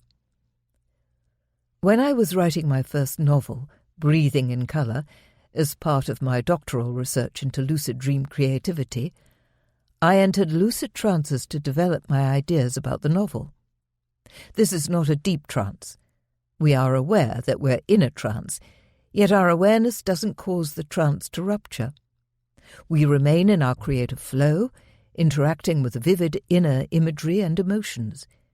It's very dreamlike, very lucid. Many creative writers and artists cherish the creative trance. Stephen King refers to it as a semi-dreaming state. There's plenty of overlap between lucid trances and lucid dreaming. In lucid dreams we are physically asleep, but awake in terms of awareness and mental thought processes. In lucid trances we are physically awake, but our mental functioning drifts closer to dreaming thought, and our awareness bathes in the dreamlike imagery that emerges. It's the marvellous balance between waking and dreaming consciousness in both states that can result in such wild creativity and originality. We can teach ourselves to enter creative lucid trances. In 2003, I formalized the technique I'd been using for many years and began teaching it. I call it lucid writing. It's simple.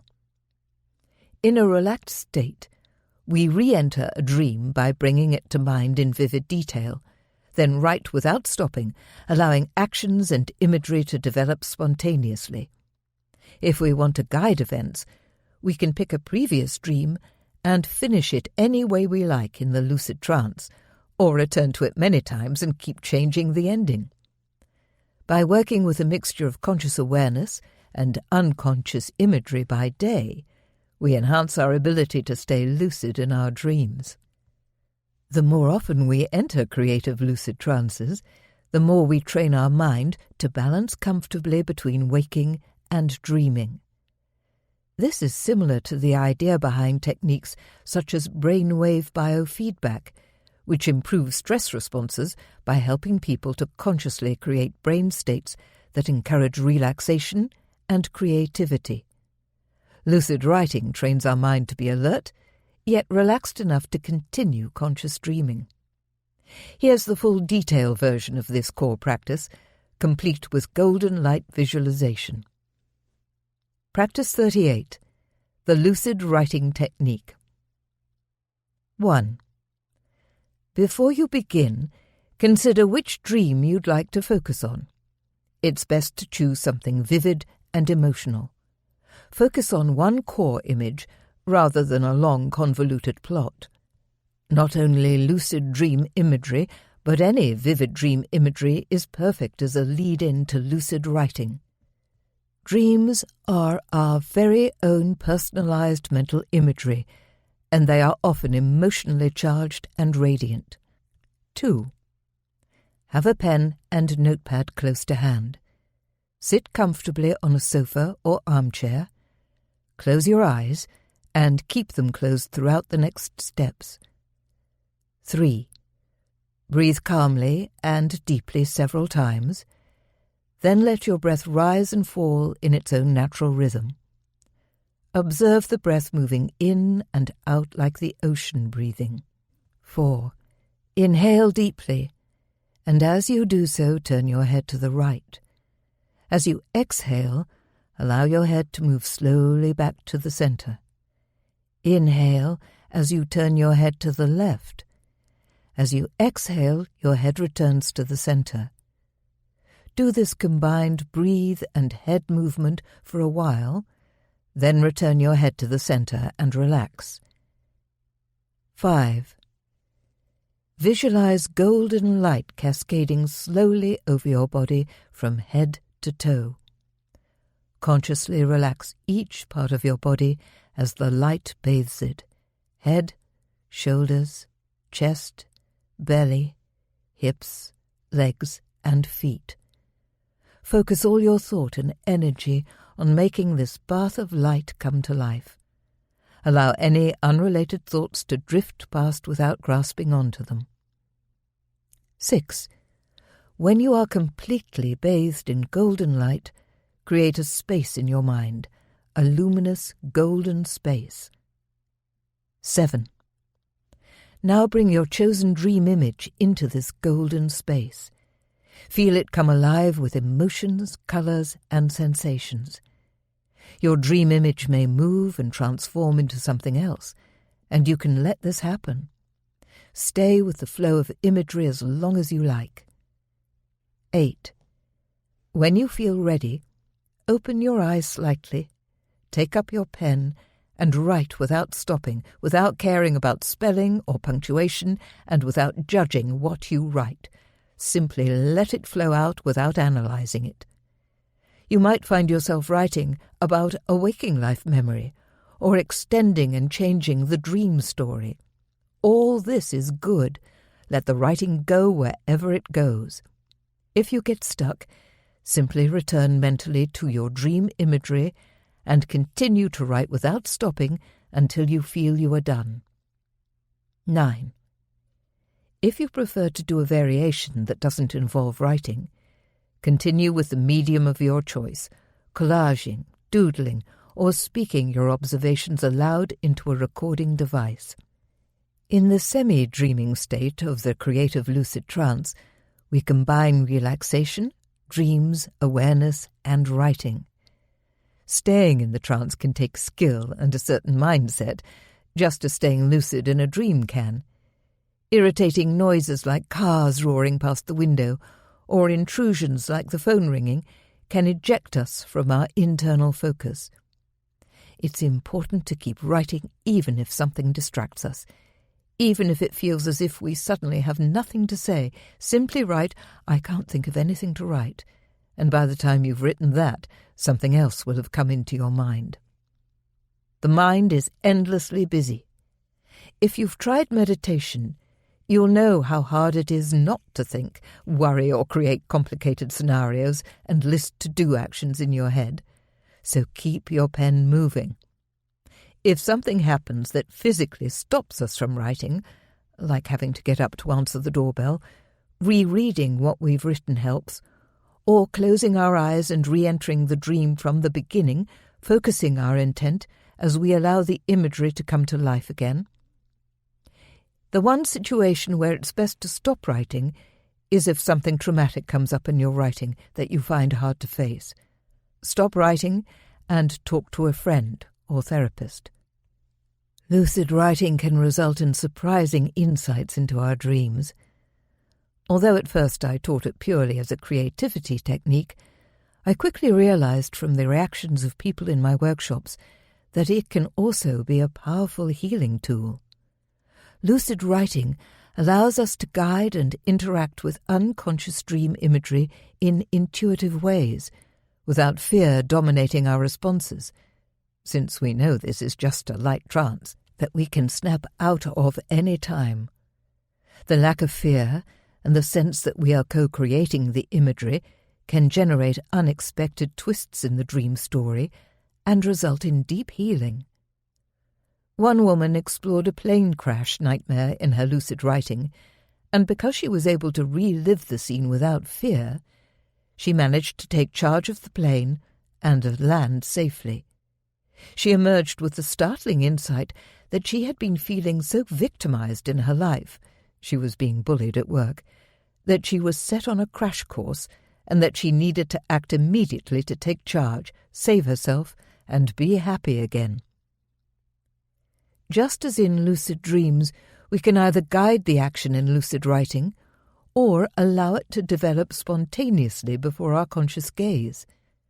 The more we practice the internal balance of creative lucid trances, the more adept we become at re-entering the trance if we come out of it too soon, and similar skills are needed for maintaining lucidity in a dream. Lucid dreaming-based meditation. We can increase our mental clarity and focus through lucid dreaming-based meditation, mantras, and music. These waking practices have double power because the more we focus on something while awake, the more likely we are to dream of it, and recognize that we are dreaming right now.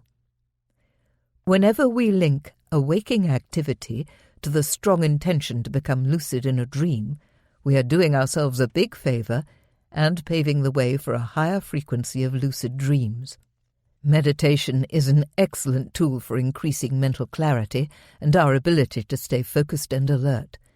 Valuable skills that build our lucid mindset and help us to stay lucid in a dream. Here are the steps for a strong, lucid dreaming-based meditation practice. Practice 39. Meditation for clarity and lucid intent. The breath is the fastest and most direct route to the self. Take a deep, conscious belly breath now and see for yourself. Conscious breathing instantly has an effect on our mind and body.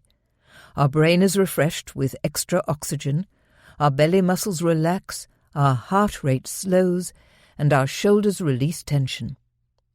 As we continue to take slow, deep breaths, our thoughts grow less hectic. We gain mental clarity, drop excessive thoughts and scenarios, and gradually begin to drift towards a light trance. Breathing is a fabulous stabilizing technique, both in waking life, to calm our emotions and help us to relax and ground ourselves in the present moment, and in lucid dreams. Breathwork is an integral part of any good meditation practice and can be incorporated either at the start of meditation to center us and calm our mind, or it can be used throughout the meditation in sync with a mantra. Sit comfortably and close your eyes. Take slow, deep breaths and feel your mind and body becoming more relaxed and freer. Each time you breathe in, slowly turn your head to the right, breathing slowly out as your head returns to face forward. Breathe in, turning your head to the left, and then breathe out as your head returns to face forward again. This simple head turning is one of my all-time favorite breathing practices, as it makes my head float and my consciousness instantly tunes into a more trance-like state. Choose a mantra to accompany each in and out breath, something linked to your lucid dreaming practice and your intent to become lucid in your dreams. For example, you might breathe into the words, I am, and breathe out to lucid. Focus on these words and know they strengthen your chances of getting lucid. When you say these words in a lucid dream, they will cause the dream to stabilize and help you stay effortlessly lucid. Release the mantra when it feels a good moment to turn further inward and become very quiet and still. Observe your thoughts without getting sucked into their energy and stories. Now and again, you'll sense your thoughts quieten and you'll enter a wonderful, floaty, thought-free inner space. These are the golden moments of meditation, moments of pure awareness. Relax and allow these moments to expand. Adept meditators find that these moments lead to a state of great stillness and peace. With practice at building a relaxed lucid mindset, these golden moments will naturally arise more often and last longer. Just like dream lucidity, it's all connected. Thoughts will at some point begin again because this is the nature of the mind. Take this as a cue to remind you to pick up your lucid dreaming mantra again, or create a new one, and return your awareness to your breath.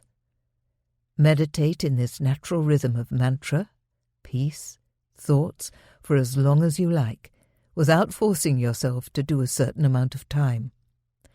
A short but regular practice is more valuable than one giant meditation session every 3 months, so pace yourself. You could also try a candle-gazing meditation. Just be sure you don't fall asleep doing this and burn the house down. It's better to sit upright rather than lie down to keep yourself awake, as it can be trance-inducing or sleep-inducing to gaze at a flame. Light a candle and stare at the flame. Observe everything about it, the glowing core, the way it wavers in the air currents, its height and hunger, its aliveness. Focus. Notice the way the rest of your visual field goes dark, as if this flame is the only thing that exists. Repeat a lucid dreaming mantra, I am lucid in my dreams. Throw in the occasional reality check. Am I dreaming now? How do I know I'm awake? When we pay conscious attention to the here and now by meditating and focusing on our breath, we create greater clarity for a lucid mindset, and this enhances our ability to stay lucid in our dreams. If possible, meditate regularly and make a lasting habit of noticing the thoughts that run through your mind during the day. This inner noticing is the core of mindfulness, and it strengthens our capacity to be alert and lucid in our lives. Music is a path to stable lucid dreams. When we mingle conscious awareness and unconscious imagery by day, we enhance our ability to stay lucid in our dreams. Music can help with this. Music fills the air with vibrations that touch everything. When I beat my frame drum, the glasses in the kitchen cabinet vibrate. My body vibrates too. My blood sings, my feet dance to the beat. If I rest my fingers on our djembe drum while my little girl plays her saxophone, I feel the drum skin vibrate in response to her rich sound. When my husband joins in on his digital piano, bringing new sounds into the room, our bodies hum with the buzz that only music can create. I hasten to add that I'm really no musician. I love music and dancing, but I've never mastered an instrument, nor have I had a single dance lesson in my life. But why would that stop me from leaping around, having fun with drums and shakers and the like? The way instruments and people vibrate together reminds me of the effect our thoughts, emotions, and intentions have on dreams. They vibrate into the heart of the dream, and the dream vibrates right back. It's intimate and intense. When we emanate an optimal vibration in a lucid dream, in terms of mental clarity tinged with curiosity and cheerful openness, lucidity is easy. The dream is stable. There is no fear, no doubting voice, no mental confusion.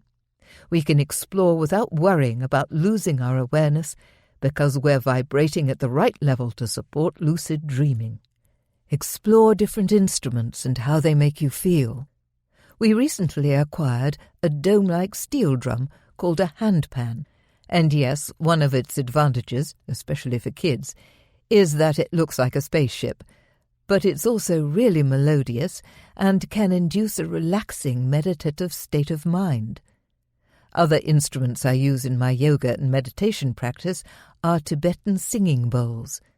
These have such a strong vibrating sound that a soft tap is enough to create a beautiful resonance that washes over you. Try closing your eyes to focus on the sound until it dies away. Identifying the exact millisecond when you can no longer hear the sound is another way of paying close attention to the present moment. Trance awareness can be enhanced and extended through music, and the following practices show how to link this to lucid dreaming. Practice 40. Musical trance. Music is a powerful ancient force that we can draw on or tune into to enhance lucid awareness and take us on imaginal journeys into the depths of our psyche. Choose your favorite chill-out music or pick up a recording of Tibetan singing bowls or shamanic drumming, then lie down comfortably and travel wherever you want to go. Allow your body to grow heavy, your limbs sinking into the bed while your mind remains alert. Enter the trance through the portal of music and imagine yourself flying lucidly over fantastic dreamscapes or dancing to the beat at a lucid dream gathering.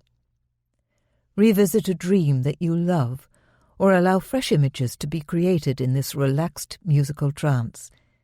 Explore the feeling of lucidly navigating the imaginative spaces of your mind while the music fills your ears and vibrates throughout your body.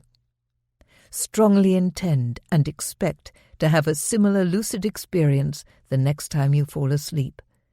This musical trance can be really effective if you do it right before an afternoon nap and go directly into a wake-induced lucid dream, wild. Practice 41. Create an earworm. Drum beats or just tapping out a rhythm on the tabletop can be great for creating a lucid dreaming mantra and fixing it in your mind. My lucid dream mantras always have a particular rhythm, and some have a tune. Create your own earworm lucid dreaming mantra, one that feels catchy and fun to you. Hum it under your breath as you wait for your train, and do a reality check. Use it in moments of peace and mental clarity, and connect it all the time with the strong expectation of using it successfully in a lucid dream to stay lucid for as long as you want. Try a rhyme. Strange though it may seem, I'm awake in my dream. Or something with repetitive elements that you can set to a well-known song. Am I dreaming now, dreaming now, dreaming now? Sing it to yourself as you fall asleep, especially after a brief nighttime awakening. Remember to attach meaning to the words. This isn't an idle earworm, it has a purpose. If you imbue it with lucid intent, it could get you lucid and help you to stay lucid if your lucidity starts to fade. Practice 42. Sing to stay lucid. There's one instrument we all possess, and we carry it with us everywhere we go, our voice. It doesn't matter if you're no Adele or Bieber. You can still sing in the shower, or while driving the car, or cooking. Every time you sing, imagine you are lucid dreaming. Connect your singing firmly to the expectation of a highly stable lucid dream world. When you next get lucid, try singing in your dream. It's seriously magical to sing in a lucid dream. For a start, you can choose any voice you want.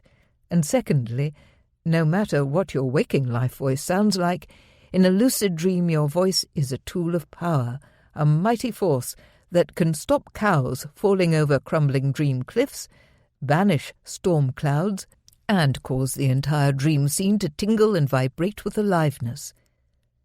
Some lucid dreamers choose religious songs and find this can bring them sacred experiences, such as floating in prayerful luminosity. Others borrow the voice of their favourite star and sing their lucid hearts out. Others experiment by creating different sounds with their dream voice box. Singing in a lucid dream focuses your awareness and mental clarity, as well as delivering a full-on energy rush. This raised consciousness stabilizes the dream. Become a lucid dream yogi. Yoga, Tai Chi, Qigong, or any body-focused practice is great for building mental clarity and strengthening our ability to stay lucid in dreams. My 25-year yoga practice has helped me develop body awareness, which helps me to notice when I'm in my dream body, mental focus and concentration, a certain ability to stay calm in the face of crazy events, insights into the way the mind works, and balance, both mental and physical. I enjoy doing yoga in my lucid dreams as it's lovely to be effortlessly flexible and hold poses for as long as I like without tiring, as if I'm a top athlete or a bendy rubber woman. I can even levitate in my lucid dreams, and so can you. Yoga poses can also be helpful for staying lucid. One simple yoga pose that works wonders for me whenever I feel the dream becoming less stable is mountain pose.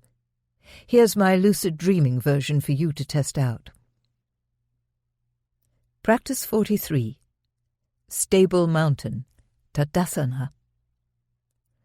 When we practice yoga in a dream, the results can be astonishing.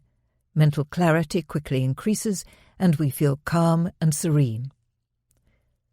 Stand straight and tall in your dream body with your feet apart and your arms relaxed by your sides. You may find you grow several inches because the dream body is so flexible and responds to intentions, but don't let this distract you. Take a deep breath, imagining that you are breathing in clarity and lucidity. Mentally, turn up the dimmer switch so that your dream gets lighter and much clearer, the colours stronger. Notice the instant response of the dream. The buildings stop wobbling, the people stop dissolving. Everything becomes vibrant and conscious again. Breathe out any doubts about your ability to stay lucid or any unhelpful thoughts. As you breathe in again, feel how grounded and focused you are in this dream. Feel the dream ground beneath your feet. Take in the dream scene with your eyes, allowing your lucid gaze to land in quick succession on different objects or images like a butterfly. Say aloud, "I'm lucid dreaming." Often one in and out breath is enough to stabilize the scene, but you may need a few more at first. Practice this technique during the day while vividly imagining it working the next time you stabilize a lucid dream. Create your own simple grounding technique, whatever works for you and feels natural. You may choose to place your palms together over your chest in the prayer position, or raise both arms above your head in a sweeping circle. As long as you practice your technique by day and link it to a solid expectation of successful dream stabilization, it should work for you. Staying lucid in a dream can be a balancing act, and it requires mental clarity and inner focus. Both things can be trained through balancing the physical body. There are several simple yoga poses we can practice to strengthen our mental clarity and inner focus. As a long-time yoga practitioner and instructor, I found that when I take the extra step of linking this physical feeling of balance and mental focus to my lucid dreams, the effect is doubly strong. Yoga has plenty of balance poses, so there's a huge choice, but here are my two favorites. Practice 44. Full boat pose, Paripurna Navasana. Sit on the floor and hug your knees to your chest. Make sure there's nothing hard behind you in case you roll backwards. With a straight spine, tip yourself backwards just a little to bring your feet off the ground. Rock gently back into a position where you are perfectly balanced on your buttocks. For some, this may be surprisingly hard, but for others it's easy. Don't judge your ability, just see how it feels. Once you feel confident, play around by releasing your arms from around your knees and holding them straight out in front of you, parallel to the floor, palms facing down. Extend your legs a little and see how it affects your balance. For people who want this to be harder, try the full boat pose, which involves keeping your legs together and stretching them straight up in the air with straight knees so that from the side your body forms a V shape. Balance with your arms out in front of you, or if you're feeling flexible, reach up and grip your toes with both hands. Never force any yoga pose. Respect your body's limits and be compassionate to your muscles and ligaments.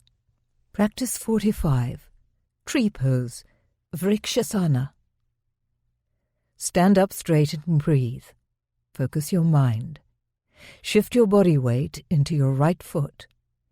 Raise your left foot and rotate your knee out to the left. Using your hand to help if need be, press the sole of that foot into your right leg at whatever height is comfortable. Breathing calmly, fix your gaze on a point at around eye level and focus. Bring your palms together in the prayer position over your heart, or stretch your arms upwards like tree branches. Find your balance. If you wobble, notice this without getting flustered.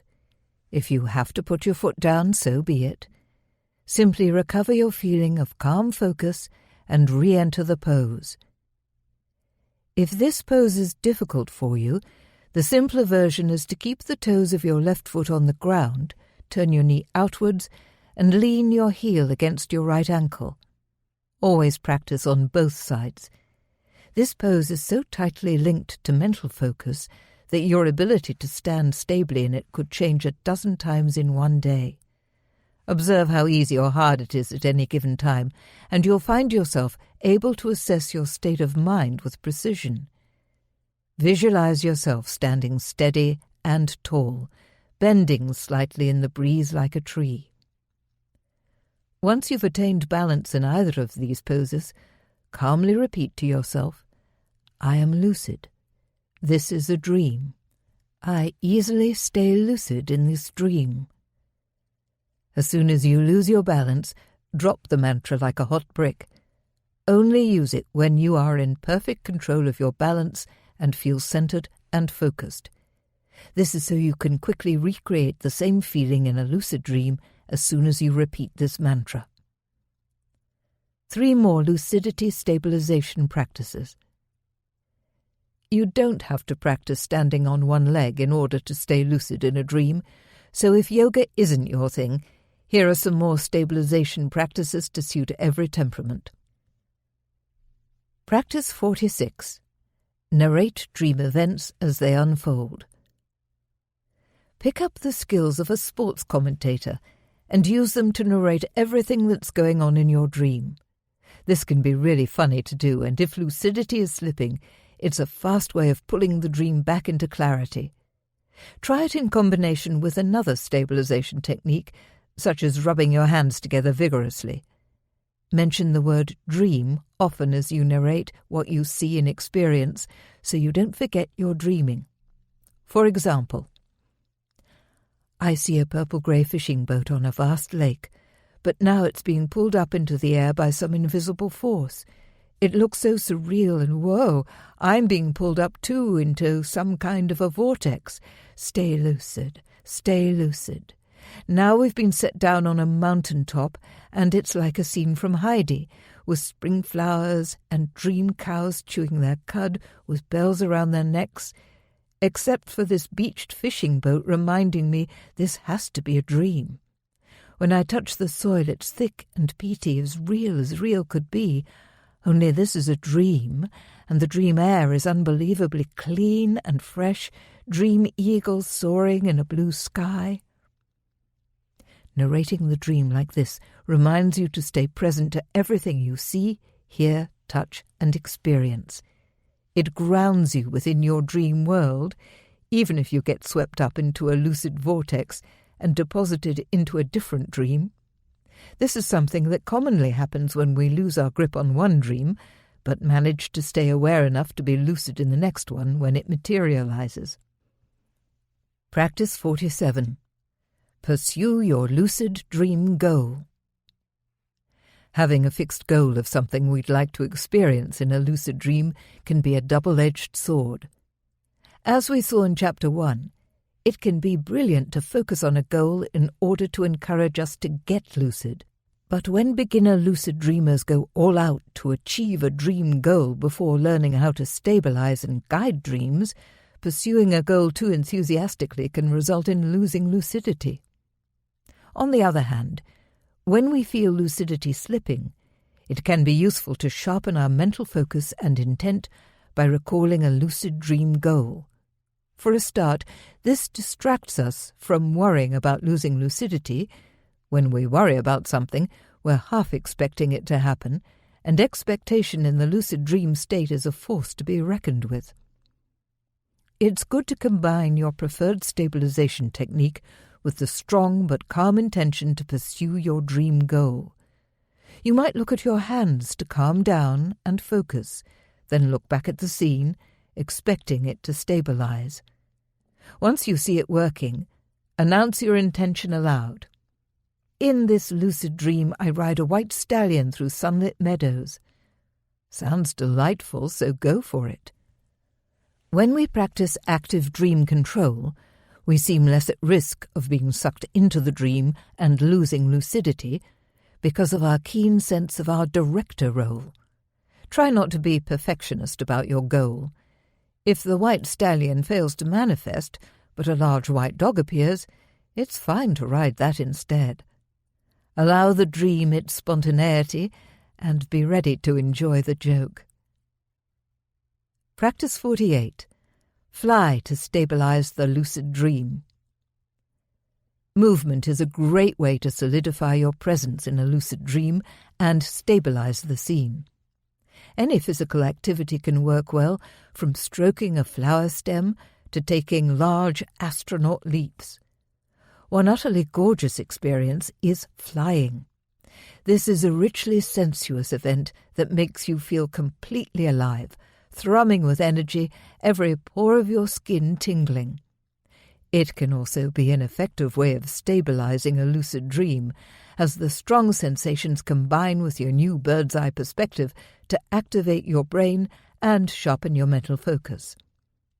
Once you're used to flying in your lucid dreams, Chapter 7 has tips on successful dream flight, this becomes a lovely stabilization technique to use when the dream starts to slip through your fingers and you begin to lose lucidity. Try flying low over the dream scene, focusing on every element and consciously expecting it to get clearer and clearer with each passing moment. Smile proudly to yourself when it does. You've got this. In this chapter, we've explored how experimenting with creative lucid trances to simulate lucid dreaming trains us to become adept at balancing conscious awareness and unconscious imagery.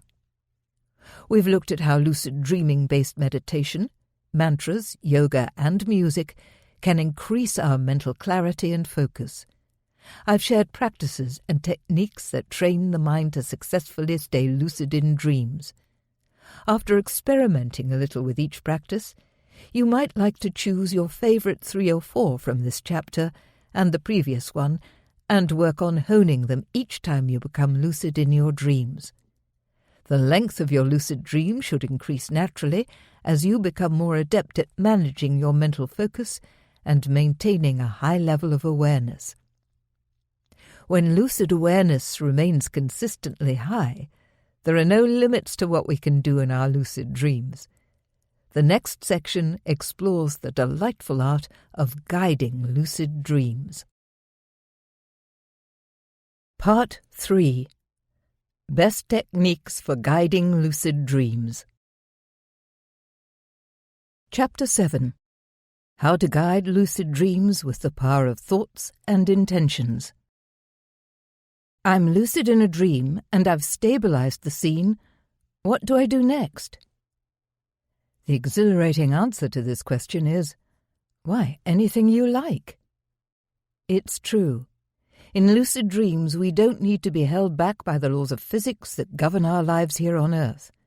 We can soar through the atmosphere, powered by our intent, slow time down to a crawl, or even create a dream freeze by stopping time altogether in the dream.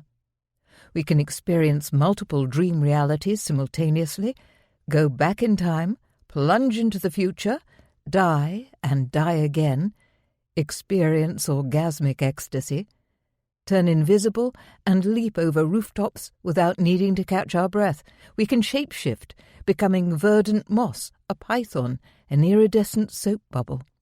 We can communicate wordlessly with dream figures and watch our thoughts impact the dream scene. But we don't have to be time-bending, shape-shifting superheroes in our lucid dreams. We can sit peacefully on a dream hill, smelling a yellow dream flower, or talk with a wise friend. Our lucid dreaming consciousness can be drawn on for deep healing, spiritual communion, or philosophical musings. Or we can experiment like lucid scientists, testing the properties and laws of the dream world and creating hypotheses as to the ultimate nature of dream reality. In short, We can be ourselves and explore lucid dreaming in any way that appeals to us. Of course, some may feel that's easier said than done. In my workshops, people ask me about dream control. They want to know the rules, how to do it, why it doesn't always work, and the pros and cons. This section of the book aims to answer all these questions and provide a wealth of tips and solid practical techniques to help you develop and expand your ability to guide and shape your dreams. In this chapter, we'll start by looking at the different ways in which we can guide dreams. Dreams respond to our thoughts and emotions. It's important to debunk the myth that just because we're lucid in a dream, we are controlling it. This simply isn't true. It's absolutely possible to be lucid and not actively guide events within the dream. For my PhD research into lucid dreaming as a creative tool, I identified 4 main levels of lucid dream engagement, and 2 of these are passive, involving no attempt at dream control. I call the most passive form passive observation, when we simply observe the film like a movie as it unfolds around us, keeping our thoughts quiet. The other passive form is passive participation, when we go with the flow of whatever is happening in the dream when we become lucid, without purposefully changing things. A more active form is sporadic control, when we occasionally nudge the dream in a particular direction or ask a question of the dream environment before waiting to see how the dream responds. I call the most active form continuous control, when the dreamer keeps trying throughout the entire dream to guide and direct events. In terms of how active we are, there are many options for the lucid dreamer to choose from. It must be said that dreams naturally and effortlessly respond to our emotions, expectations, doubts, and thoughts. This means that whether we're lucid or not, we can never 100% not influence a dream. We are the dream, and it is us. We communicate with our dream through a sort of marvellously pure telepathy, no need for effortful words or gestures. We feel something, and the dream knows and responds. We think something, and the dream knows and responds. How does the dream respond? For a start, it may change the dream imagery and events to fit in with our expectations. For example, in a dream, a crystal chandelier falls from a high ceiling onto bare concrete. We stare in surprise. It hasn't shattered. It just sits there like a crystal-armed octopus. Weird. Yet the next time we glance over, there it is, lying in shards that have scattered realistically across the ground. The dream has reacted to our expectation that a real-life crystal chandelier would shatter in this situation. It has sneakily corrected the visuals to fulfill our expectation. Expectation is a powerful force when we try our hand at guiding dreams. Dreams are also adept at exaggerating details in response to our feelings. Our emotions and feelings have an instantaneous effect on dream happenings and dream imagery. Have you ever been in a dream and had a nervous thought about what might happen next, only to have it happen exactly as you feared? Perhaps you thought something like, "Oh no, I bet there are poisonous snakes in this jungle." Then lo and behold, what did you see but a poisonous snake slithering into your path? Dreams love to respond. They love to fulfill our expectations and our desire for drama. A golden rule when guiding dreams is therefore, pay attention to your thoughts and feelings. Be ready to turn them around on a pin if you don't want them to manifest instantly. Lucid dreaming is the best mindfulness practice ever. The strange beauty of waking up in a dream gives us a rich consciousness jolt. We get to experience the impact of our thoughts, expectations, intentions, and emotions on our surroundings. We get to witness the astounding moment-by-moment creativity of our dreaming mind as it instantly translates all this input from us into streams of emotive dream imagery. Before we dive into the how of dream control, let's look at our personal assumptions and beliefs about reality, because these have a lot of power in the lucid dream state. What do you believe? When we experiment with guiding dreams, it can be useful to check in with ourselves regarding our basic beliefs and assumptions about life, dreams, the cosmos, and how it all works. In the lucid dream state, we may think we're prepared to turn our assumptions on their head, but in fact, it can be harder than we anticipated to release cherished worldviews, even while we're dreaming. Some of our beliefs, even those about how the physical universe works, can trip us up on the path to exploring and guiding dreams. We can avoid some obstacles by checking in with ourselves about our personal belief system, as in the following practice. Practice 49. Test your belief system. Try answering these questions to work out your stance towards dreaming and waking life. 1. Do you think it will be easy to guide dreams with your thoughts? Do you anticipate a steep learning curve? Or perhaps you fear this is something only gifted lucid dreamers can do? Write a sentence beginning, "Guiding my lucid dreams will be..." 2. In waking life, do you believe that our intentions, beliefs, thoughts and desires have an impact on the physical universe? 3. Do you believe that we humans have attained the full extent of our knowledge about the laws of physics and that all our conclusions are correct? 4. Do you believe dreams are solely produced by our brains, or do you think dreams are vaster than the brain and have a different source? 5. Who are you when you dream? It could be beneficial to make a few notes on this and return in a few months to see if anything has changed. Try writing responses to the following without deliberating too much. How do you behave in your dreams? How do you feel in your dreams? Are you fearful, bold, sad, a pleasure seeker? Do you explore your dream world with childlike curiosity, or do you get into highly emotional arguments and physical fights?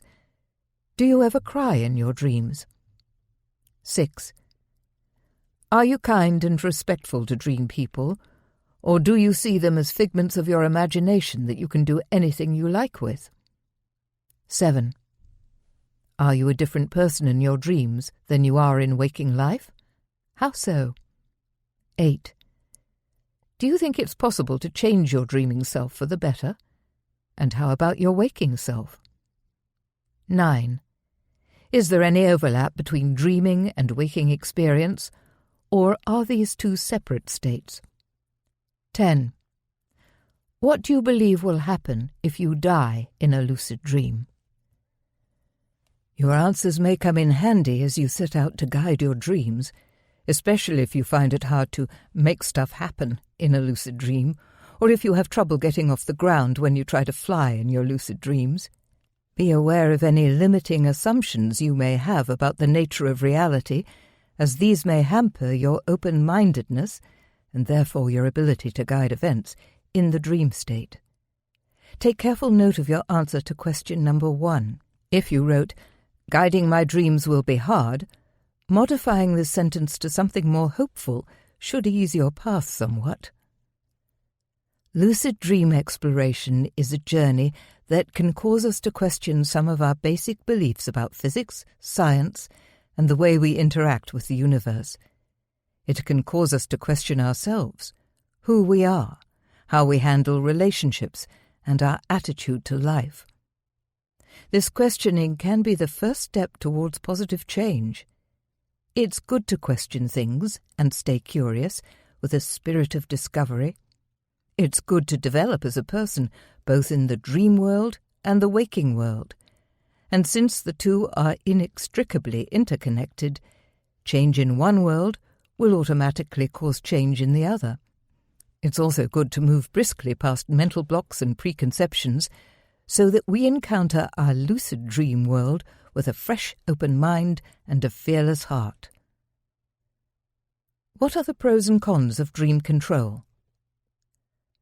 Even though lucid dreaming doesn't have to involve any active guiding of the dream, And even though no dreamer, lucid or non-lucid, can avoid interacting with the dream because it's naturally responsive to our thoughts, emotions and intentions, I often hear objections to lucid dream control. Some people revolt against the idea of controlling or manipulating dreams as they feel that important psychological messages could be missed. What if a dreamer becomes lucid in a dream of a four-headed dragon and decides to fly away from it at the speed of light to have some fabulous dream sex instead? Wouldn't that poor dreamer miss out on what might have been a terrifying yet psychologically valuable encounter with a fire-breathing dragon?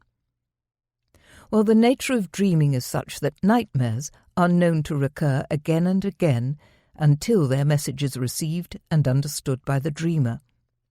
That four-headed dragon will likely return in a different guise until we face it with courage or unpack its message through waking dream work. This is one reason why it can be so valuable to become lucid in nightmares, in order to face our own shadow side and heal. More on how to do that in Chapter 8. Also, most people do not spend the majority of their night of sleep dreaming lucidly. They may have one or two lucid dreams, then none for a few days, then another one, and so on. This means there is still absolutely loads of non-lucid dreaming time where we can receive any psychological messages or guidance that we need. But let's not forget that lucid dreaming can be just as valuable in terms of deep psychological insights and self-understanding as non-lucid dreaming can. In a lucid dream, our conscious awareness enables us to experience startling insights and act in profoundly healing ways, as discussed in Chapters 8 and 9. The other point is that no matter how much we enthusiastically try to direct and control a lucid dream, there will always be elements beyond our control, or elements that we didn't consciously create. The shape of the spaceship, the colour of a dream person's coat, the music that drifts in from somewhere. Who invented those? Our dreaming mind is an instant world creator, and in the dream world there is always, always room for spontaneity. I'm a firm believer that any kind of dream fun is profoundly good for us. Have you ever woken up laughing out loud at something wonderfully funny that happened in your dream? Or have you woken up blissed out from a flying dream? Or smiling from your heart because in your dream you met a precious friend? Or have you awoken savouring the ecstatic sexual encounter you just dreamed? And how does waking up this happy affect your daytime mood? It improves it, beyond any doubt. When we wake up happy, we have more of the strength and humour we need to tackle problems and dilemmas. Dream fun is not to be sniffed at. It can be as psychologically powerful as being gobbled up by a four-headed dream dragon. Following many years of experimentation, my stance on dream control is that it can be fascinating to go with the flow of a dream when we become aware that we're dreaming. It can also be incredible to consciously direct the action towards a particular experience, ask questions of the dream, or purposefully draw on the lucid dream state for healing. We act in our waking lives all the time, right? We decide to drop karate lessons and take up rowing instead. We decide to phone an old friend. Or we take a trip to Indonesia. Why not act in our lucid dreams if it feels right? As in waking life, though, it's helpful to remain receptive and responsive and not force things. Lucid dreaming is a conversation with the deepest part of ourselves, and if we are too rigid, we risk suppressing the natural, spontaneous, creative expression of the dream. This is illustrated by the following lucid dream shared with me by Bob Hoss, co-editor of Dreams That Change Our Lives and director of the IASD Dream Conferences. I was attempting to impose my very specific desires on the dream. I found myself frustrated, all alone in a pretty dull dream. At that point, the lucid dream itself personified as a woman, the secretary. I asked her, "Who are you?" She said, "I am the secretary." I asked, "What are you here for?" she said. "I am here to take orders from you, but I can't really do much creatively if that's all you want me to do." The dream secretary's words sum it up. When we determinedly impose our control on a lucid dream, we may cramp some of its marvellous creativity. I found that when I engage respectfully with dream people and animals, and do not force my agenda too rigidly, it can be a wonderful and highly creative journey of discovery to guide a dream. The beauty of lucid dreaming is that each person can experiment and decide for themselves their own preferred way of engaging with their lucid dreams. Why is lucid dream sex sometimes so difficult? It's always interesting to see how the dream responds when we attempt to guide events and carry out specific dream goals. It's only through experimenting that we'll be able to work out the rules of the game and maintain our lucid focus no matter what happens, and dreams are full of surprises. One popular area of dream guiding that people write to me about is sex. Dreamers feel frustrated when the dream sex they were so intent on having doesn't materialize in the way they wanted. There are reports of vibrant sex goddesses melting into puddles, turning into zoo animals, or reacting lifelessly with a lolling head and hideous blank eyes. That's enough to turn anyone off. But there are ways to get a dream back on track.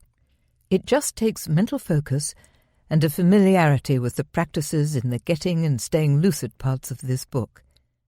Here's an excerpt from a dream of David J. Brown's in his book Dreaming Wide Awake, where we see the various obstacles that come along to thwart him as he pursues his goal of having dream sex. "I found a willing partner but had some trouble getting all of her clothing down past her butt. She was on all fours, sticking her butt out and wiggling it, but there were so many layers of clothing to pull down, 4 or 5 layers of pants, pantyhose, underwear. I finally got them all down, got an erection and entered her. I was really enjoying the delightful sensations, knowing that my time there was limited, and I was trying to see if I could actually orgasm in the dream. However, before I could come, the woman turned into a rubber doll. Actually, she became just a partial, life-size doll's body, just the backside and butt, made out of rubber or latex, and she was hollow. There was no front to her. I realized with a sudden shock that I was just having sex with this rubber thing." Obstacles pop up regularly in this dream: the many layers of clothing, the woman's transformation into a rubber doll, and as the dream continues, all passion dies. There are various points at which the dreamer might have taken a moment to stabilize the dream and gain more lucid focus, which would have probably stabilized the image of the dream woman. Simply saying with power and conviction, "I am lucid," can snap the dream into clarity.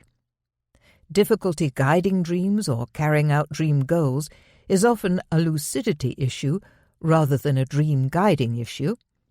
It can also happen when we haven't yet refined our powers of expectation and intent to the point where they automatically manifest to keep us on track. Practice 50. A Guide to Successful Lucid Dream Sex. When we take time to prepare the ground for a lucid sex dream, it's much more likely to manifest just as we desire. Spend time fantasizing about exactly what you'd like to do in your ideal erotic lucid dream. Think about it in the shower or while drifting off to sleep. The really important thing is to feel supremely confident that this scenario can and will happen easily when you are lucid in a dream. If you like, sketch your erotic scenario or write it out in sizzling detail to solidify the powerful tools of expectation and intent. Who knows, you may even discover a new talent as an erotic fiction writer. When you become lucid, use the clear lucid dream stabilization technique from Chapter 5. Once the dream is stable, try this trick to help a gorgeous, willing sexual partner to appear. Stand still, building your intent with a deep, steady breath, then declare, When I turn around, I will find a gorgeous partner who is longing to have sex with me. Then turn around deliberately, fully expecting to behold your lucid dream lover. Another way to make the ideal partner appear is to use a power word or gesture of your own invention. If you plan to do this, be sure to weave that word or gesture firmly into your waking fantasies so that it has an instant effect in the lucid dream state. In a dream, there's no need for a conventional sexual partner in order to reach orgasm. Psychologist Dr. Patricia Garfield, author of the lucid dreaming classic Creative Dreaming, reports exploding into orgasm simply by plummeting from the sky into the ocean or using objects ranging from a rosebud to a water fountain to pleasure herself in lucid dreams. So if your desired partner never shows up or disintegrates in the heat of passion, there are always other options. It can be rewarding to appreciate lucid dream lovers as part of the magical creativity of lucid dreaming and treat them respectfully. You never know, this may have lasting positive repercussions on the kind of lucid dream sex you experience, not to mention the kind of waking life sex you attract.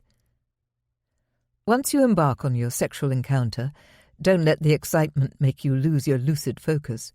Be ready to revert to one of the clear steps any time you feel less aware. I can't seem to fly in my lucid dreams. What's happening? Flying seems to be another lucid dream act that some people lament is way harder than they thought. Yet lucid dream flying can be so gloriously easy. It's all about stable lucidity, plus our expectations and beliefs about what is or is not possible. In the following dream, I became lucid in a huge light building. I feel myself float higher and decide to explore the ceiling. It's so high. I shoot up a wall and backflip at the top, then fly around close to the roof.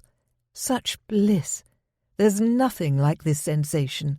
Light and free, I twist and turn and play. The playfulness of dream flying is not to be underestimated.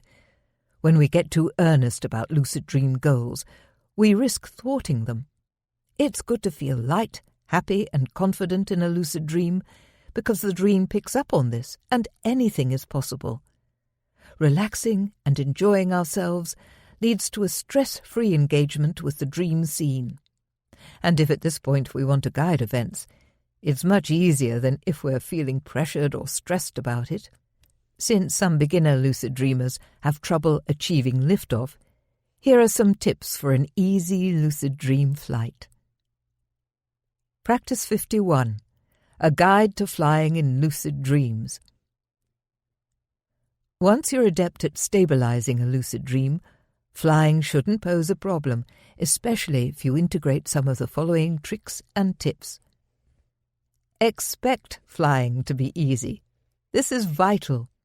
Visualize successful dream flights before you go to sleep at night. Remind yourself that gravity has no real meaning in a lucid dream. It only exists if we believe it does. In dreams, flying is a normal mode of transport like walking or taking the bus. In the dream, jump into the air and spread your arms wide, willing yourself to soar upwards. The truth is, the arm position is irrelevant, but some people find that involving the arms helps them to get off the ground. Others find that adopting a Superman-style stance with both arms straight out helps. Discover what works for you. If you can't get airborne, imagine yourself turning into a soap bubble and floating upwards, or having a motorized backpack that can jet you into the sky at the push of a button. Be inventive and believe in your own invention. It's absolutely possible to trick yourself in this way so that suddenly you find yourself flying. If you can only fly sluggishly, this is a sign that you need to raise your lucid awareness and stabilize the dream using the clear stabilization technique or another of your choice. Keep trying without getting frustrated or feeling defeated, until flying simply happens. Banish any doubtful thoughts. These will seriously hamper you if you give them power. Replace them quickly with the positive expectation of an easy lift-off. Smile, laugh, relax. Allow your leaps to be gazelle-like, lifting you up into the air. Then simply soar along from there. Some people report vertigo when they find themselves high above the ground. Take a calming breath and remind yourself in a light-hearted way that this is a dream, and the high-up visual perspective is a dream creation. You are not in any danger. Try a mantra. I can fall from the sky and not die. I am free as a bird up high. You also have the option of flying lower. Strongly intend to fly 6 feet above the ground, point your arms if this helps to direct you, and skim down to your preferred height. Let your breath be your engine when ascending and descending. Breathe in and imagine that you are a bright balloon and the dream air is helium. Feel yourself rising higher with every in-breath as your lungs inflate. It's so easy. The thrill of leaving the ground makes you feel even lighter, and you are able to deftly weave a flight path wherever you want to go. To return to the ground, purse your mouth into an O shape and imagine that each long exhalation sends you gently down to earth. Enjoy yourself. This is seriously one of the most gloriously cool experiences in the world. Swoop over your dreamscape. Blow a kiss to any people or animals you see, visit the stars, or fly straight into the golden fireball of the sun. You can't get hurt. You will wake up safely in your bed, so be free. The people and images we meet in our dreams. A dream figure doesn't have to be a person or an animal. It can be any part of the dream that we sense has a particular presence and reality to it. It can be a creature we've never seen before, a waterfall or a star. Just as in fantasy fiction, in lucid dreams animals can talk, and wise beings take on the guise of towering columns of blue light or mysteriously glowing bushes, as I found in my own dreams. And these high-consciousness dream figures seem to want us to become lucid. Many lucid dreamers hear a voice of God booming from the sky. I had the following dream during an afternoon nap. I'm driving along when I see an astonishing sight, a pink double-decker bus, sideways on, rising into the air. Simultaneously I hear these words spoken very loudly, "You are dreaming all of this." How much more of a lucidity cue do we need than that? The whole dream conspires to help us to get lucid. For avid lucid dreamers, that really is a dream come true. When I explored lucid dreaming intensively in my 20s, I was often amazed by the insightful things dream people would say to me, or the way certain dream animals looked at me with a searing, super-lucid gaze that jolted me into higher lucidity. It interested me when dream people contradicted me, or expressed opinions that I hadn't considered. It was as if some of them had a mind of their own, and I was fascinated. Years later my research led me to experiment. In lucid dreams, I would summon the fictional characters I had invented as part of my first novel, Breathing in Colour. This was to see if meeting my characters in the multi-sensory, super-realistic dimension of lucid dreaming would yield any fresh information about them or help my creative writing process. In one lucid dream I hung out with my artist character, Taus. It was exciting to be in his presence and see him fully embodied in my dream. He had an animal sensuality and was pretty moody. When I assured him that my main female character, Alida, would be all right, he turned and growled, "How do you know that? You may be the author, but you're not God." Well, that told me. I was taken aback that he seemed resentful of me, and yes, in all honesty, I had seen myself as his sole creator until then, so I probably deserved to be taken down a peg. I was also surprised at how protective he was of Alida, who he barely knew at that early stage of the novel. Then I noticed he was holding his paintbrush in his left hand, and I'd thought he was right-handed. This final surprise woke me up with a jolt. I reflected on this lucid dream, and suddenly understood that Taus was so defensive about a leader because she had already found her way into his heart. Aha! Now a new subplot for the novel opened up in my mind. I ran to my writing desk, slipped into the lucid writing trance, and wrote down what would happen next. Does it matter how we treat dream figures? Some of the most spine-tingling encounters I've had in lucid dreams involve animals. I've danced with elephants, lived in the jungle with a Bengal tiger, turned into a dolphin, discovered a baby bird napping on my bedside table, met the mother of all lizards in a luminous bardo zone, encountered a frozen stallion made of champagne, and had an ecstatic, lucid Kundalini awakening with a green serpent. Many of my dream animals are recurring figures in my dreams, and they take on the role of guides, showing me when I need to pay attention to things in my life. My dream tigers have a very strong presence in my dreams and are often linked to my creativity. I'm like a volcano if something stops me from writing or doing art.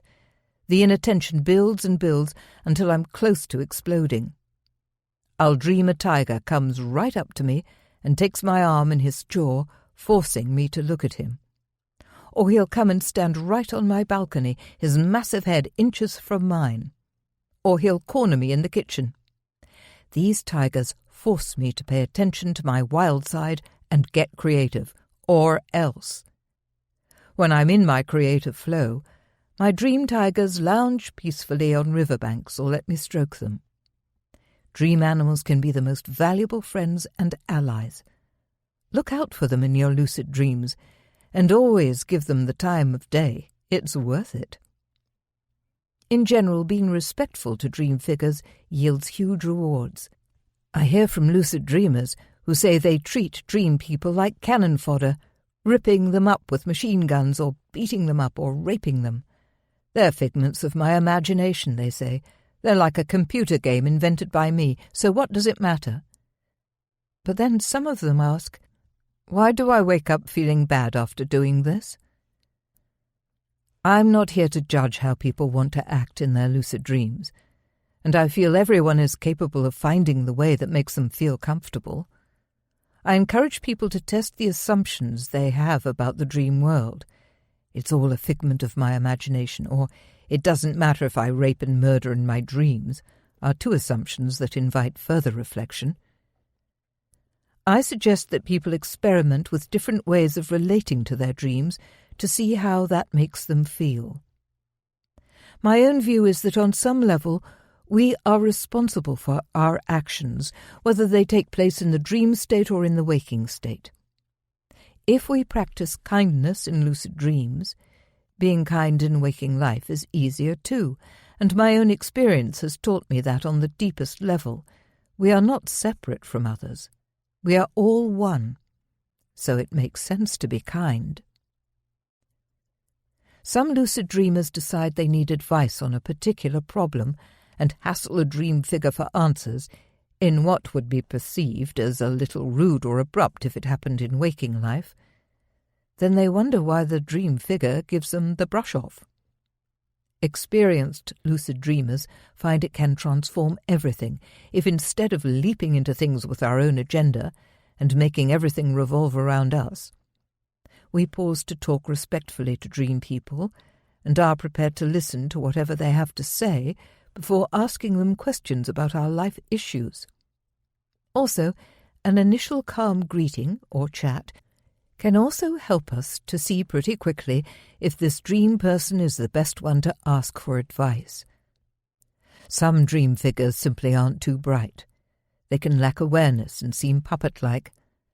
Others seem super-conscious. We get a little shock when we look into their eyes because they are so present and alert. These are the best ones to go to with our questions. This next practice shows the 4 main levels of awareness of dream figures that I've come up with. There will be other levels for sure, and every dreamer is different, so you may like to customize these types as you explore more deeply. Practice 52. How conscious are your dream figures?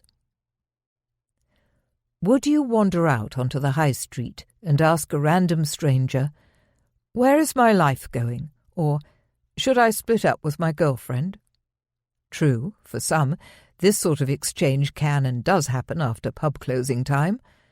But don't we at least look people in the eye and exchange a few words first? In lucid dreams, there's sometimes the sense that we'll wake up imminently, so we stress out, trying to squeeze in our goal. But when we become adept at stabilizing the dream, we can chill out more. This guide is to help you to find the best dream person to spill out your heart to, while remembering one vital thing about lucid dreaming. Since the lucid dream itself hums with awareness, directing a question to the dream itself can be just as beneficial, if not more so, than seeking out a dream figure to ask. In many cases, the dream figure can be seen as a kind of prop. We're used to talking to people in waking life, so we feel the need to find an image of a person to talk to in a lucid dream to make it seem real for us. But we could just as easily direct our question to the underlying, thrumming awareness that lucid dream imagery emerges from. Zombies. These are the film extras of lucid dreaming. They have little more substance than a cardboard cutout and are non-responsive if you try to talk to them. The more lucid we are, the fewer zombies we meet. Puppets. These are rather cute in their own way. They'll talk to you, but you'll have the distinct impression that you're the one putting words into their mouth by expecting a particular response, or by telepathically supplying them with the words. If you imagine them laughing, then guess what? They laugh. Puppets do their best to keep up socially and maintain the illusion that they think their own thoughts, but their act is pretty easy to see through. Conscious equals. Some dream figures seem able to talk to us on an equal level. They don't seem to intuit our thoughts and spit them right back out at us like the puppets do. Instead, they respond with insight. They can surprise us, and they can argue coherently. Often they take on the role of guides or mentors and can be helpful at initiating us further into the mysteries of lucid dreaming. Super-aware. You'll know if you meet one of these. Super-aware dream figures seem even more conscious than we are. They seem to act autonomously and possess a higher awareness and deep knowledge. It is electrifying and occasionally terrifying to find ourselves in the presence of these super-aware figures who often manifest in non-human form, such as a glowing globe of light. Keeping our cool and not giving in to fear can make or break this type of encounter. When we stay calm and curious, we can learn so much from this type of lucid dream figure. If things get too scary, you can always wake yourself up. But it can be immensely rewarding to hold on to your courage and stay in the dream. Whenever you ask lucid dream figures a question about your life situation, your future, the nature of reality, or any other pressing question you may have, what are next week's lottery numbers? Will I get laid this weekend? Be alert for nonsensical or insanely cryptic responses, but it's best never to dismiss anything in the dream, as sometimes we only understand the message, if there is one, once we've woken up. No matter who we ask, remember that just asking aloud, asking the dream itself, is really effective because the lucid dream is conscious. Responses may manifest through a voice booming out from nowhere, or a stream of imagery showing us a particular sequence of events, or the appearance of a person or image. We might suddenly be awash with a strong emotion or experience a flood of insight. When we ask profound questions in a lucid dream such as, "What happens after we die?" or What is the meaning of life? What often happens is that we get swept up by an invisible wind and transported at top speed into a vast sparkling lucid void, or we are pulled downward into a spiralling black hole. Don't be afraid if this happens. Just hold on to your hat and go with that wind, because this sort of response from the lucid dream often ends in incredibly blissful states where we receive knowledge and experience pure, interconnected oneness. More on that exciting state of affairs in Chapter 9. Make new dream friends. If we barge through our lucid dreams with the attitude that dream figures are there to serve us, and that we are the king in this dream and can do whatever the hell we like, we are bound to run into trouble along our lucid dreaming path. At some point, we may develop a block around an aspect of lucid dreaming and not know why. Or we may stay stuck forever in the playground zone of lucid dreaming and never glimpse the absolute amazingness of deep lucid dreaming. But when we are willing to learn from our lucid dream figures and interact with them respectfully, everything changes. We'll make new friends. Our lucid dream friends, who may take on different guises in each new dream, can and will open doors for us, as well as doing everything in their power to get us lucid. If you experience a lucidity boost in a dream, the dream will overall become more conscious along with you. You are the lucid dream, and the lucid dream is you. Practice 53. How to interact with dream figures so they support our lucidity. When we enlist the help of dream figures to get us lucid, we may quickly unleash a flurry of lucid dreams as they respond by dropping hints to us that this is a dream, or invent other ways to raise our lucidity levels. As a basic fact of your lucid dreaming practice, be open to the fact that any dream person, animal, object or landscape you encounter in a lucid dream, or any dream for that matter, may have something valuable to teach you. Yes, even a dream slug or a zombie dream person. You never know. In dreams, pretty much everything is imbued with emotional meaning. Landscapes, dream figures, and even our own dream selves can all transform in the blink of an eye, so stay alert for changes. Cultivate an attitude of respect, compassion, and generosity with dream figures, and they will open new doors for you and help you in surprising ways. Offer the dream figure a gift, especially if they're being aggressive towards you or barring your way. Just put your hand in your pocket while fully expecting the perfect gift for them to emerge. Offer it with love in your heart. Even if the gift turns out to be nothing more than a raggedy bit of tissue you found in the depths of your pocket or a half-eaten toffee, the act of offering it with love often transforms the dream person or animal swiftly into a BFF. Just don't assume the same trick will work in waking life, unless you keep one pocket stocked with diamonds and the other with doggy treats. When we interact consciously and compassionately with our dream figures, they awaken along with us. They become highly conscious and eager to help us to get lucid, stay lucid, and discover all manner of wise and wonderful things in the dream world. In this chapter, we've investigated how to guide lucid dreams with the power of thoughts and intentions. We've considered our basic beliefs and assumptions about the universe.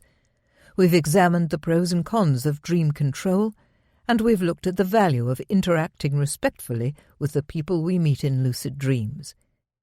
We've seen that every part of the lucid dream environment is alive and conscious to differing degrees. I've shared practical guides to having successful lucid dream sex and superb flying dreams. Now it's time to move into the worst-case scenario, nightmares. We'll see how lucidity can help us reach powerful, healing transformations when we're faced with frightening dreams. Chapter 8. Facing and Embracing Nightmares. When we are lucid in a dream, We can see how swiftly our thoughts, emotions, and expectations cause the dream reality to change.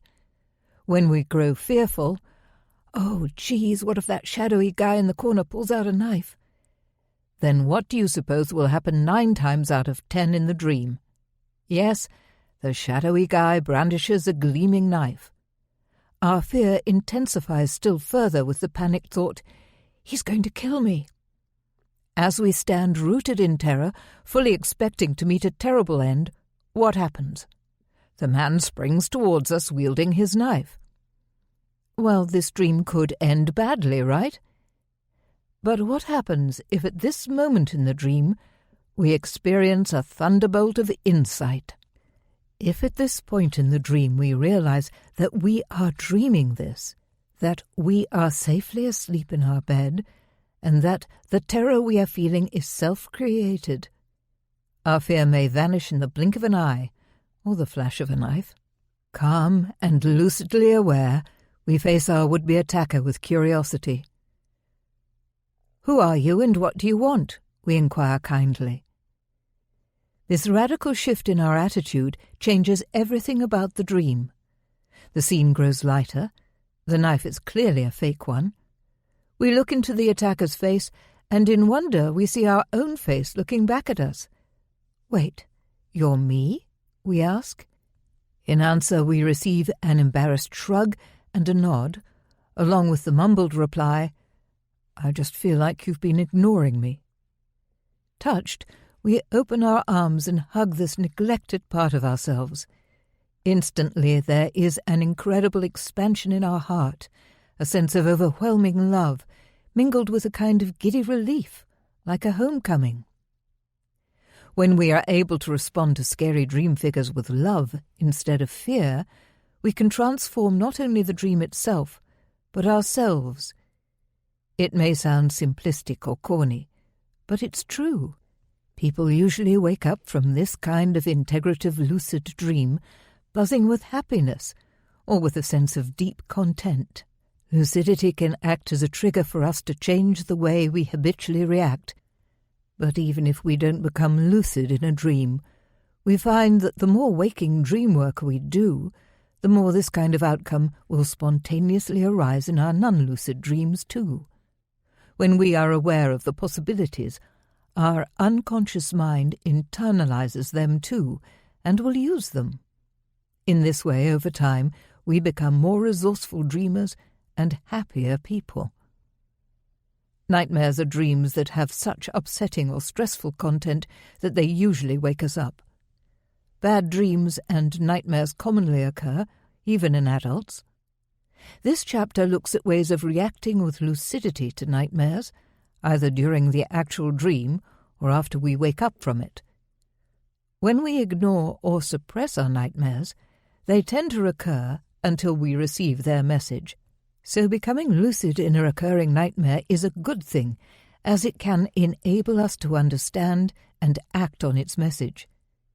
We'll also look at sleep paralysis and how to free ourselves from fear in that state, so we can move directly into a beautiful lucid dream. In many ways, this chapter is all about fear. Let's cut to the chase and look at a fearful question that a surprising amount of people have about lucid dreaming. Could I physically die during a lucid dream? A lucid dream is simply a dream in which you are aware that you are dreaming. Lucid dreaming takes place in normal stages of sleep that we all move through every night of our lives. It's no more dangerous than non-lucid dreaming. There's no evidence that people have died while lucid dreaming, but if anyone did, how would we know? Secretly, I've always felt that dying in my sleep would be my preferred way to go, one day when I'm old. It sounds blissful, like floating into the light. Anyone could die at any stage of waking or sleep. However, after many thousands of adventurous lucid dreams, I have always woken up safely in my bed. So have other lucid dreamers. Sometimes I think there's too much mystical thinking about lucid dreaming because people write to me seeming to seriously believe that if they die in a lucid dream, they will actually physically die. This idea instills in them a terror of their spontaneous lucid dreams. It seems such a pity, such a waste of potentially remarkable and healing lucid dream experiences to view them this way. It seems to me it's never worth being dominated by our fears. On the contrary, why not walk towards our fears? It's the first step to understanding them. Lucid dreaming enables us to hold our heads high and walk towards our fears. Dreams are rich with symbolism, and death in any dream, lucid or non-lucid, can be symbolic of transformation. Dying in a dream might represent finishing with one phase or stage of life and preparing for the next. Or it might represent an ego death, as we throw off a more self-centered approach to life and grow spiritually. Some people choose to die in a lucid dream in order to face their fears about death and come closer to understanding what happens at the end of life. One lucid dreamer I know allowed himself to be torn apart by a dinosaur. Another plunged off a towering dream cliff. Another flew into the molten core of the sun. They all woke up safely in their beds. When we are able to remind ourselves that after any lucid dream I wake up safely in my bed, we set ourselves free. We liberate ourselves so we are able to engage fearlessly with our nightmares. We can relax in the knowledge that even when things get terrifying in the dream world, we are safe. Armed with this knowledge, we can walk bravely to meet our nightmares. Why change a nightmare? Changing the ending of a nightmare can be powerfully therapeutic and has even been successfully used by people who experience recurring horrific nightmares due to post-traumatic stress disorder, PTSD. Imagine a veteran whose buddy was shot in the head right in front of him in the war. Now, in recurring nightmares, he relives the tragic scene and feels overcome with anguish and powerlessness. How can changing the dream story possibly help? Because we're working with imagery, we can reimagine the scene and change this imagery. For example, instead of the soldier shooting the veteran's friend in the head, he lays down his gun and admits that war is a terrible thing. The remarkable thing is that even if in real life the veteran saw his friend getting shot in the head, on the unconscious level of his nightmares, this simple act of changing the imagery has made a difference. A new path has been forged. New imagery overlays the old. If the veteran then focuses on his new, changed dream by writing it down and rereading it each day, this reinforces the new story, and the recurring nightmares may well reduce in frequency and intensity, or even stop altogether. This technique is called imagery rehearsal therapy. I just gave an example of one of the hardest cases, a trauma-induced recurring nightmare. But changing the imagery of a nightmare can have therapeutic benefits on any level. It can help us with a stressful, "I'm not ready" dream about an upcoming public speaking event. We find ourselves naked on stage, or a disaster dream about our imminent house move. The removal van rolls into a lake. When I first started teaching my lucid writing method, I taught it as a creativity technique. But as people started spontaneously resolving nightmares in my workshops, I understood its full potential as a tool for healing. The next practice shows how a few short minutes of lucid writing can help us unwrap the meaning of a disturbing dream or a nightmare, or resolve it in healing ways. Practice 54. Changing a nightmare with lucid writing. Have you ever wished you could have become lucid in a nightmare? You can add lucidity to the dream once you awaken from it. Changing and reimagining dream images is a simple yet powerful process. One lady had a nightmare about a huge vibrating demon. In her lucid writing, it turned spontaneously into a giant golden Buddha and then disappeared. She said afterwards that this had changed the energy of the nightmare and that the terror had simply gone. Another woman dreamed of a wild crashing river. In her lucid writing, it morphed into a calm sea, and she realized that rivers flow into the sea. They are one. This triggered the realization that she had been frightened her whole life of being swept along by her mother like a wild river, but she didn't have to be scared of losing herself. She felt this insight gave her an answer to a stuck part of herself that she'd been struggling with for many years. She now felt free to go with the flow of life and trust that everything would work out well. Enter a lucid trance by closing your eyes, taking deep breaths, and using the golden light visualization from Practice 38. Imagine light cascading over your body.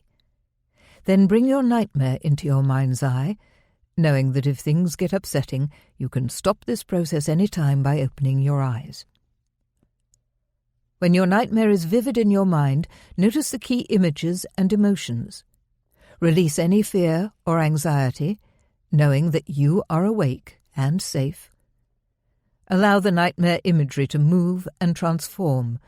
Let the dream story change before your eyes. Take a pen and write without stopping, describing what you see and writing without any agenda, allowing associations and ideas to flow freely. Be open to receiving knowledge from your nightmare and be open to healing resolution. But it's not wise to force anything to happen. Lucid writing is more like watching and listening to a spontaneous flow of inner imagery and inner wisdom than actively creating.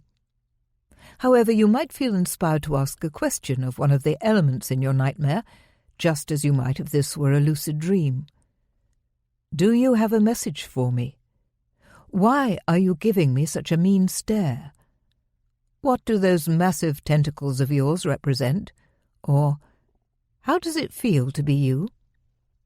Simply write down any response you receive without judging it, and allow the imagery to keep flowing. Critical judgment is not useful in this process. Just write and keep writing until you are done. Reread your lucid writing and underline anything that speaks to you or feels important. If you feel there's something you still need to understand about your nightmare, you can always take one element of your writing or a core image from your nightmare and use that as a starting point to write without stopping again. Adapt this technique to suit you. Not everyone enjoys writing, so you could try lucid doodling, working solely with images, or lucid talking, simply talking into a recording device while resting with your eyes closed and watching your nightmare imagery transform in your mind's eye. Nightmare solutions. One of the core nightmare resolution techniques I've developed is similar to lucid writing in terms of the internal transformation of dream imagery, but it's designed to be used immediately after waking up from a nightmare when we are still super close to the creative state of dreaming.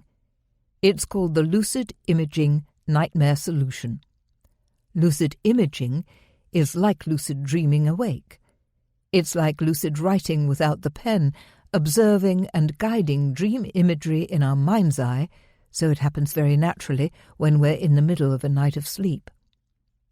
Please be aware that this technique is not recommended for those suffering from anxiety, depression, psychosis, or personality disorder, or people who have recently experienced trauma or bereavement.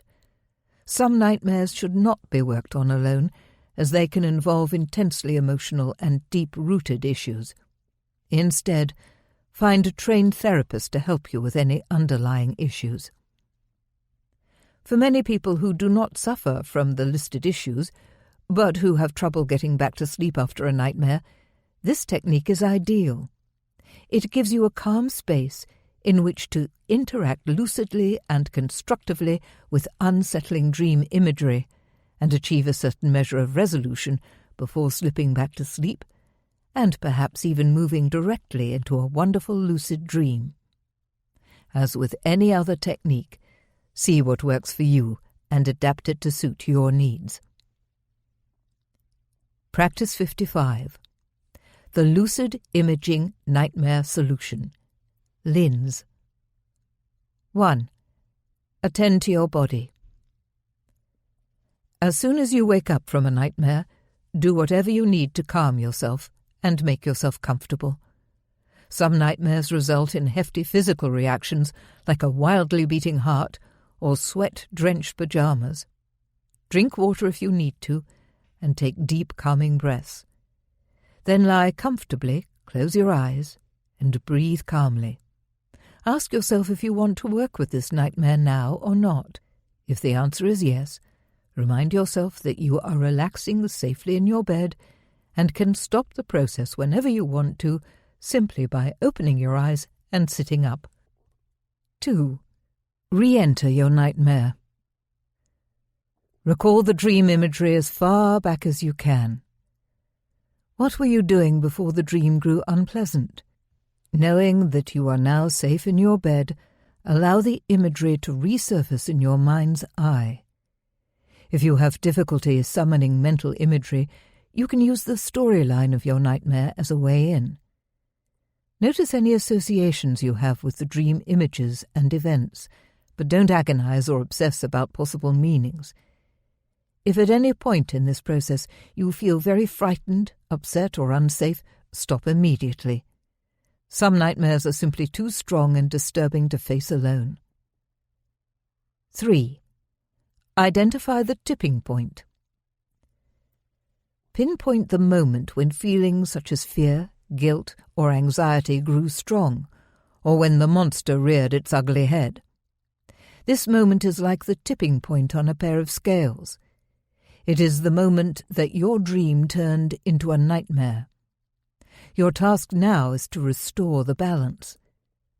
Decide where in the dream action you want to begin to change events or your attitude towards them. Beginning just before the tipping point usually works well. 4. Imagine this is a lucid dream. Rerun the script to resolve the dream crisis. Watch the imagery as it unfolds and reacts responsively to your thoughts, questions, needs, and guidance.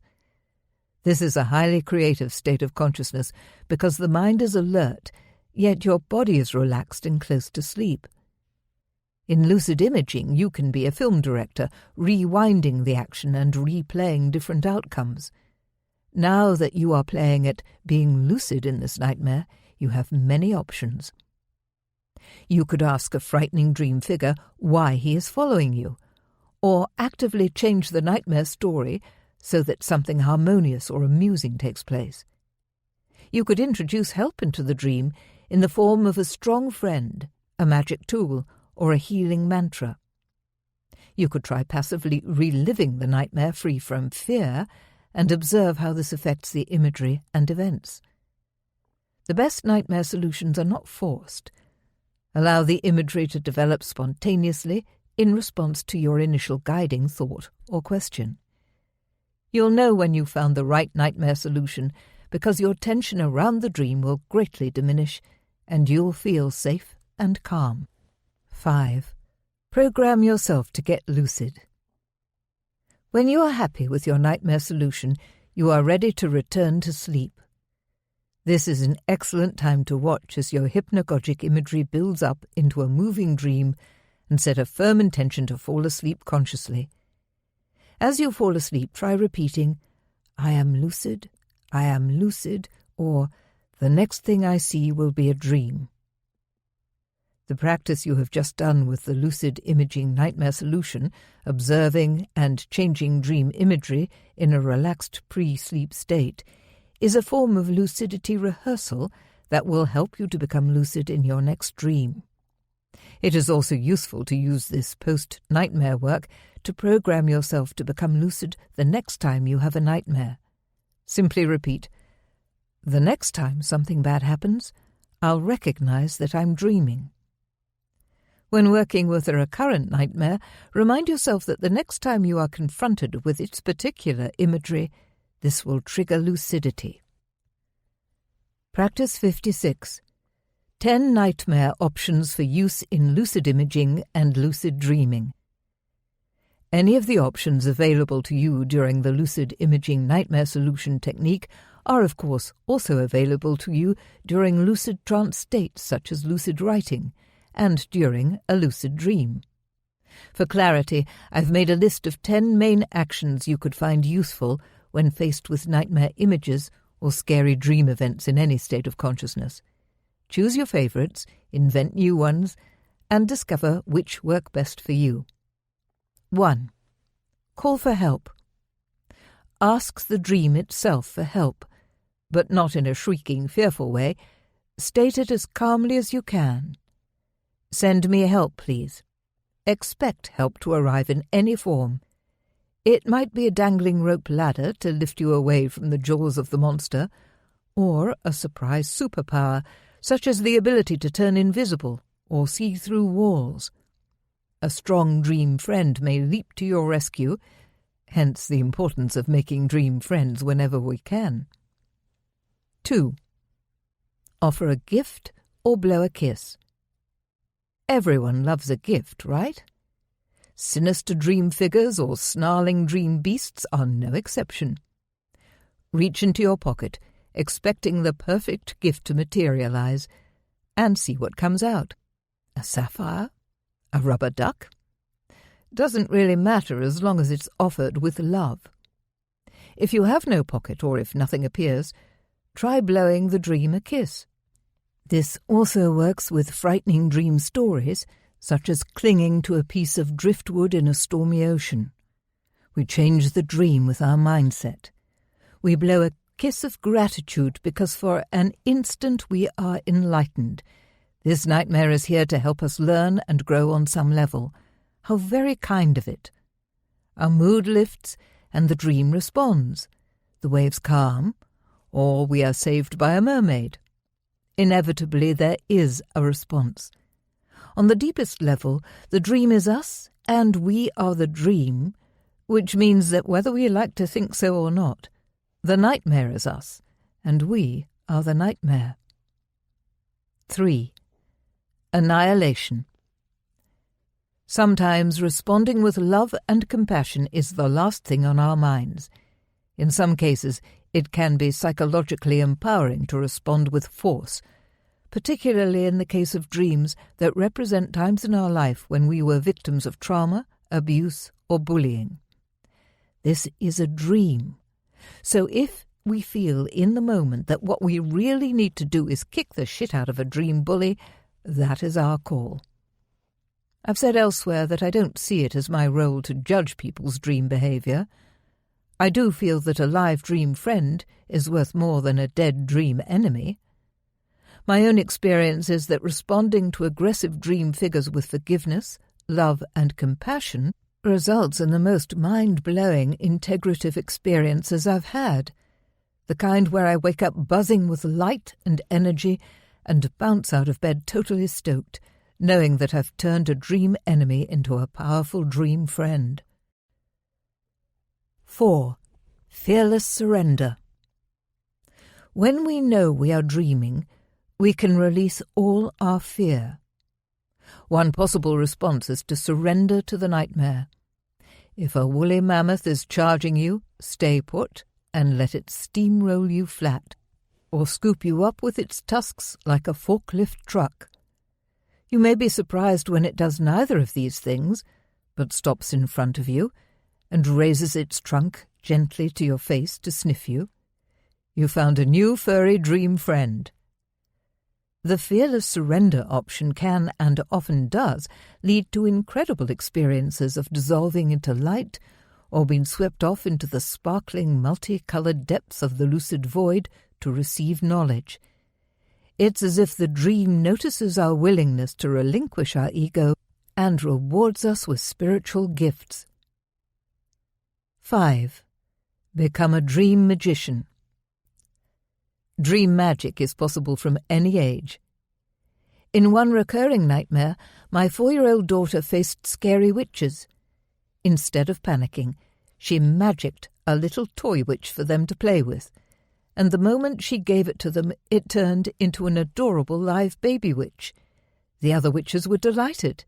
They all had a picnic together, and the nightmare never returned. We are magicians in our lucid dreams, and in our waking imagination anything is possible too.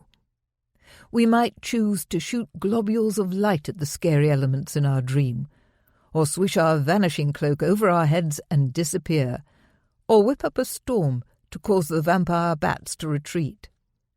It's fun to imagine all manner of magical possibilities during waking dream re-entries, and have them in mind when we become lucid in a nightmare. 6. Ask for a gift. It may feel a bit cheeky to ask a flame-tongued, three-headed dream dragon for a gift, and you may end up with something you didn't expect. Can a charred hole in the ground really be considered a gift? But you might end up with something spectacularly useful, a turquoise gemstone for seeing into the future, or a fireproof jumpsuit.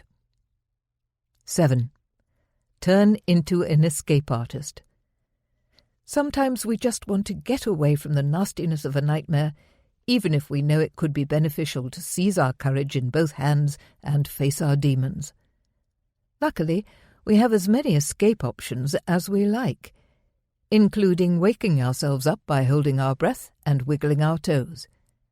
An escape artist might choose to outwit a dream aggressor in a dark alley by disappearing down a trapdoor or performing aerial flips like a prize-winning gymnast. 8. Build a protective shield. This is a useful protection to use any time you feel under threat, and can be done mentally in waking life situations too, when we are confronted by aggressive or tiresome people. Visualize yourself within an egg of protective white light. In dreams and visualizations, this can be reinforced with power gestures. Push your arms outwards, upwards and sideways to increase the protective light surrounding your body. 9. Ask the message question. Pausing in the fear and confusion of a nightmare to ask the dream figure, animal or situation, "Do you have a message for me?" can have transformative results. A terrifying tidal wave may stop in its tracks to show you a close-up image of your bullying boss, conveying the message. Your work situation is overwhelming you, and big change is coming. A dream panther might respond, "I am here to give you my agility and fearlessness."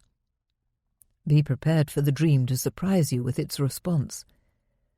One woman asked a giant man who was chasing her, "Why are you chasing me?" Seeming mortified, he shrank down to a normal size and told her sadly, "You need me for your fear." It can be illuminating to realize that we are the creators of our fear. Crucially, this realization enables us to release excess fear so that we free up energy for other areas of our life. 10. Hug the monster. Nothing says that we have to hug an unpleasant element in our dream. What if it's a venomous sea urchin? This option encompasses any loving gesture. We might send love and light by placing our hands over our heart and opening them towards the nightmare image. Hugging can be pretty amazing, though, and I imagine a dream sea urchin's spines and venom would dissolve during a lucid hug. A hug can be both welcoming and a kind of surrender. With a hug, we send this message to our inner monster. I love and accept and welcome you into my heart. We are one. How beautiful is that? It's enough to bring a tear to the eye of the most hardened dream monster.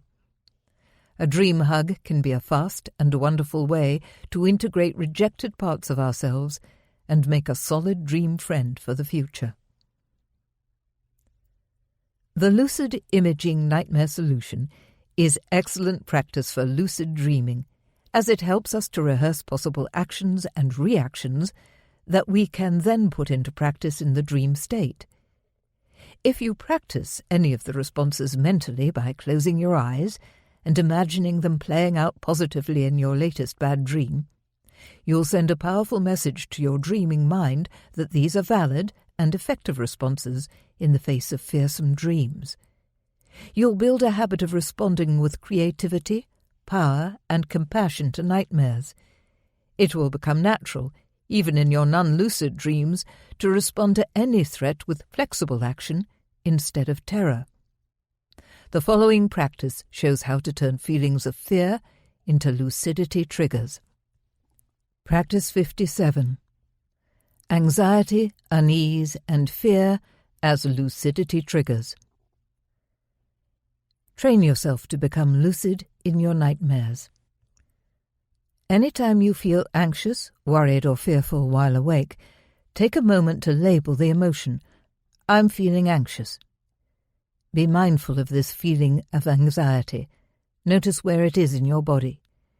Is your belly tight? Is your head hurting? Then ask yourself, am I dreaming right now? Take a deep breath and do a quick reality check. This will calm you somewhat in your waking life situation, and if you do it often enough, it will create an automatic lucidity trigger that will carry over into your dreams. Building this kind of response while awake is so valuable because once it is integral and automatic for you to associate negative emotions with reality checks, you'll start to reap the benefits of this connection in your dreams. As soon as you experience fear or anxiety, you'll realize that you are dreaming this. You'll find it much easier to liberate yourself from fear and anxiety once you recognize that you are in a dream and will wake up safely in your bed after this experience.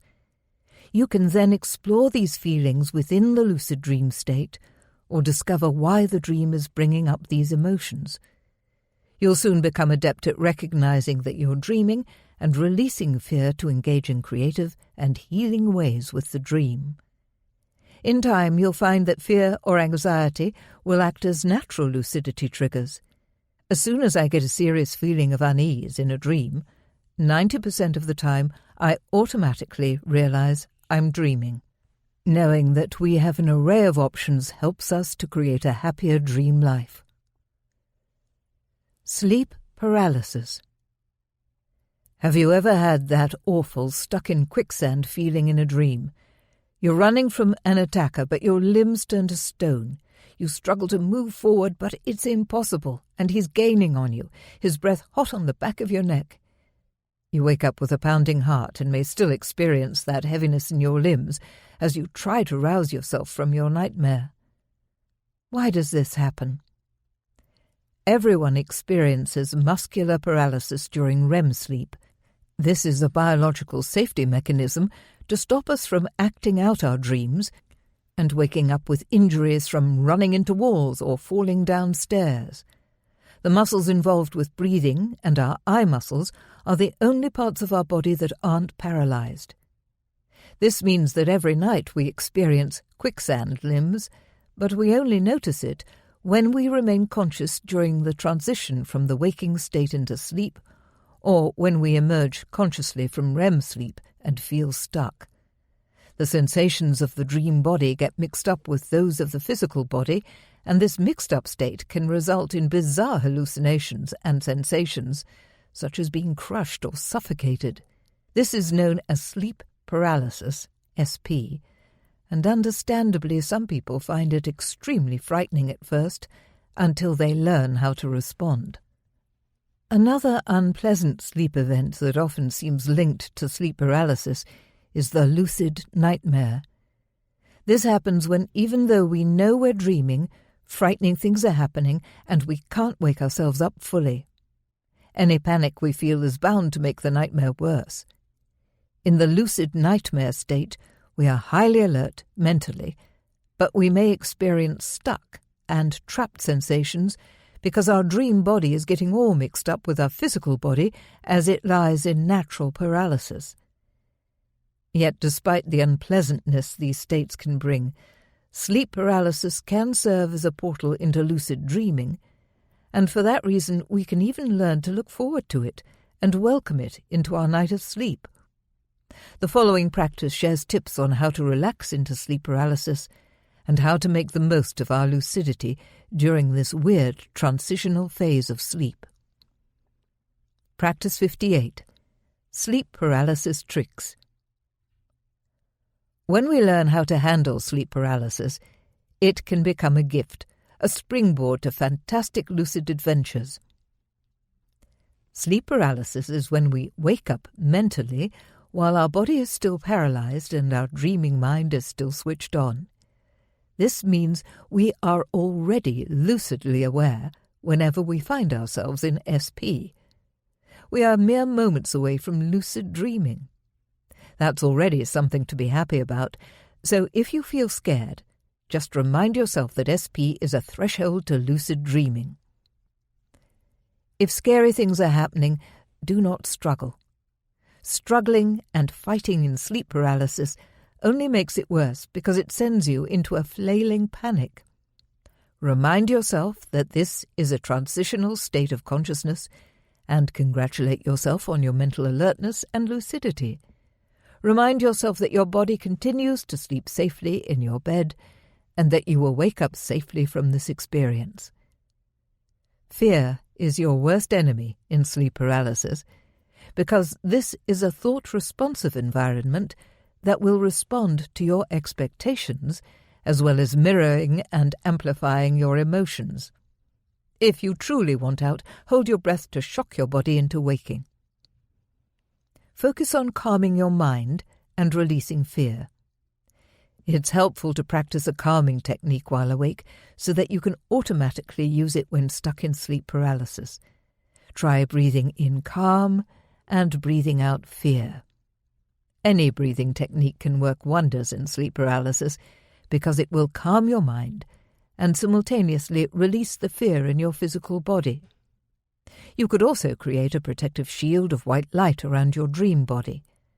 Try an affirmation. I release all fear. I am always safe in the dream state. It's also effective to bring a memory of happiness and safety to mind and allow it to expand, filling your heart and mind.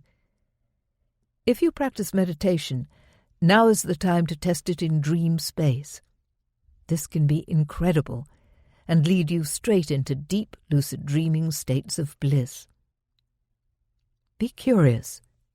Document events, imagery and sensations like a scientist. Notice swooping or falling sensations, loud noises, voices, shadows moving in the space around you, but don't get drawn into feeling frightened or out of control. Remind yourself again that we all pass through sleep paralysis every night. We just don't usually notice it as we lose consciousness first. You are the lucid dreaming equivalent of an astronaut, an onironaut. Imagine you have to report on this new dream space that you are discovering. What will you say? How will you describe it? This is a lucid adventure, a surreal interactive movie, a window into the dreaming mind. Enjoy your status as an intrepid explorer of dream space.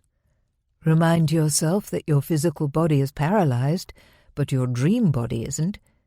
So try rubbing your dream hands together or performing a dream body backflip.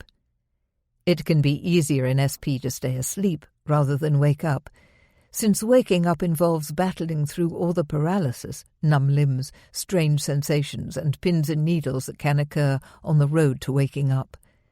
And of course, if you're interested in having a lucid dream, you'll find it kind of helpful to stay asleep. If you are experiencing sleep paralysis hallucinations, practice the Lucid Imaging Nightmare Solution. No need to wait until you've woken up from this frightening sleep experience. There's no time like the present, so calm yourself with a deep breath and begin the steps. Think back to the moment when you became fearful, the tipping point, and start working to restore the balance. You can interact calmly and creatively with whatever is happening right now in your sleep paralysis. If there's a glowing-eyed demon crouching in the corner of your bedroom, use any of the 10 nightmare options listed in Practice 56. You might ask the demon for a gift, or if it has a message for you. You might send it love and light, recognizing that it is part of you and cannot harm you, and that you will soon wake up safely in your bed. Create a lucid dream by visualizing a gorgeous, inviting scene. Does your fantasy scene involve rowing a wooden boat on a sparkling lake, snowboarding down a mountain? Bring your scene to vivid life and roll, slide, or melt into it while staying consciously aware. You're lucid dreaming. Navigating sleep paralysis can take courage initially and a certain amount of perseverance, but it can quickly become an arena for honing your lucid imaging nightmare solution skills and a welcome stepping stone to lucid dreaming. Our assumptions about dream figures may also need to be examined carefully as we learn to respond calmly to sleep paralysis, as shown in the next practice. Practice 59. How to relax around frightening dream figures. It can be helpful to question your beliefs about what happens in sleep paralysis and lucid nightmares. Ask yourself, do I see frightening dream figures as separate from me? If so, you are giving those dream figures power. Historically, people believed that sleep paralysis experiences were supernatural visits, which of course made them even more terrifying. Today, we know that as the body transitions into sleep, our brain, physical body, and sensory perceptions go through changes that can result in crazy sensations if we stay conscious while they happen. Use this knowledge to help you to release fear of any spooky figures you meet in SP so you can brave the ride. Ask yourself, are dream figures, whether nice or nasty, part of myself? Are they part of the collective unconscious? When we take the attitude that dream figures have turned up in our dream to teach us something or illuminate something for us, we are much more likely to get the most out of our nightmares. This is not to say that this is the right thing to believe. Naturally, it's up to each individual to draw their own conclusions about the nature of the people and animals they meet in their dreams. Unpleasant or scary dream figures might represent past trauma, or they may mirror difficult feelings we have about a current situation in our lives. They might appear as a reminder that we need to learn new ways to react to threats or pressure. While many dream figures seem to reflect our personal lives or unacknowledged shadow aspects of our own personality, others may be transpersonal, symbolizing the state of our planet or the cosmos. In the case of dark presences in sleep paralysis, these may arise solely from the uneasy overlap between the dream body and the physical body that occurs in sleep paralysis. The dreaming mind has an unparalleled talent for turning physical sensations directly into super-realistic and highly emotive imagery. Release fear, be curious, and fill your heart with love. This is the attitude that gets us the furthest when it comes to ominous dream figures. There's a simple equation in the dream world that you'll notice I keep returning to. When we change our attitude towards frightening dream figures, they change in response. Be strong, claim your own power, and don't let fear be your master. Who knows, you may even make a new friend. And after this dream, you will wake up safely in your bed. In this chapter, we've explored the way that our own fear can impact dreams and rapidly turn them into nightmares. We've seen how lucid writing and the lucid imaging nightmare solution can help us to resolve unpleasant dreams by asking questions of the dream and creating flexible responses to fearful situations. We've looked at the healing power of changing bad dreams into good ones. I've shared tips for responding to scary sleep paralysis experiences and shown how to turn them into lucid dreams. We've seen how to react to frightening dream figures and explored the value of reacting with curiosity and love in the face of aggressive dream animals and people. When we work lucidly with nightmares, either during or after the dream, we can help ourselves move from fear to healing, and this empowers us to unwrap the precious gifts that nightmares hold. The next chapter looks into the healing and creative possibilities of lucid Dreaming. Chapter 9. Going Deeper. Creativity, Healing, and Spiritual Lucid Experiences. When we manage to get lucid, stay lucid, and grow familiar with the basic laws of the lucid dream world, we are in a position to go deeper into lucid dreaming. As we do so, we inevitably learn a lot about our motivations, reactions, expectations, and desires. There's usually no escaping ourselves when lucid in a dream for two reasons. Firstly, because we are the lucid dream, and it is us. Secondly, because dreams respond instantly to our thoughts and intentions in surprising creative ways, which is why it's so much fun to guide dreams. However, in deep lucid dreaming, we can escape our ego selves when our dream body dissolves along with our self-concept, and we experience ourselves as pure, disembodied conscious awareness. Are you intrigued? This chapter explores how to have this amazing deep lucid dreaming experience and how to go deeper in other ways. We'll look at how lucid dreaming enables us to engage consciously with powerful dream imagery to promote creativity, healing, and spiritual experiences. We'll examine how to heal physical and psychological issues in lucid dreams, and I'll share tips on what to expect when weird dream stuff happens and you find yourself floating lucidly in infinite blackness, the lucid void, shooting out of your body amidst noisy, buzzing vibrations, out-of-body experience, or encountering blissful light in a state of pure awareness, the lucid light. Let's begin by looking at how we can enhance and deepen our creativity to access original ideas and artistic inspiration. Creative lucid dreaming. Connect with your inner artist. Creativity is not reserved only for a select few artists and writers. We are all creative. And if anyone is in doubt about this, I warmly invite them to look to their dreams. This is where we encounter the mind in its most creative form. The visions experienced in dreams are multisensory, three-dimensional, and emotionally charged. They can change as fast as thought and in response to thought. Dreams are pure creative energy.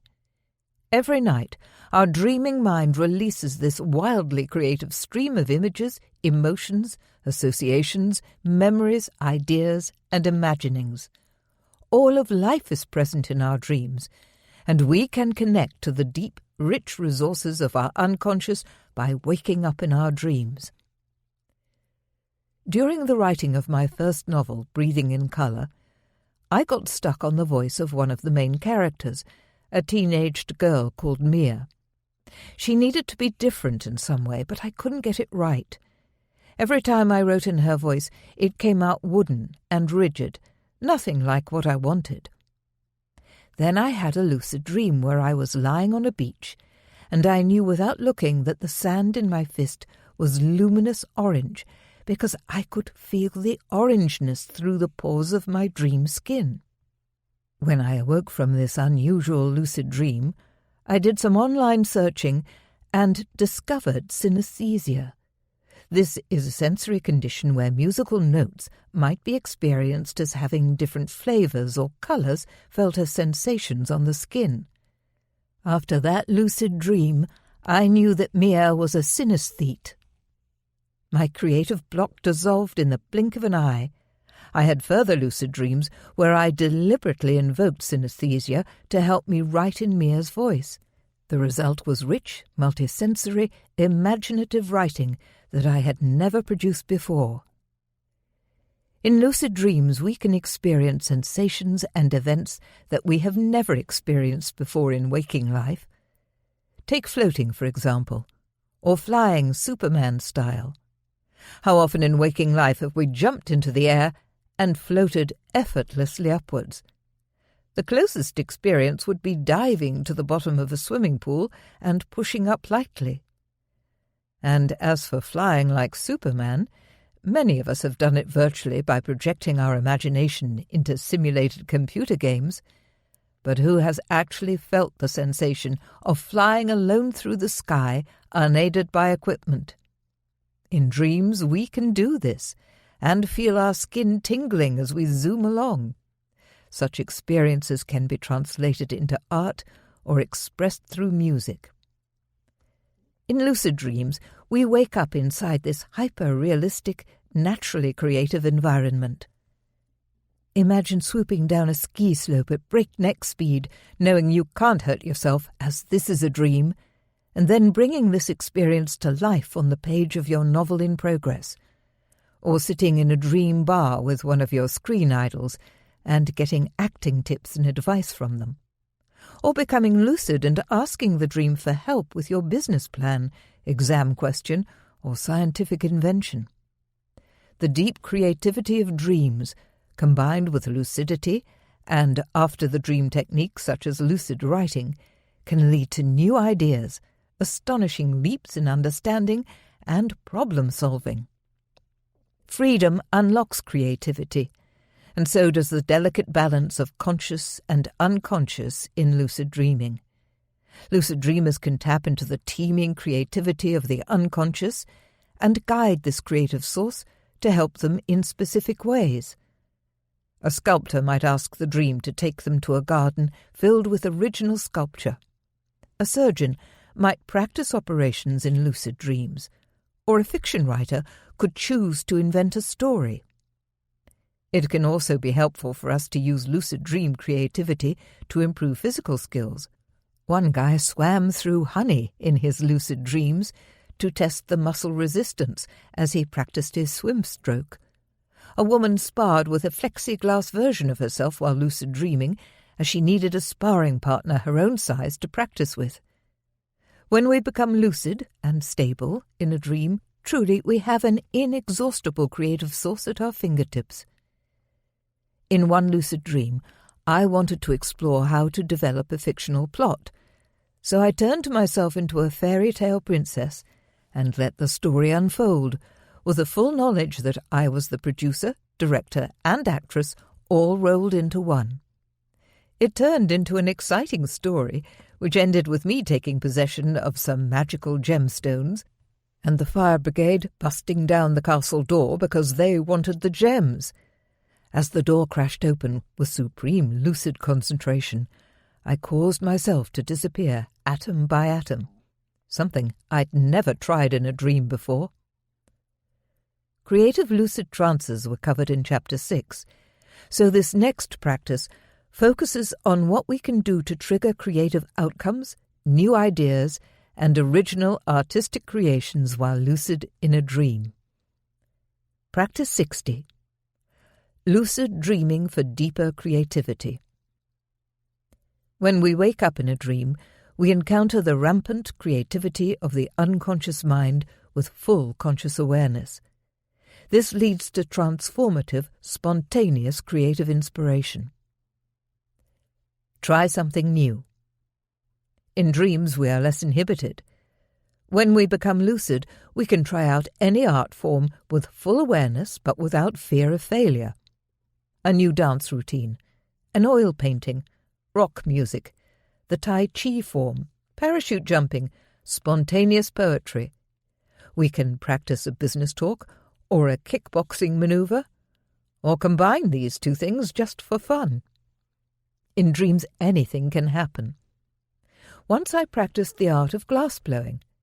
It was incredible, because the coloured molten glass behaved like giant soap bubbles wobbling up into the air above me.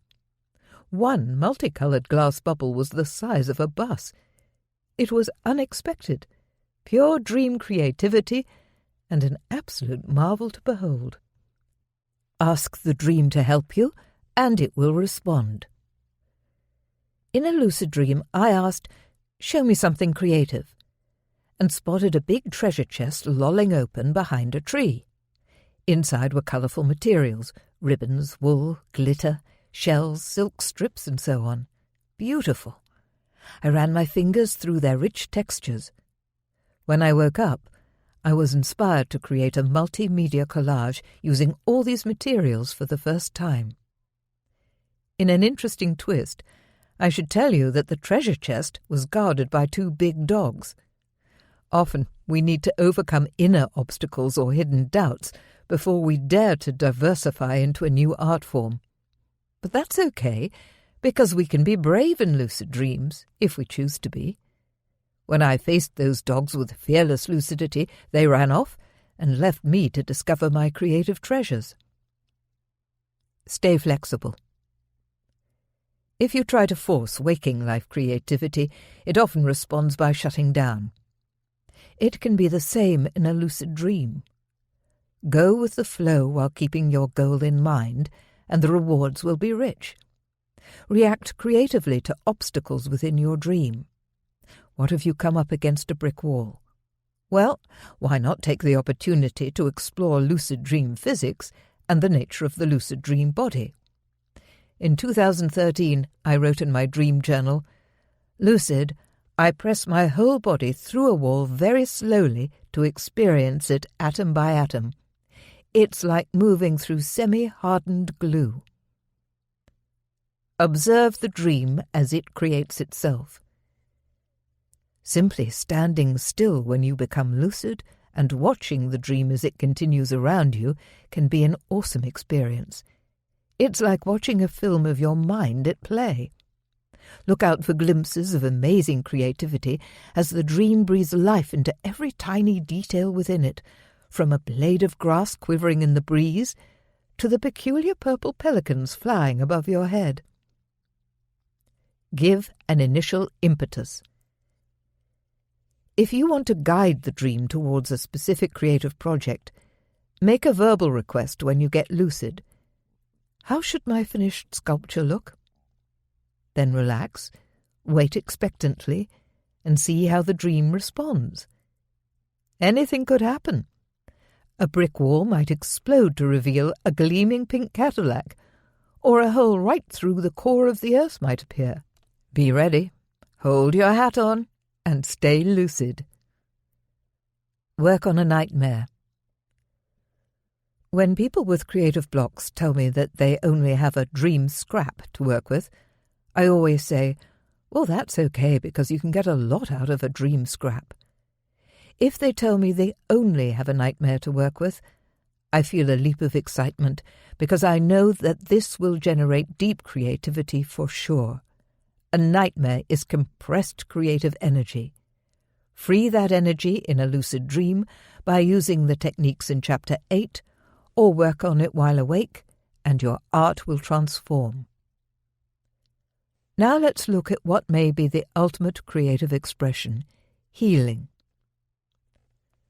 How does emotional and physical lucid dream healing work? As we go through life, all of us experience various degrees of emotional trauma.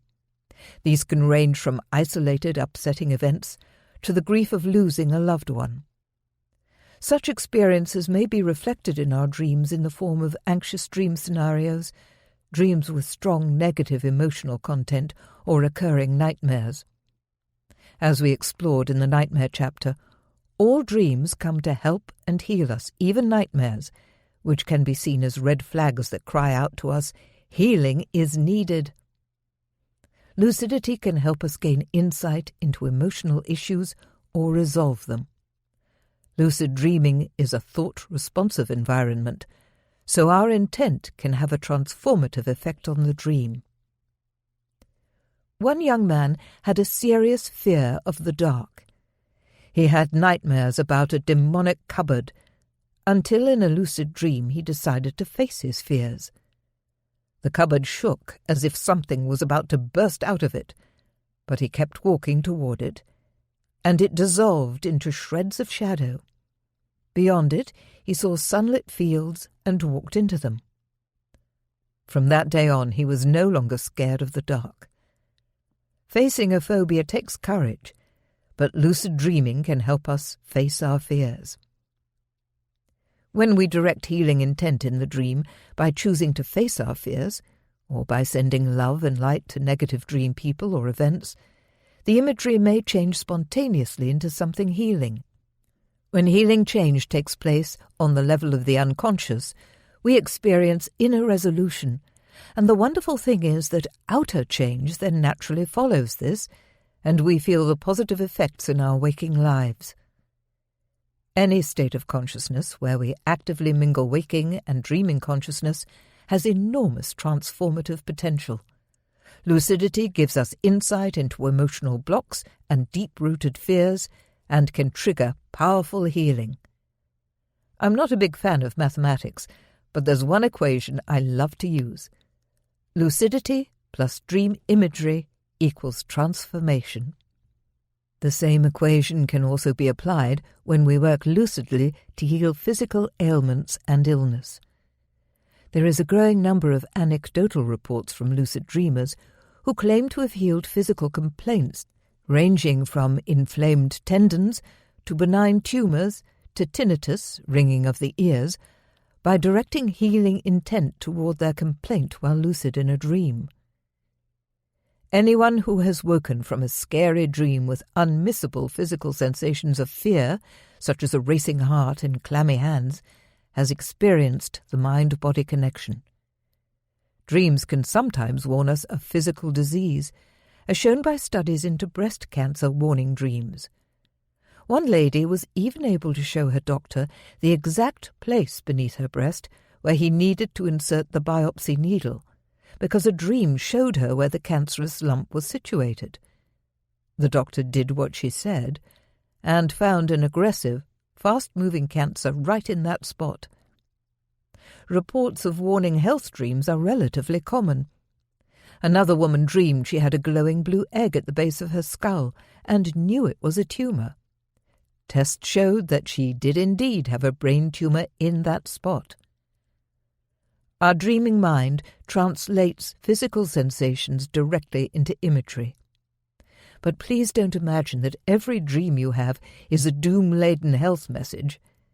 Most dreams are emotional rather than physical, so even the strongest nightmare may have absolutely nothing to do with physical health, nor warn of a grim future. The best way to discover the meaning of your dream is to unwrap its message using practical tools, such as the ones I share in dream therapy. The mind can alter unconscious body processes, as seen in hypnosis, where healing suggestions are made in a light trance, and healing imagery is developed to overlay old negative patterns of imagery. When we work directly with the imagery-rich language of the unconscious and enable it to change in healing ways, we can have a powerful effect on our state of health. In a lucid dream, rather than lying drowsily on a couch in light hypnosis, we are fully immersed in the vivid, all-encompassing world of dream imagery. This, combined with our alert state of awareness, creates a powerful combination for healing. Lucid dreamer Dr. Beverly Durso had a uterine cyst and a mass that doctors suspected might be a tumour. She experienced a lucid dream healing in which colourful geometric figures in the sky beamed healing energy onto her. The next day, an ultrasound scan showed no cyst, no possible mass, and a healthy uterus. Scientific research studies show that actions carried out in a dream have a measurable effect on the physical body. Lucid dreamers can affect their heart rate, breathing, and muscle tone. Neuroscientists have shown that when lucid dreamers clench their fists, the same part of their brain lights up as when they clench their fists while awake. Sports psychologists have concluded that athletes can improve their physical performance by practicing in their lucid dreams. Most people readily agree that lucid dreaming can help with emotional issues, yet despite these illuminating studies into the connection between dream actions and the physical body, some find it hard to accept that we can draw on the power of the dreaming mind to heal the physical body. What's your view on this? My suggestion, as always, is to keep an open mind, create your own experiments, and find out for yourself in your own lucid dreams. The following 2 practices aim to give you a platform from which you may launch yourself into whichever aspect of lucid dream healing, emotional or physical, you would most like to explore. Practice 61. How to trigger emotional healing in lucid dreams. When we are able to calm our emotions and stabilize the lucid dream, we are in an excellent position to work in healing ways with even the most disturbing imagery. In the face of scary or unhealthy dream imagery, a menacing ghost, a vat of acid, create a protective egg of light around you or recite a mantra. Calm yourself. Stabilize lucidity using the clear technique and prepare to take healing action. Here are different ways of reacting to unpleasant dream imagery in healing ways. Choose your favorite or create your own and practice it mentally during a pre-sleep visualization to get used to it and play with possible healing effects. The goal is not to whitewash negative dream imagery. The dream is an honest mirror that can show us not only what we're feeling or dealing with, but how to find a way through to healing and empowerment. Forcing the dream imagery into something more palatable likely won't result in deep healing. Instead, remain calm, open, curious, and compassionate, as this enables spontaneous change and deeper healing. Create a feeling of love in your heart, and send love and light to any frightening or distressing dream imagery, people, or animals. This is much more powerful and helpful than trying to force change. Ask the dream questions. Why is this dream unfolding like this? Is there a message for me? I am open to hearing the message of this dream. I am open to healing in this dream. Seek understanding. Why is this dream occurring now? Consider this lucidly. With insight comes spontaneous healing. Present a menacing dream figure or snarling dream animal with a gift. Surprise them. Their reaction may well surprise you in return. Ask yourself, what do I need to feel safe in this situation? I always tell my young daughter, whenever you ask for help in a dream, help will arrive. This is the truth, if you believe that it is. And belief plays a huge role in the healing process and in lucid dreaming too. Children believe the trusted adults in their life. When they carry into the dream the belief that help is at hand, lo and behold, help manifests. Help arrives in the form of a rescue helicopter, a muscular friend, a defending animal. Adults sometimes have to relearn that trusting spirit. Help yourself to feel safe in your dreams by summoning help. Trust and expect that it will arrive. Now let's look at how to heal physical issues in lucid dreams. Practice 62. Lucid dream healing of physical ailments. Light, love, and lucidity are the 3 magic L words when it comes to healing. When we manage to combine them, we stand a good chance of easing physical aches and pains and creating a valuable new picture of health to bring back to waking life with us. To heal a physical ailment, direct healing energy towards the affected part of your body with a gesture, such as placing your hand there or extending your fingers. Create a healing ball of light. Rub your palms together in the dream and feel healing energy grow between them. You may see warm light or sparks between your hands. Apply this healing energy to your body. Remember, you don't need to touch the afflicted part of your body to heal it. You don't even need to be in your dream body. The power of healing intent is strong in any state of consciousness, but in a lucid dream it can be particularly powerful. Use your lucid intent to beam healing to yourself on all levels. Trust your intuition. Stay flexible to how the dream unfolds once you have brought into it the intention to heal. Love is an incredibly healing energy. Summon love in your heart Place your hands on your heart, and then send that love to whatever ails you. Within the lucid dream, visualize yourself in vibrant health. This creates a strong new mental image for you to internalize on a profound, unconscious level. Create a healing mantra and sing your healing song at the top of your lucid lungs, causing the entire dream to reverberate with healing sound energy. This can be incredibly exhilarating. These healing actions may spontaneously integrate and transform unhealthy imagery. Black fungus may react to healing intent by turning into a carpet of spring flowers. An aggressive dog might turn into a playful one. You may wake up feeling the physical and emotional effects of your healing intent. Remember, your dreaming mind wants you to heal. Healing is always available to us in the dream state. Spiritual lucid dreaming. We've looked at emotional and physical healing. Now we'll look at spiritual or soul healing in lucid dreams. People report encounters with deities, religious presences, and spiritual gurus in their lucid dreams. One woman saw a field full of Buddha statues that she suddenly realized were alive and breathing. Another often floats on what she describes as the luminous winds of the Holy Spirit. It also seems common for people to experience profound states of bliss while lucid in dreams, and these often involve dissolving into light.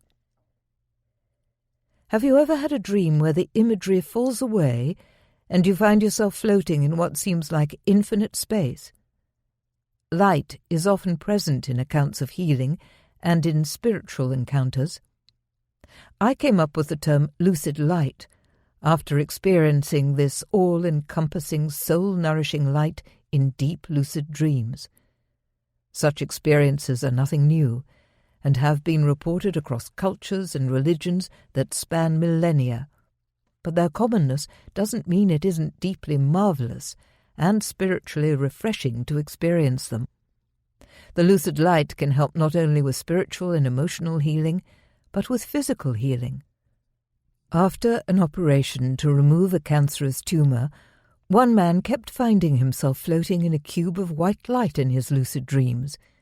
He knew he was being healed in these dreams and made a good recovery.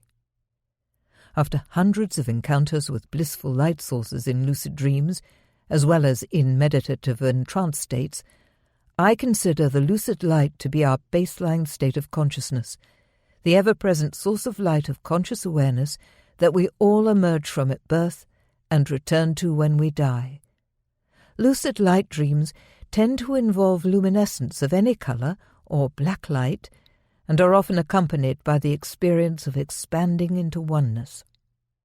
We can encounter the lucid light in any state of consciousness, but it seems especially easy to reach it in lucid dreams, out-of-body experiences, the pre-sleep hypnagogic state, highly lucid waking moments, during meditation, while floating in the sparkling black lucid void, and in luminous dreams. Reports of near-death experiences often mention soulful, magnificent light. This light is with us and within us all the time. It's just a case of knowing how to reach it. Lucid light experiences can be so utterly and profoundly amazing that they revitalize and refresh us to our very core. These experiences can help with anxiety, depression, and burnout. Once I finished a stressful book deadline and collapsed onto my bed, totally drained and beginning to feel physically ill. Instantly the room filled up with luminescence, a warm golden light that felt so welcome and supportive as it encompassed my body. I floated blissfully within it, fully aware I couldn't feel my body any more. I surrendered to the incredible sensation of floating in pure, healing light. After a time my eyes opened, and I saw that I'd been in that state of bliss for 90 minutes. No dreams, only lucid light. I sat up and was astonished at how energized I felt. I bounced out of bed, grabbed my mountain bike, and went for a long riverside bike ride, feeling on top of the world. Talk about a power nap. That was a battery recharge plugged right into the energy source. I glowed like a 100-watt light bulb. Spiritual lucid dreams of all types are treasures, and we tend to wake up from them with an inner glow. Let's look at how to stoke our spiritual fire by invoking them. Practice 63. Get lucid, get spiritual. How to invoke spiritual experiences. Whether we're atheists or religious, lucid dreaming can lead to blissful transcendental experiences that remain with us for a lifetime. Set an intention. Practice visualizing yourself encountering the deity of your choice in your next lucid dream, or having an immersive experience of the lucid light. Create a mantra or a verbal request to use when you become lucid. I am open to a spiritual, transcendent experience, or take me to the Buddha, or I am divine light. Move towards the light. In any lucid dream, and in other lucid states of consciousness, follow the light. You may be in a dream and see a particularly vibrant tree, or an object that has a glow to it, such as a luminous moon. Go to the tree and hug it, or reach for the moon. Notice luminosity, and recognize it for what it is, an especially aware part of your dream, one that could act as a portal into a deeper spiritual experience. Don't be shy about connecting with the light in your dreams. Just be calm and respectful. Meditate in your next lucid dream. This is the fastest way to reach a state of bliss.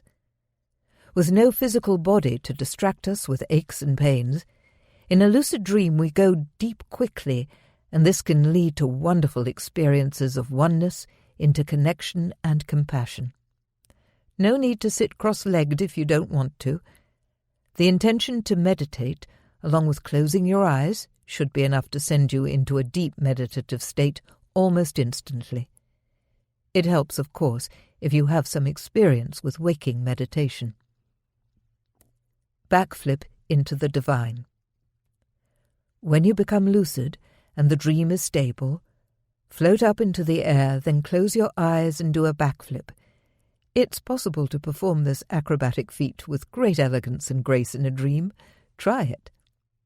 With the firm intention of moving directly into a divine encounter or a spiritual or transcendent space. Use your mantra and release all fear, knowing that after this powerful experience, you will wake up safely in your bed. Before that, though, things may get exciting. You might find yourself being pulled along through black rushing winds or sucked through rainbow tunnels of light. This is all fine. Go with the flow, stay curious and aware. In many such lucid dreams, I get spat out at the end of one of these wormholes, and that's when things get deep fast. It's like being a dream astronaut, an oneronaut, floating in vast space, weightless and aware, looking into infinity. Pinpricks of coloured light, as if all the stars in the universe are around you. In this state, it's common to no longer have a dream body, but to experience yourself as a pinprick of awareness, and eventually, even that sense of self may dissolve into an experience of profound peace and oneness. Ask the dream-probing existential questions. These often lead to spontaneous and enlightening experiences, like the one described in the previous point. In one lucid dream I asked, "What are dreams made of?" The dream scene began to vibrate with incredible energy. I laughed, as this was such a familiar response to me. "Okay," I said, "I get it.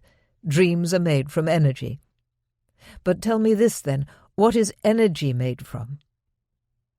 The vibrations calmed down, and these beautiful chains of light appeared. They linked together in intricate patterns until there was more and more light. In awe, I said, "Oh, wow! Energy is made of light." This lucid dream turned spontaneously into a powerful revelation, one that shaped my lucid light theory and inspired me to connect with the light in my dreams whenever I could. Questions to try, if you feel ready to hear the answers, are: what's my life's purpose? What happens after death? Or try requests: show me my soul, show me my death, show me my future soulmate, child. To complete this chapter, I'll briefly address two common experiences that often confuse and distress people when they first arise: the lucid void and out-of-body experiences. The lucid void. In the lucid void, you're basically already in the lucid light. It's just black, or white, or multicoloured light. The gap between dreams, the stuff that dreams are made from.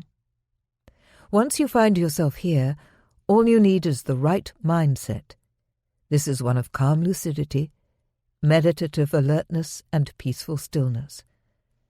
I get messages from people asking me, "How can I escape from this terrible black space? I can't see anything and it scares me." Well, as we've explored in this book, dreams are thought-responsive spaces. So if we feel horrified to find ourselves in the lucid void, it will likely be a horrifying experience. It's like the story of the puppy who ran into a cave of mirrors. There he found a whole gang of puppies all looking right at him. Terrified, he barked, and all of them barked right back at him. Out he raced, his tail between his legs. Silence fell in the cave. His curiosity got the better of him, and he ventured back inside, feeling calm and brave. To his delight, he met a whole crowd of calm puppies. He wagged his tail, and they all wagged their tails back at him. This is how it works in the lucid void and in any dream state. If you are having fearful dream experiences, work on calming your fear by day, by practicing deep breathing, surrounding yourself in a protective egg of light, and reminding yourself, "I am safe."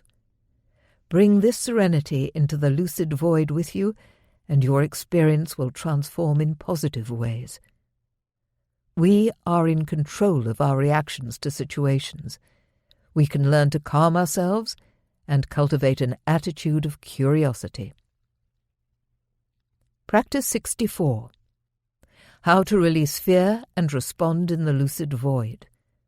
The lucid void is a wondrous state, one of infinite creative potential. Instead of fearing it and doing all we can to escape from it, it makes so much more sense to learn how to navigate it and explore its marvelous gifts. Practice calming techniques during the day, or recall a moment in your life when you felt totally safe and loved. Allow this feeling of well-being to envelop you. Chant Om in the void to create a sensation of calm and send marvelous sound vibrations throughout the space. Welcome the void. It's a place of contemplation, painlessness, and infinite creativity. If it bothers you that you can only see blackness, create some light. There is light everywhere in the void, just look for it. At first you may see pinpricks of colour or whole swathes of glowing light. If you are falling through the void, know that there is no rough landing awaiting you. These sensations are often caused when the brain transitions from the state of waking to the sleep state, hence the term falling asleep. Simply relax and fall, perhaps trying out a few acrobatic feats on the way down. Play with your dream body if you have one. Stretch to become as long as a ladder or as wide as a house. You have an incredibly flexible dream body, so have some fun with it. Try somersaults or impossible yoga poses. Be playful in the void. Make yourself chuckle. Laughter is the best antidote to fear. Build up an orchestra of musical instruments or sing your heart out and observe the way sound causes the void to vibrate beautifully. Create a new dream. Visualize anything you like and watch as the dream assembles itself before your eyes. This is fascinating. It sometimes appears as swirls of energy and colour that coalesce into dream people or full-blown scenes. Seek out the void whenever you get lucid. Once I was testing how hard or easy it was to read text in a lucid dream when I read something that reminded me to head into a more expansive state. I see the words lucid dream expansion, and I like that. Good idea, I think. I'll let this lucid dream expand. I soar high into the air, and the dream scene vanishes. I am in expansive darkness. I float bodiless in this vast drifting space, the lucid void. It's like being among restful black clouds. I've fallen into the gap between dreams again. So peaceful. Now that we've looked at the value of releasing fear in the lucid void and enjoying ourselves instead, let's take a look at out-of-body experiences where the same principles apply. Out-of-body experiences, OBE. A common question I hear is, I've heard lucid dreaming is the same as having an out-of-body experience, but the idea terrifies me. What if I leave my body and never return? Firstly, lucid dreaming is not the same as an out-of-body experience, OBE. There are overlaps in how these states feel, but lucid dreaming happens only during sleep, whereas an OBE can happen during sleep, but it can also happen while we are wide awake. An OBE can be triggered by physical trauma, such as a car accident or fainting, or it can happen from a state of deep emotional shock. OBEs can even be caused using virtual technology to trigger a perceptual leap into a virtual body. Secondly, you won't leave your body and never return. If this were the case, millions of people of all ages and states of health would be found dead in their beds without any discernible cause. We have such a strong connection to the physical body. I know people who spend years and years trying to increase the frequency of their out-of-body experiences, and they really have to work at it. Others experience OBEs naturally and effortlessly, or even unwillingly because they just happen. The entry into an OBE can be pretty crazy the first time it happens, as common sensations involve loud buzzing, strong vibrations, and then being propelled out of your physical body. Not all OBEs are this dramatic, though, and some people only become aware that they are having an OBE once they're already floating on the ceiling. As with the lucid void, if you find yourself leaving your body, stay calm, curious, and aware, and enjoy the ride. Despite some fears around OBEs, they are perfectly natural and can be wonderful in terms of creativity, healing, and spiritual experiences. Many people seek out this experience, so this final practice aims to help you trigger an OBE from different states of consciousness. Practice 65. How to trigger an out-of-body experience from a lucid dream and from waking.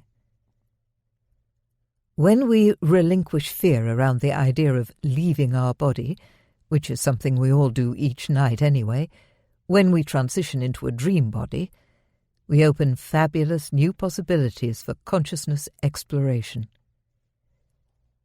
Visualize yourself leaving your physical body effortlessly. See the part of yourself that is pure light slip easily upwards and float or fly wherever you want to go. This is the first step in communicating to your unconscious mind your wish to have an OBE. Meditate with this visualization and try it each time you find yourself in a deeply relaxed state, such as in the middle of the night after a mini-awakening. Daydream whenever you can about what you'll do when you leave your body. Next time you get lucid in a dream, ask the dream for help. Please help me to have an OBE, or be assertive. OBE now. It is possible to trigger an OBE from the dream state. While lucid dreaming, set the rock-solid intention to experience an OBE. Then zoom very fast upwards, through the ceiling, through the roof, through the clouds, through the Earth's atmosphere, and right up into outer space and beyond. In my experience, this trick usually results in the dissolution of the dream body and the transformation into a bodiless streak of light. During the day, lie down and relax deeply. Then visualize a strong rope dangling from the ceiling. Mentally grab onto it and easily pull yourself up it, hand over hand. Feel yourself leaving your physical body as you do so. Experience the immense freedom of floating weightless in your room. Then imagine flying outside into the warm sun and exploring. As you vividly imagine this experience on the cusp of sleep, you may start to feel vibrations or hear buzzing sounds. Relax into these, trusting this experience, and roll out of your body for real. In this final chapter of the book, we've explored how to go deeper into lucid dreaming in the areas of creativity, healing, and spiritual or transcendent experiences.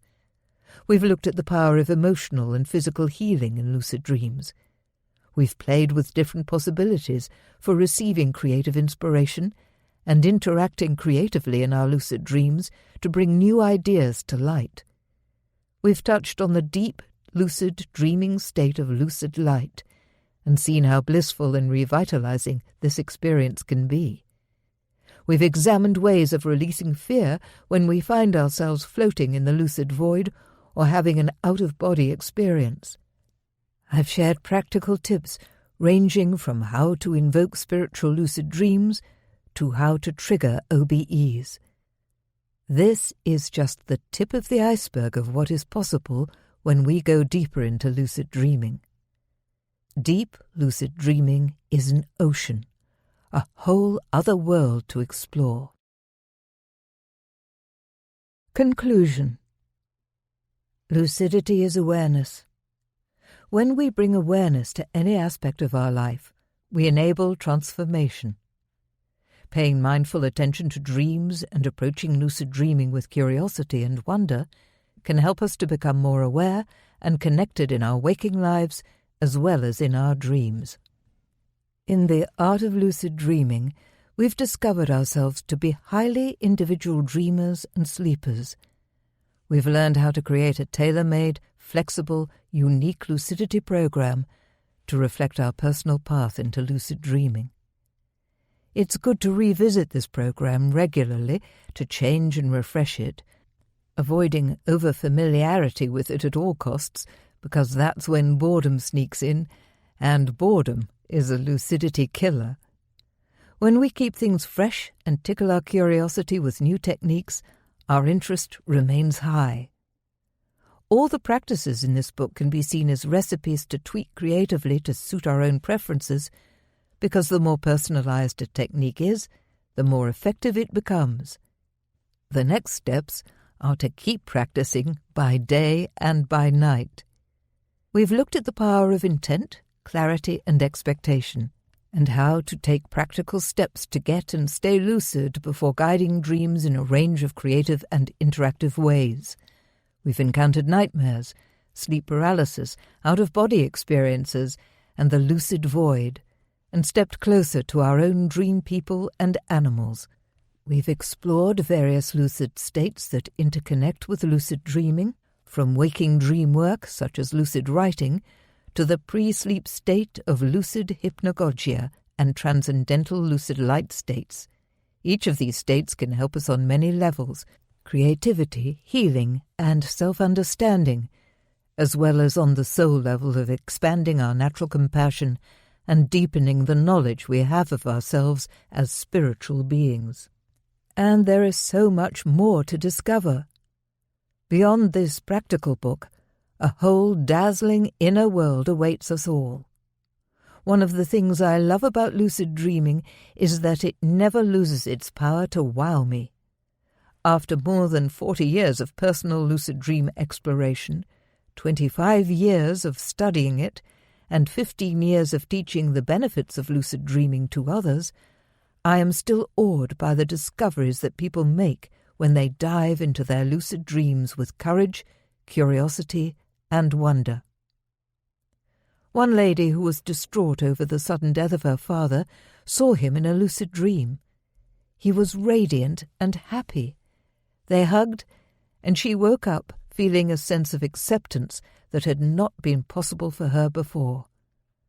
A soldier told me about the post-combat PTSD nightmares that he bravely managed to face through lucid dreaming.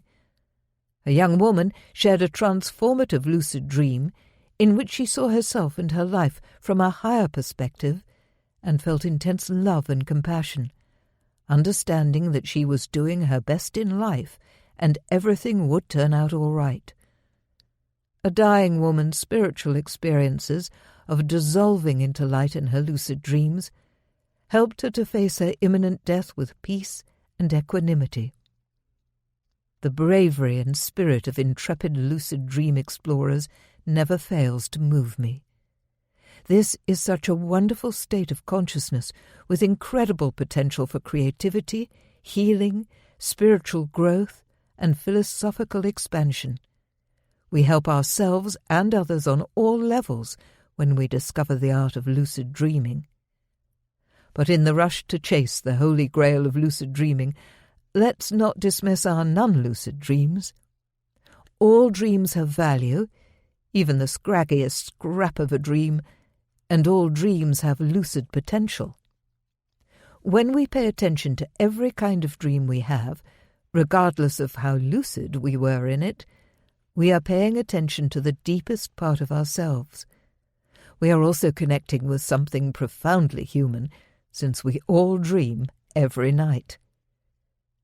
Dreaming is a universal language, which means that dreams have huge connective power in our fractured world. Why not create a tiny bit of healing change in the world by starting to ask the people in your life about their dreams? When we listen to the dreams of others, we see each other on the soul level. And what happens when somebody else sees you on the soul level? You light up inside. You shine. So by sharing dreams, we bring more light into the world. In this spirit, I'd like to share a recurring dream I have of diving deep into the ocean where everything is lit up and magical. I'm swimming powerfully into the depths, exploring and finding marvelous treasures. Then I rise back up to the surface, and there are all these people sitting around on the rocks, and I'm so excited that I wave and call out, "Hey, there's a whole other world down here. Come and see, come and explore." This dream symbolizes my enthusiasm for drawing people's attention to the magical and fascinating other world of dreams. I hope that with this book, the deep-sea diving dreamer within me can encourage you to dive fearlessly into the magnificent world of lucid dreaming and discover its treasures for yourself. I wish you happiness as you explore the other world beneath the waves. You can find Appendix 1 in the bonus material. Appendix 2. Examples of unique lucidity programs. I've picked out 3 common sleeper-dreamer combinations and have created unique lucidity programs for each of them so you can see how it works. Unique Lucidity Program 1. Sleeper-dreamer combination of types. Heavy sleeper, low recall dreamer, anxious, depressed dreamer. Core techniques. Practice 2. Power up your dream journal. Timing, every morning. Practice 18. Surfing on the edge of sleep. Timing, afternoon naps and at bedtime. Practice 10. Wake up back to bed. Timing, 5 hours into my night of sleep. Intent-raising practice. Practice 19. Sleep under the stars or at least in a different room. Timing, 3 nights to a week. Reality checks. Number 1, the nose pinch. Number 2, the finger test. Number 3, whenever someone smiles at me, even on TV. Pre-sleep routine. Watch a YouTube video on lucid dream induction techniques, 5 minutes. Meditate to music, 5 minutes. Watch my pre-sleep imagery while repeating the mantra, I am lucid. Dream journal. Goal number 1. Write down every dream scrap I remember. Jot associations. Underline moments when I nearly got lucid or could have seized the opportunity to do so. Goal number 2. Choose one dream per week to reimagine as if I got lucid in it. Duration. 2 weeks, maintaining a steady habit of dream journaling and pre-sleep routine. Try sleeping somewhere different 3 nights each week to encourage a lighter sleep. Unique Lucidity Program 2. Sleeper-dreamer combination of types, light sleeper, high recall dreamer, visual and imaginative thinker. Core techniques. Practice 23. Hone your strangeness radar. Timing, daytime. Practice 17. Shape-shifting. Timing, pre-afternoon nap visualization. Practice 36. Talk to dream people, objects and animals. Timing, pre-bed visualization. Intent-raising practice. Practice 15. Use mini-awakenings to cement your intent to get lucid. Timing, nighttime. Reality checks. Number 1, the floatiness check. Number 2, the reading text test. Number 3, the tongue bite. Pre-sleep routine. Read a lucid dreaming book, 5 minutes, plus meditation, 5 minutes, plus visualization. Dream journal. Goal number 1. Sketch core images for all dreams and use coloured pencils to represent emotions. Goal number 2. Vividly reimagine 4 dreams per week. Invent what I'd do if I were lucid in them. Duration. 1 week for this program, following it every day and every night and taking notes. Unique Lucidity Program 3. Sleeper-dreamer combination of types. Nightmare sufferer, agitated sleeper, sleep paralysis episodes, and high recall dreamer. Core techniques. Practice 24. Create a lucidity ritual. Timing, before sleeping. Practice 55. The lucid imaging nightmare solution. Timing, after a nightmare. Practice 58. Sleep paralysis tricks. Timing, during a sleep paralysis episode.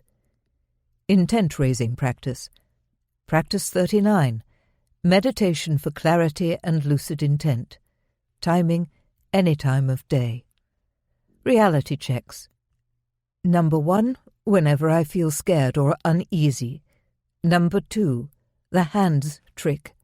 Number 3, the light switch test. Pre-sleep routine. Relaxing bath plus meditation, 10 minutes, plus dream reliving with positive changes to distressing elements, plus calming lucidity mantra, I am lucid and perfectly safe. Dream journal. Goal number 1. Focus on writing down as many dreams as possible to track themes and patterns, bearing in mind that recurring dreams are especially good for becoming lucid in. Goal number 2. Take the time to write out possible solutions and actions for dreams with distressing content. Play with ideas from Practice 56, 10 nightmare options. Duration. At least 2 weeks, and definitely until I've tried the lucid imaging nightmare solution straight after a nightmare and the sleep paralysis tricks while actually in sleep paralysis. Resources. The International Association for the Study of Dreams, IASD. For those who would like community support with their dreams, or who want to deepen their exploration of dream work, I highly recommend becoming a member of IASD. This vibrant and friendly organization brings dreamers together from all walks of life, creates fabulous dream conferences, easy access online ones and others in global locations, and provides a wealth of expert dream advice, insight, and information through its member-exclusive Dreamtime magazine and its academic journal, Dreaming. IASD is community-based, supportive, and fascinated by all aspects of dreaming. For me, it's like a second family. Find out more at asdreams.org. Deep Lucid Dreaming. If you want to keep exploring lucid dreaming and go deeper, on my website you can browse articles on everything from lucid dream healing to nightmare solutions. Pick up a free ebook on how to get and stay lucid, watch lucid dreaming videos, and contact me for advice. Please understand that I get a lot of messages, but I do my best to reply as fast as I can. I look forward to connecting with you. Visit deepluciddreaming.com. My YouTube channel, Deep Lucid Dreaming Dr. Clare Johnson, has plenty of short videos where I talk about different aspects of lucid dreaming. youtube.com/channel/U_C3_H6_M (i), X, L, 4, O, R, Q, J, O, C, O, R, C, X, L, W. You can also contact me on Twitter at LucidClaire, or come over to my Facebook pages, facebook.com/Deep Lucid Dreaming and facebook.com/Lucid Claire. I'm on Instagram as Clare_Johnson_Lucid_Dreaming, all lowercase. If you fancy the idea of exploring the healing, creative, wild and spiritual aspects of lucidity in a small, relaxed group by the ocean, join me on one of my lucid dreaming retreats. For more information, see my website or write to deepluciddreaming@gmail.com. This concludes The Art of Lucid Dreaming by Clare R. Johnson, Ph.D., narrated by Corey James. Copyright 2020 by Clare R. Johnson, Ph.D. This unabridged audiobook is published by arrangement with Llewellyn Worldwide Limited and was produced in the year 2021 by Tantor Media Incorporated, a division of Recorded Books, which holds the copyright thereto. Please visit tantor.com for more information on our growing library of unabridged audiobooks.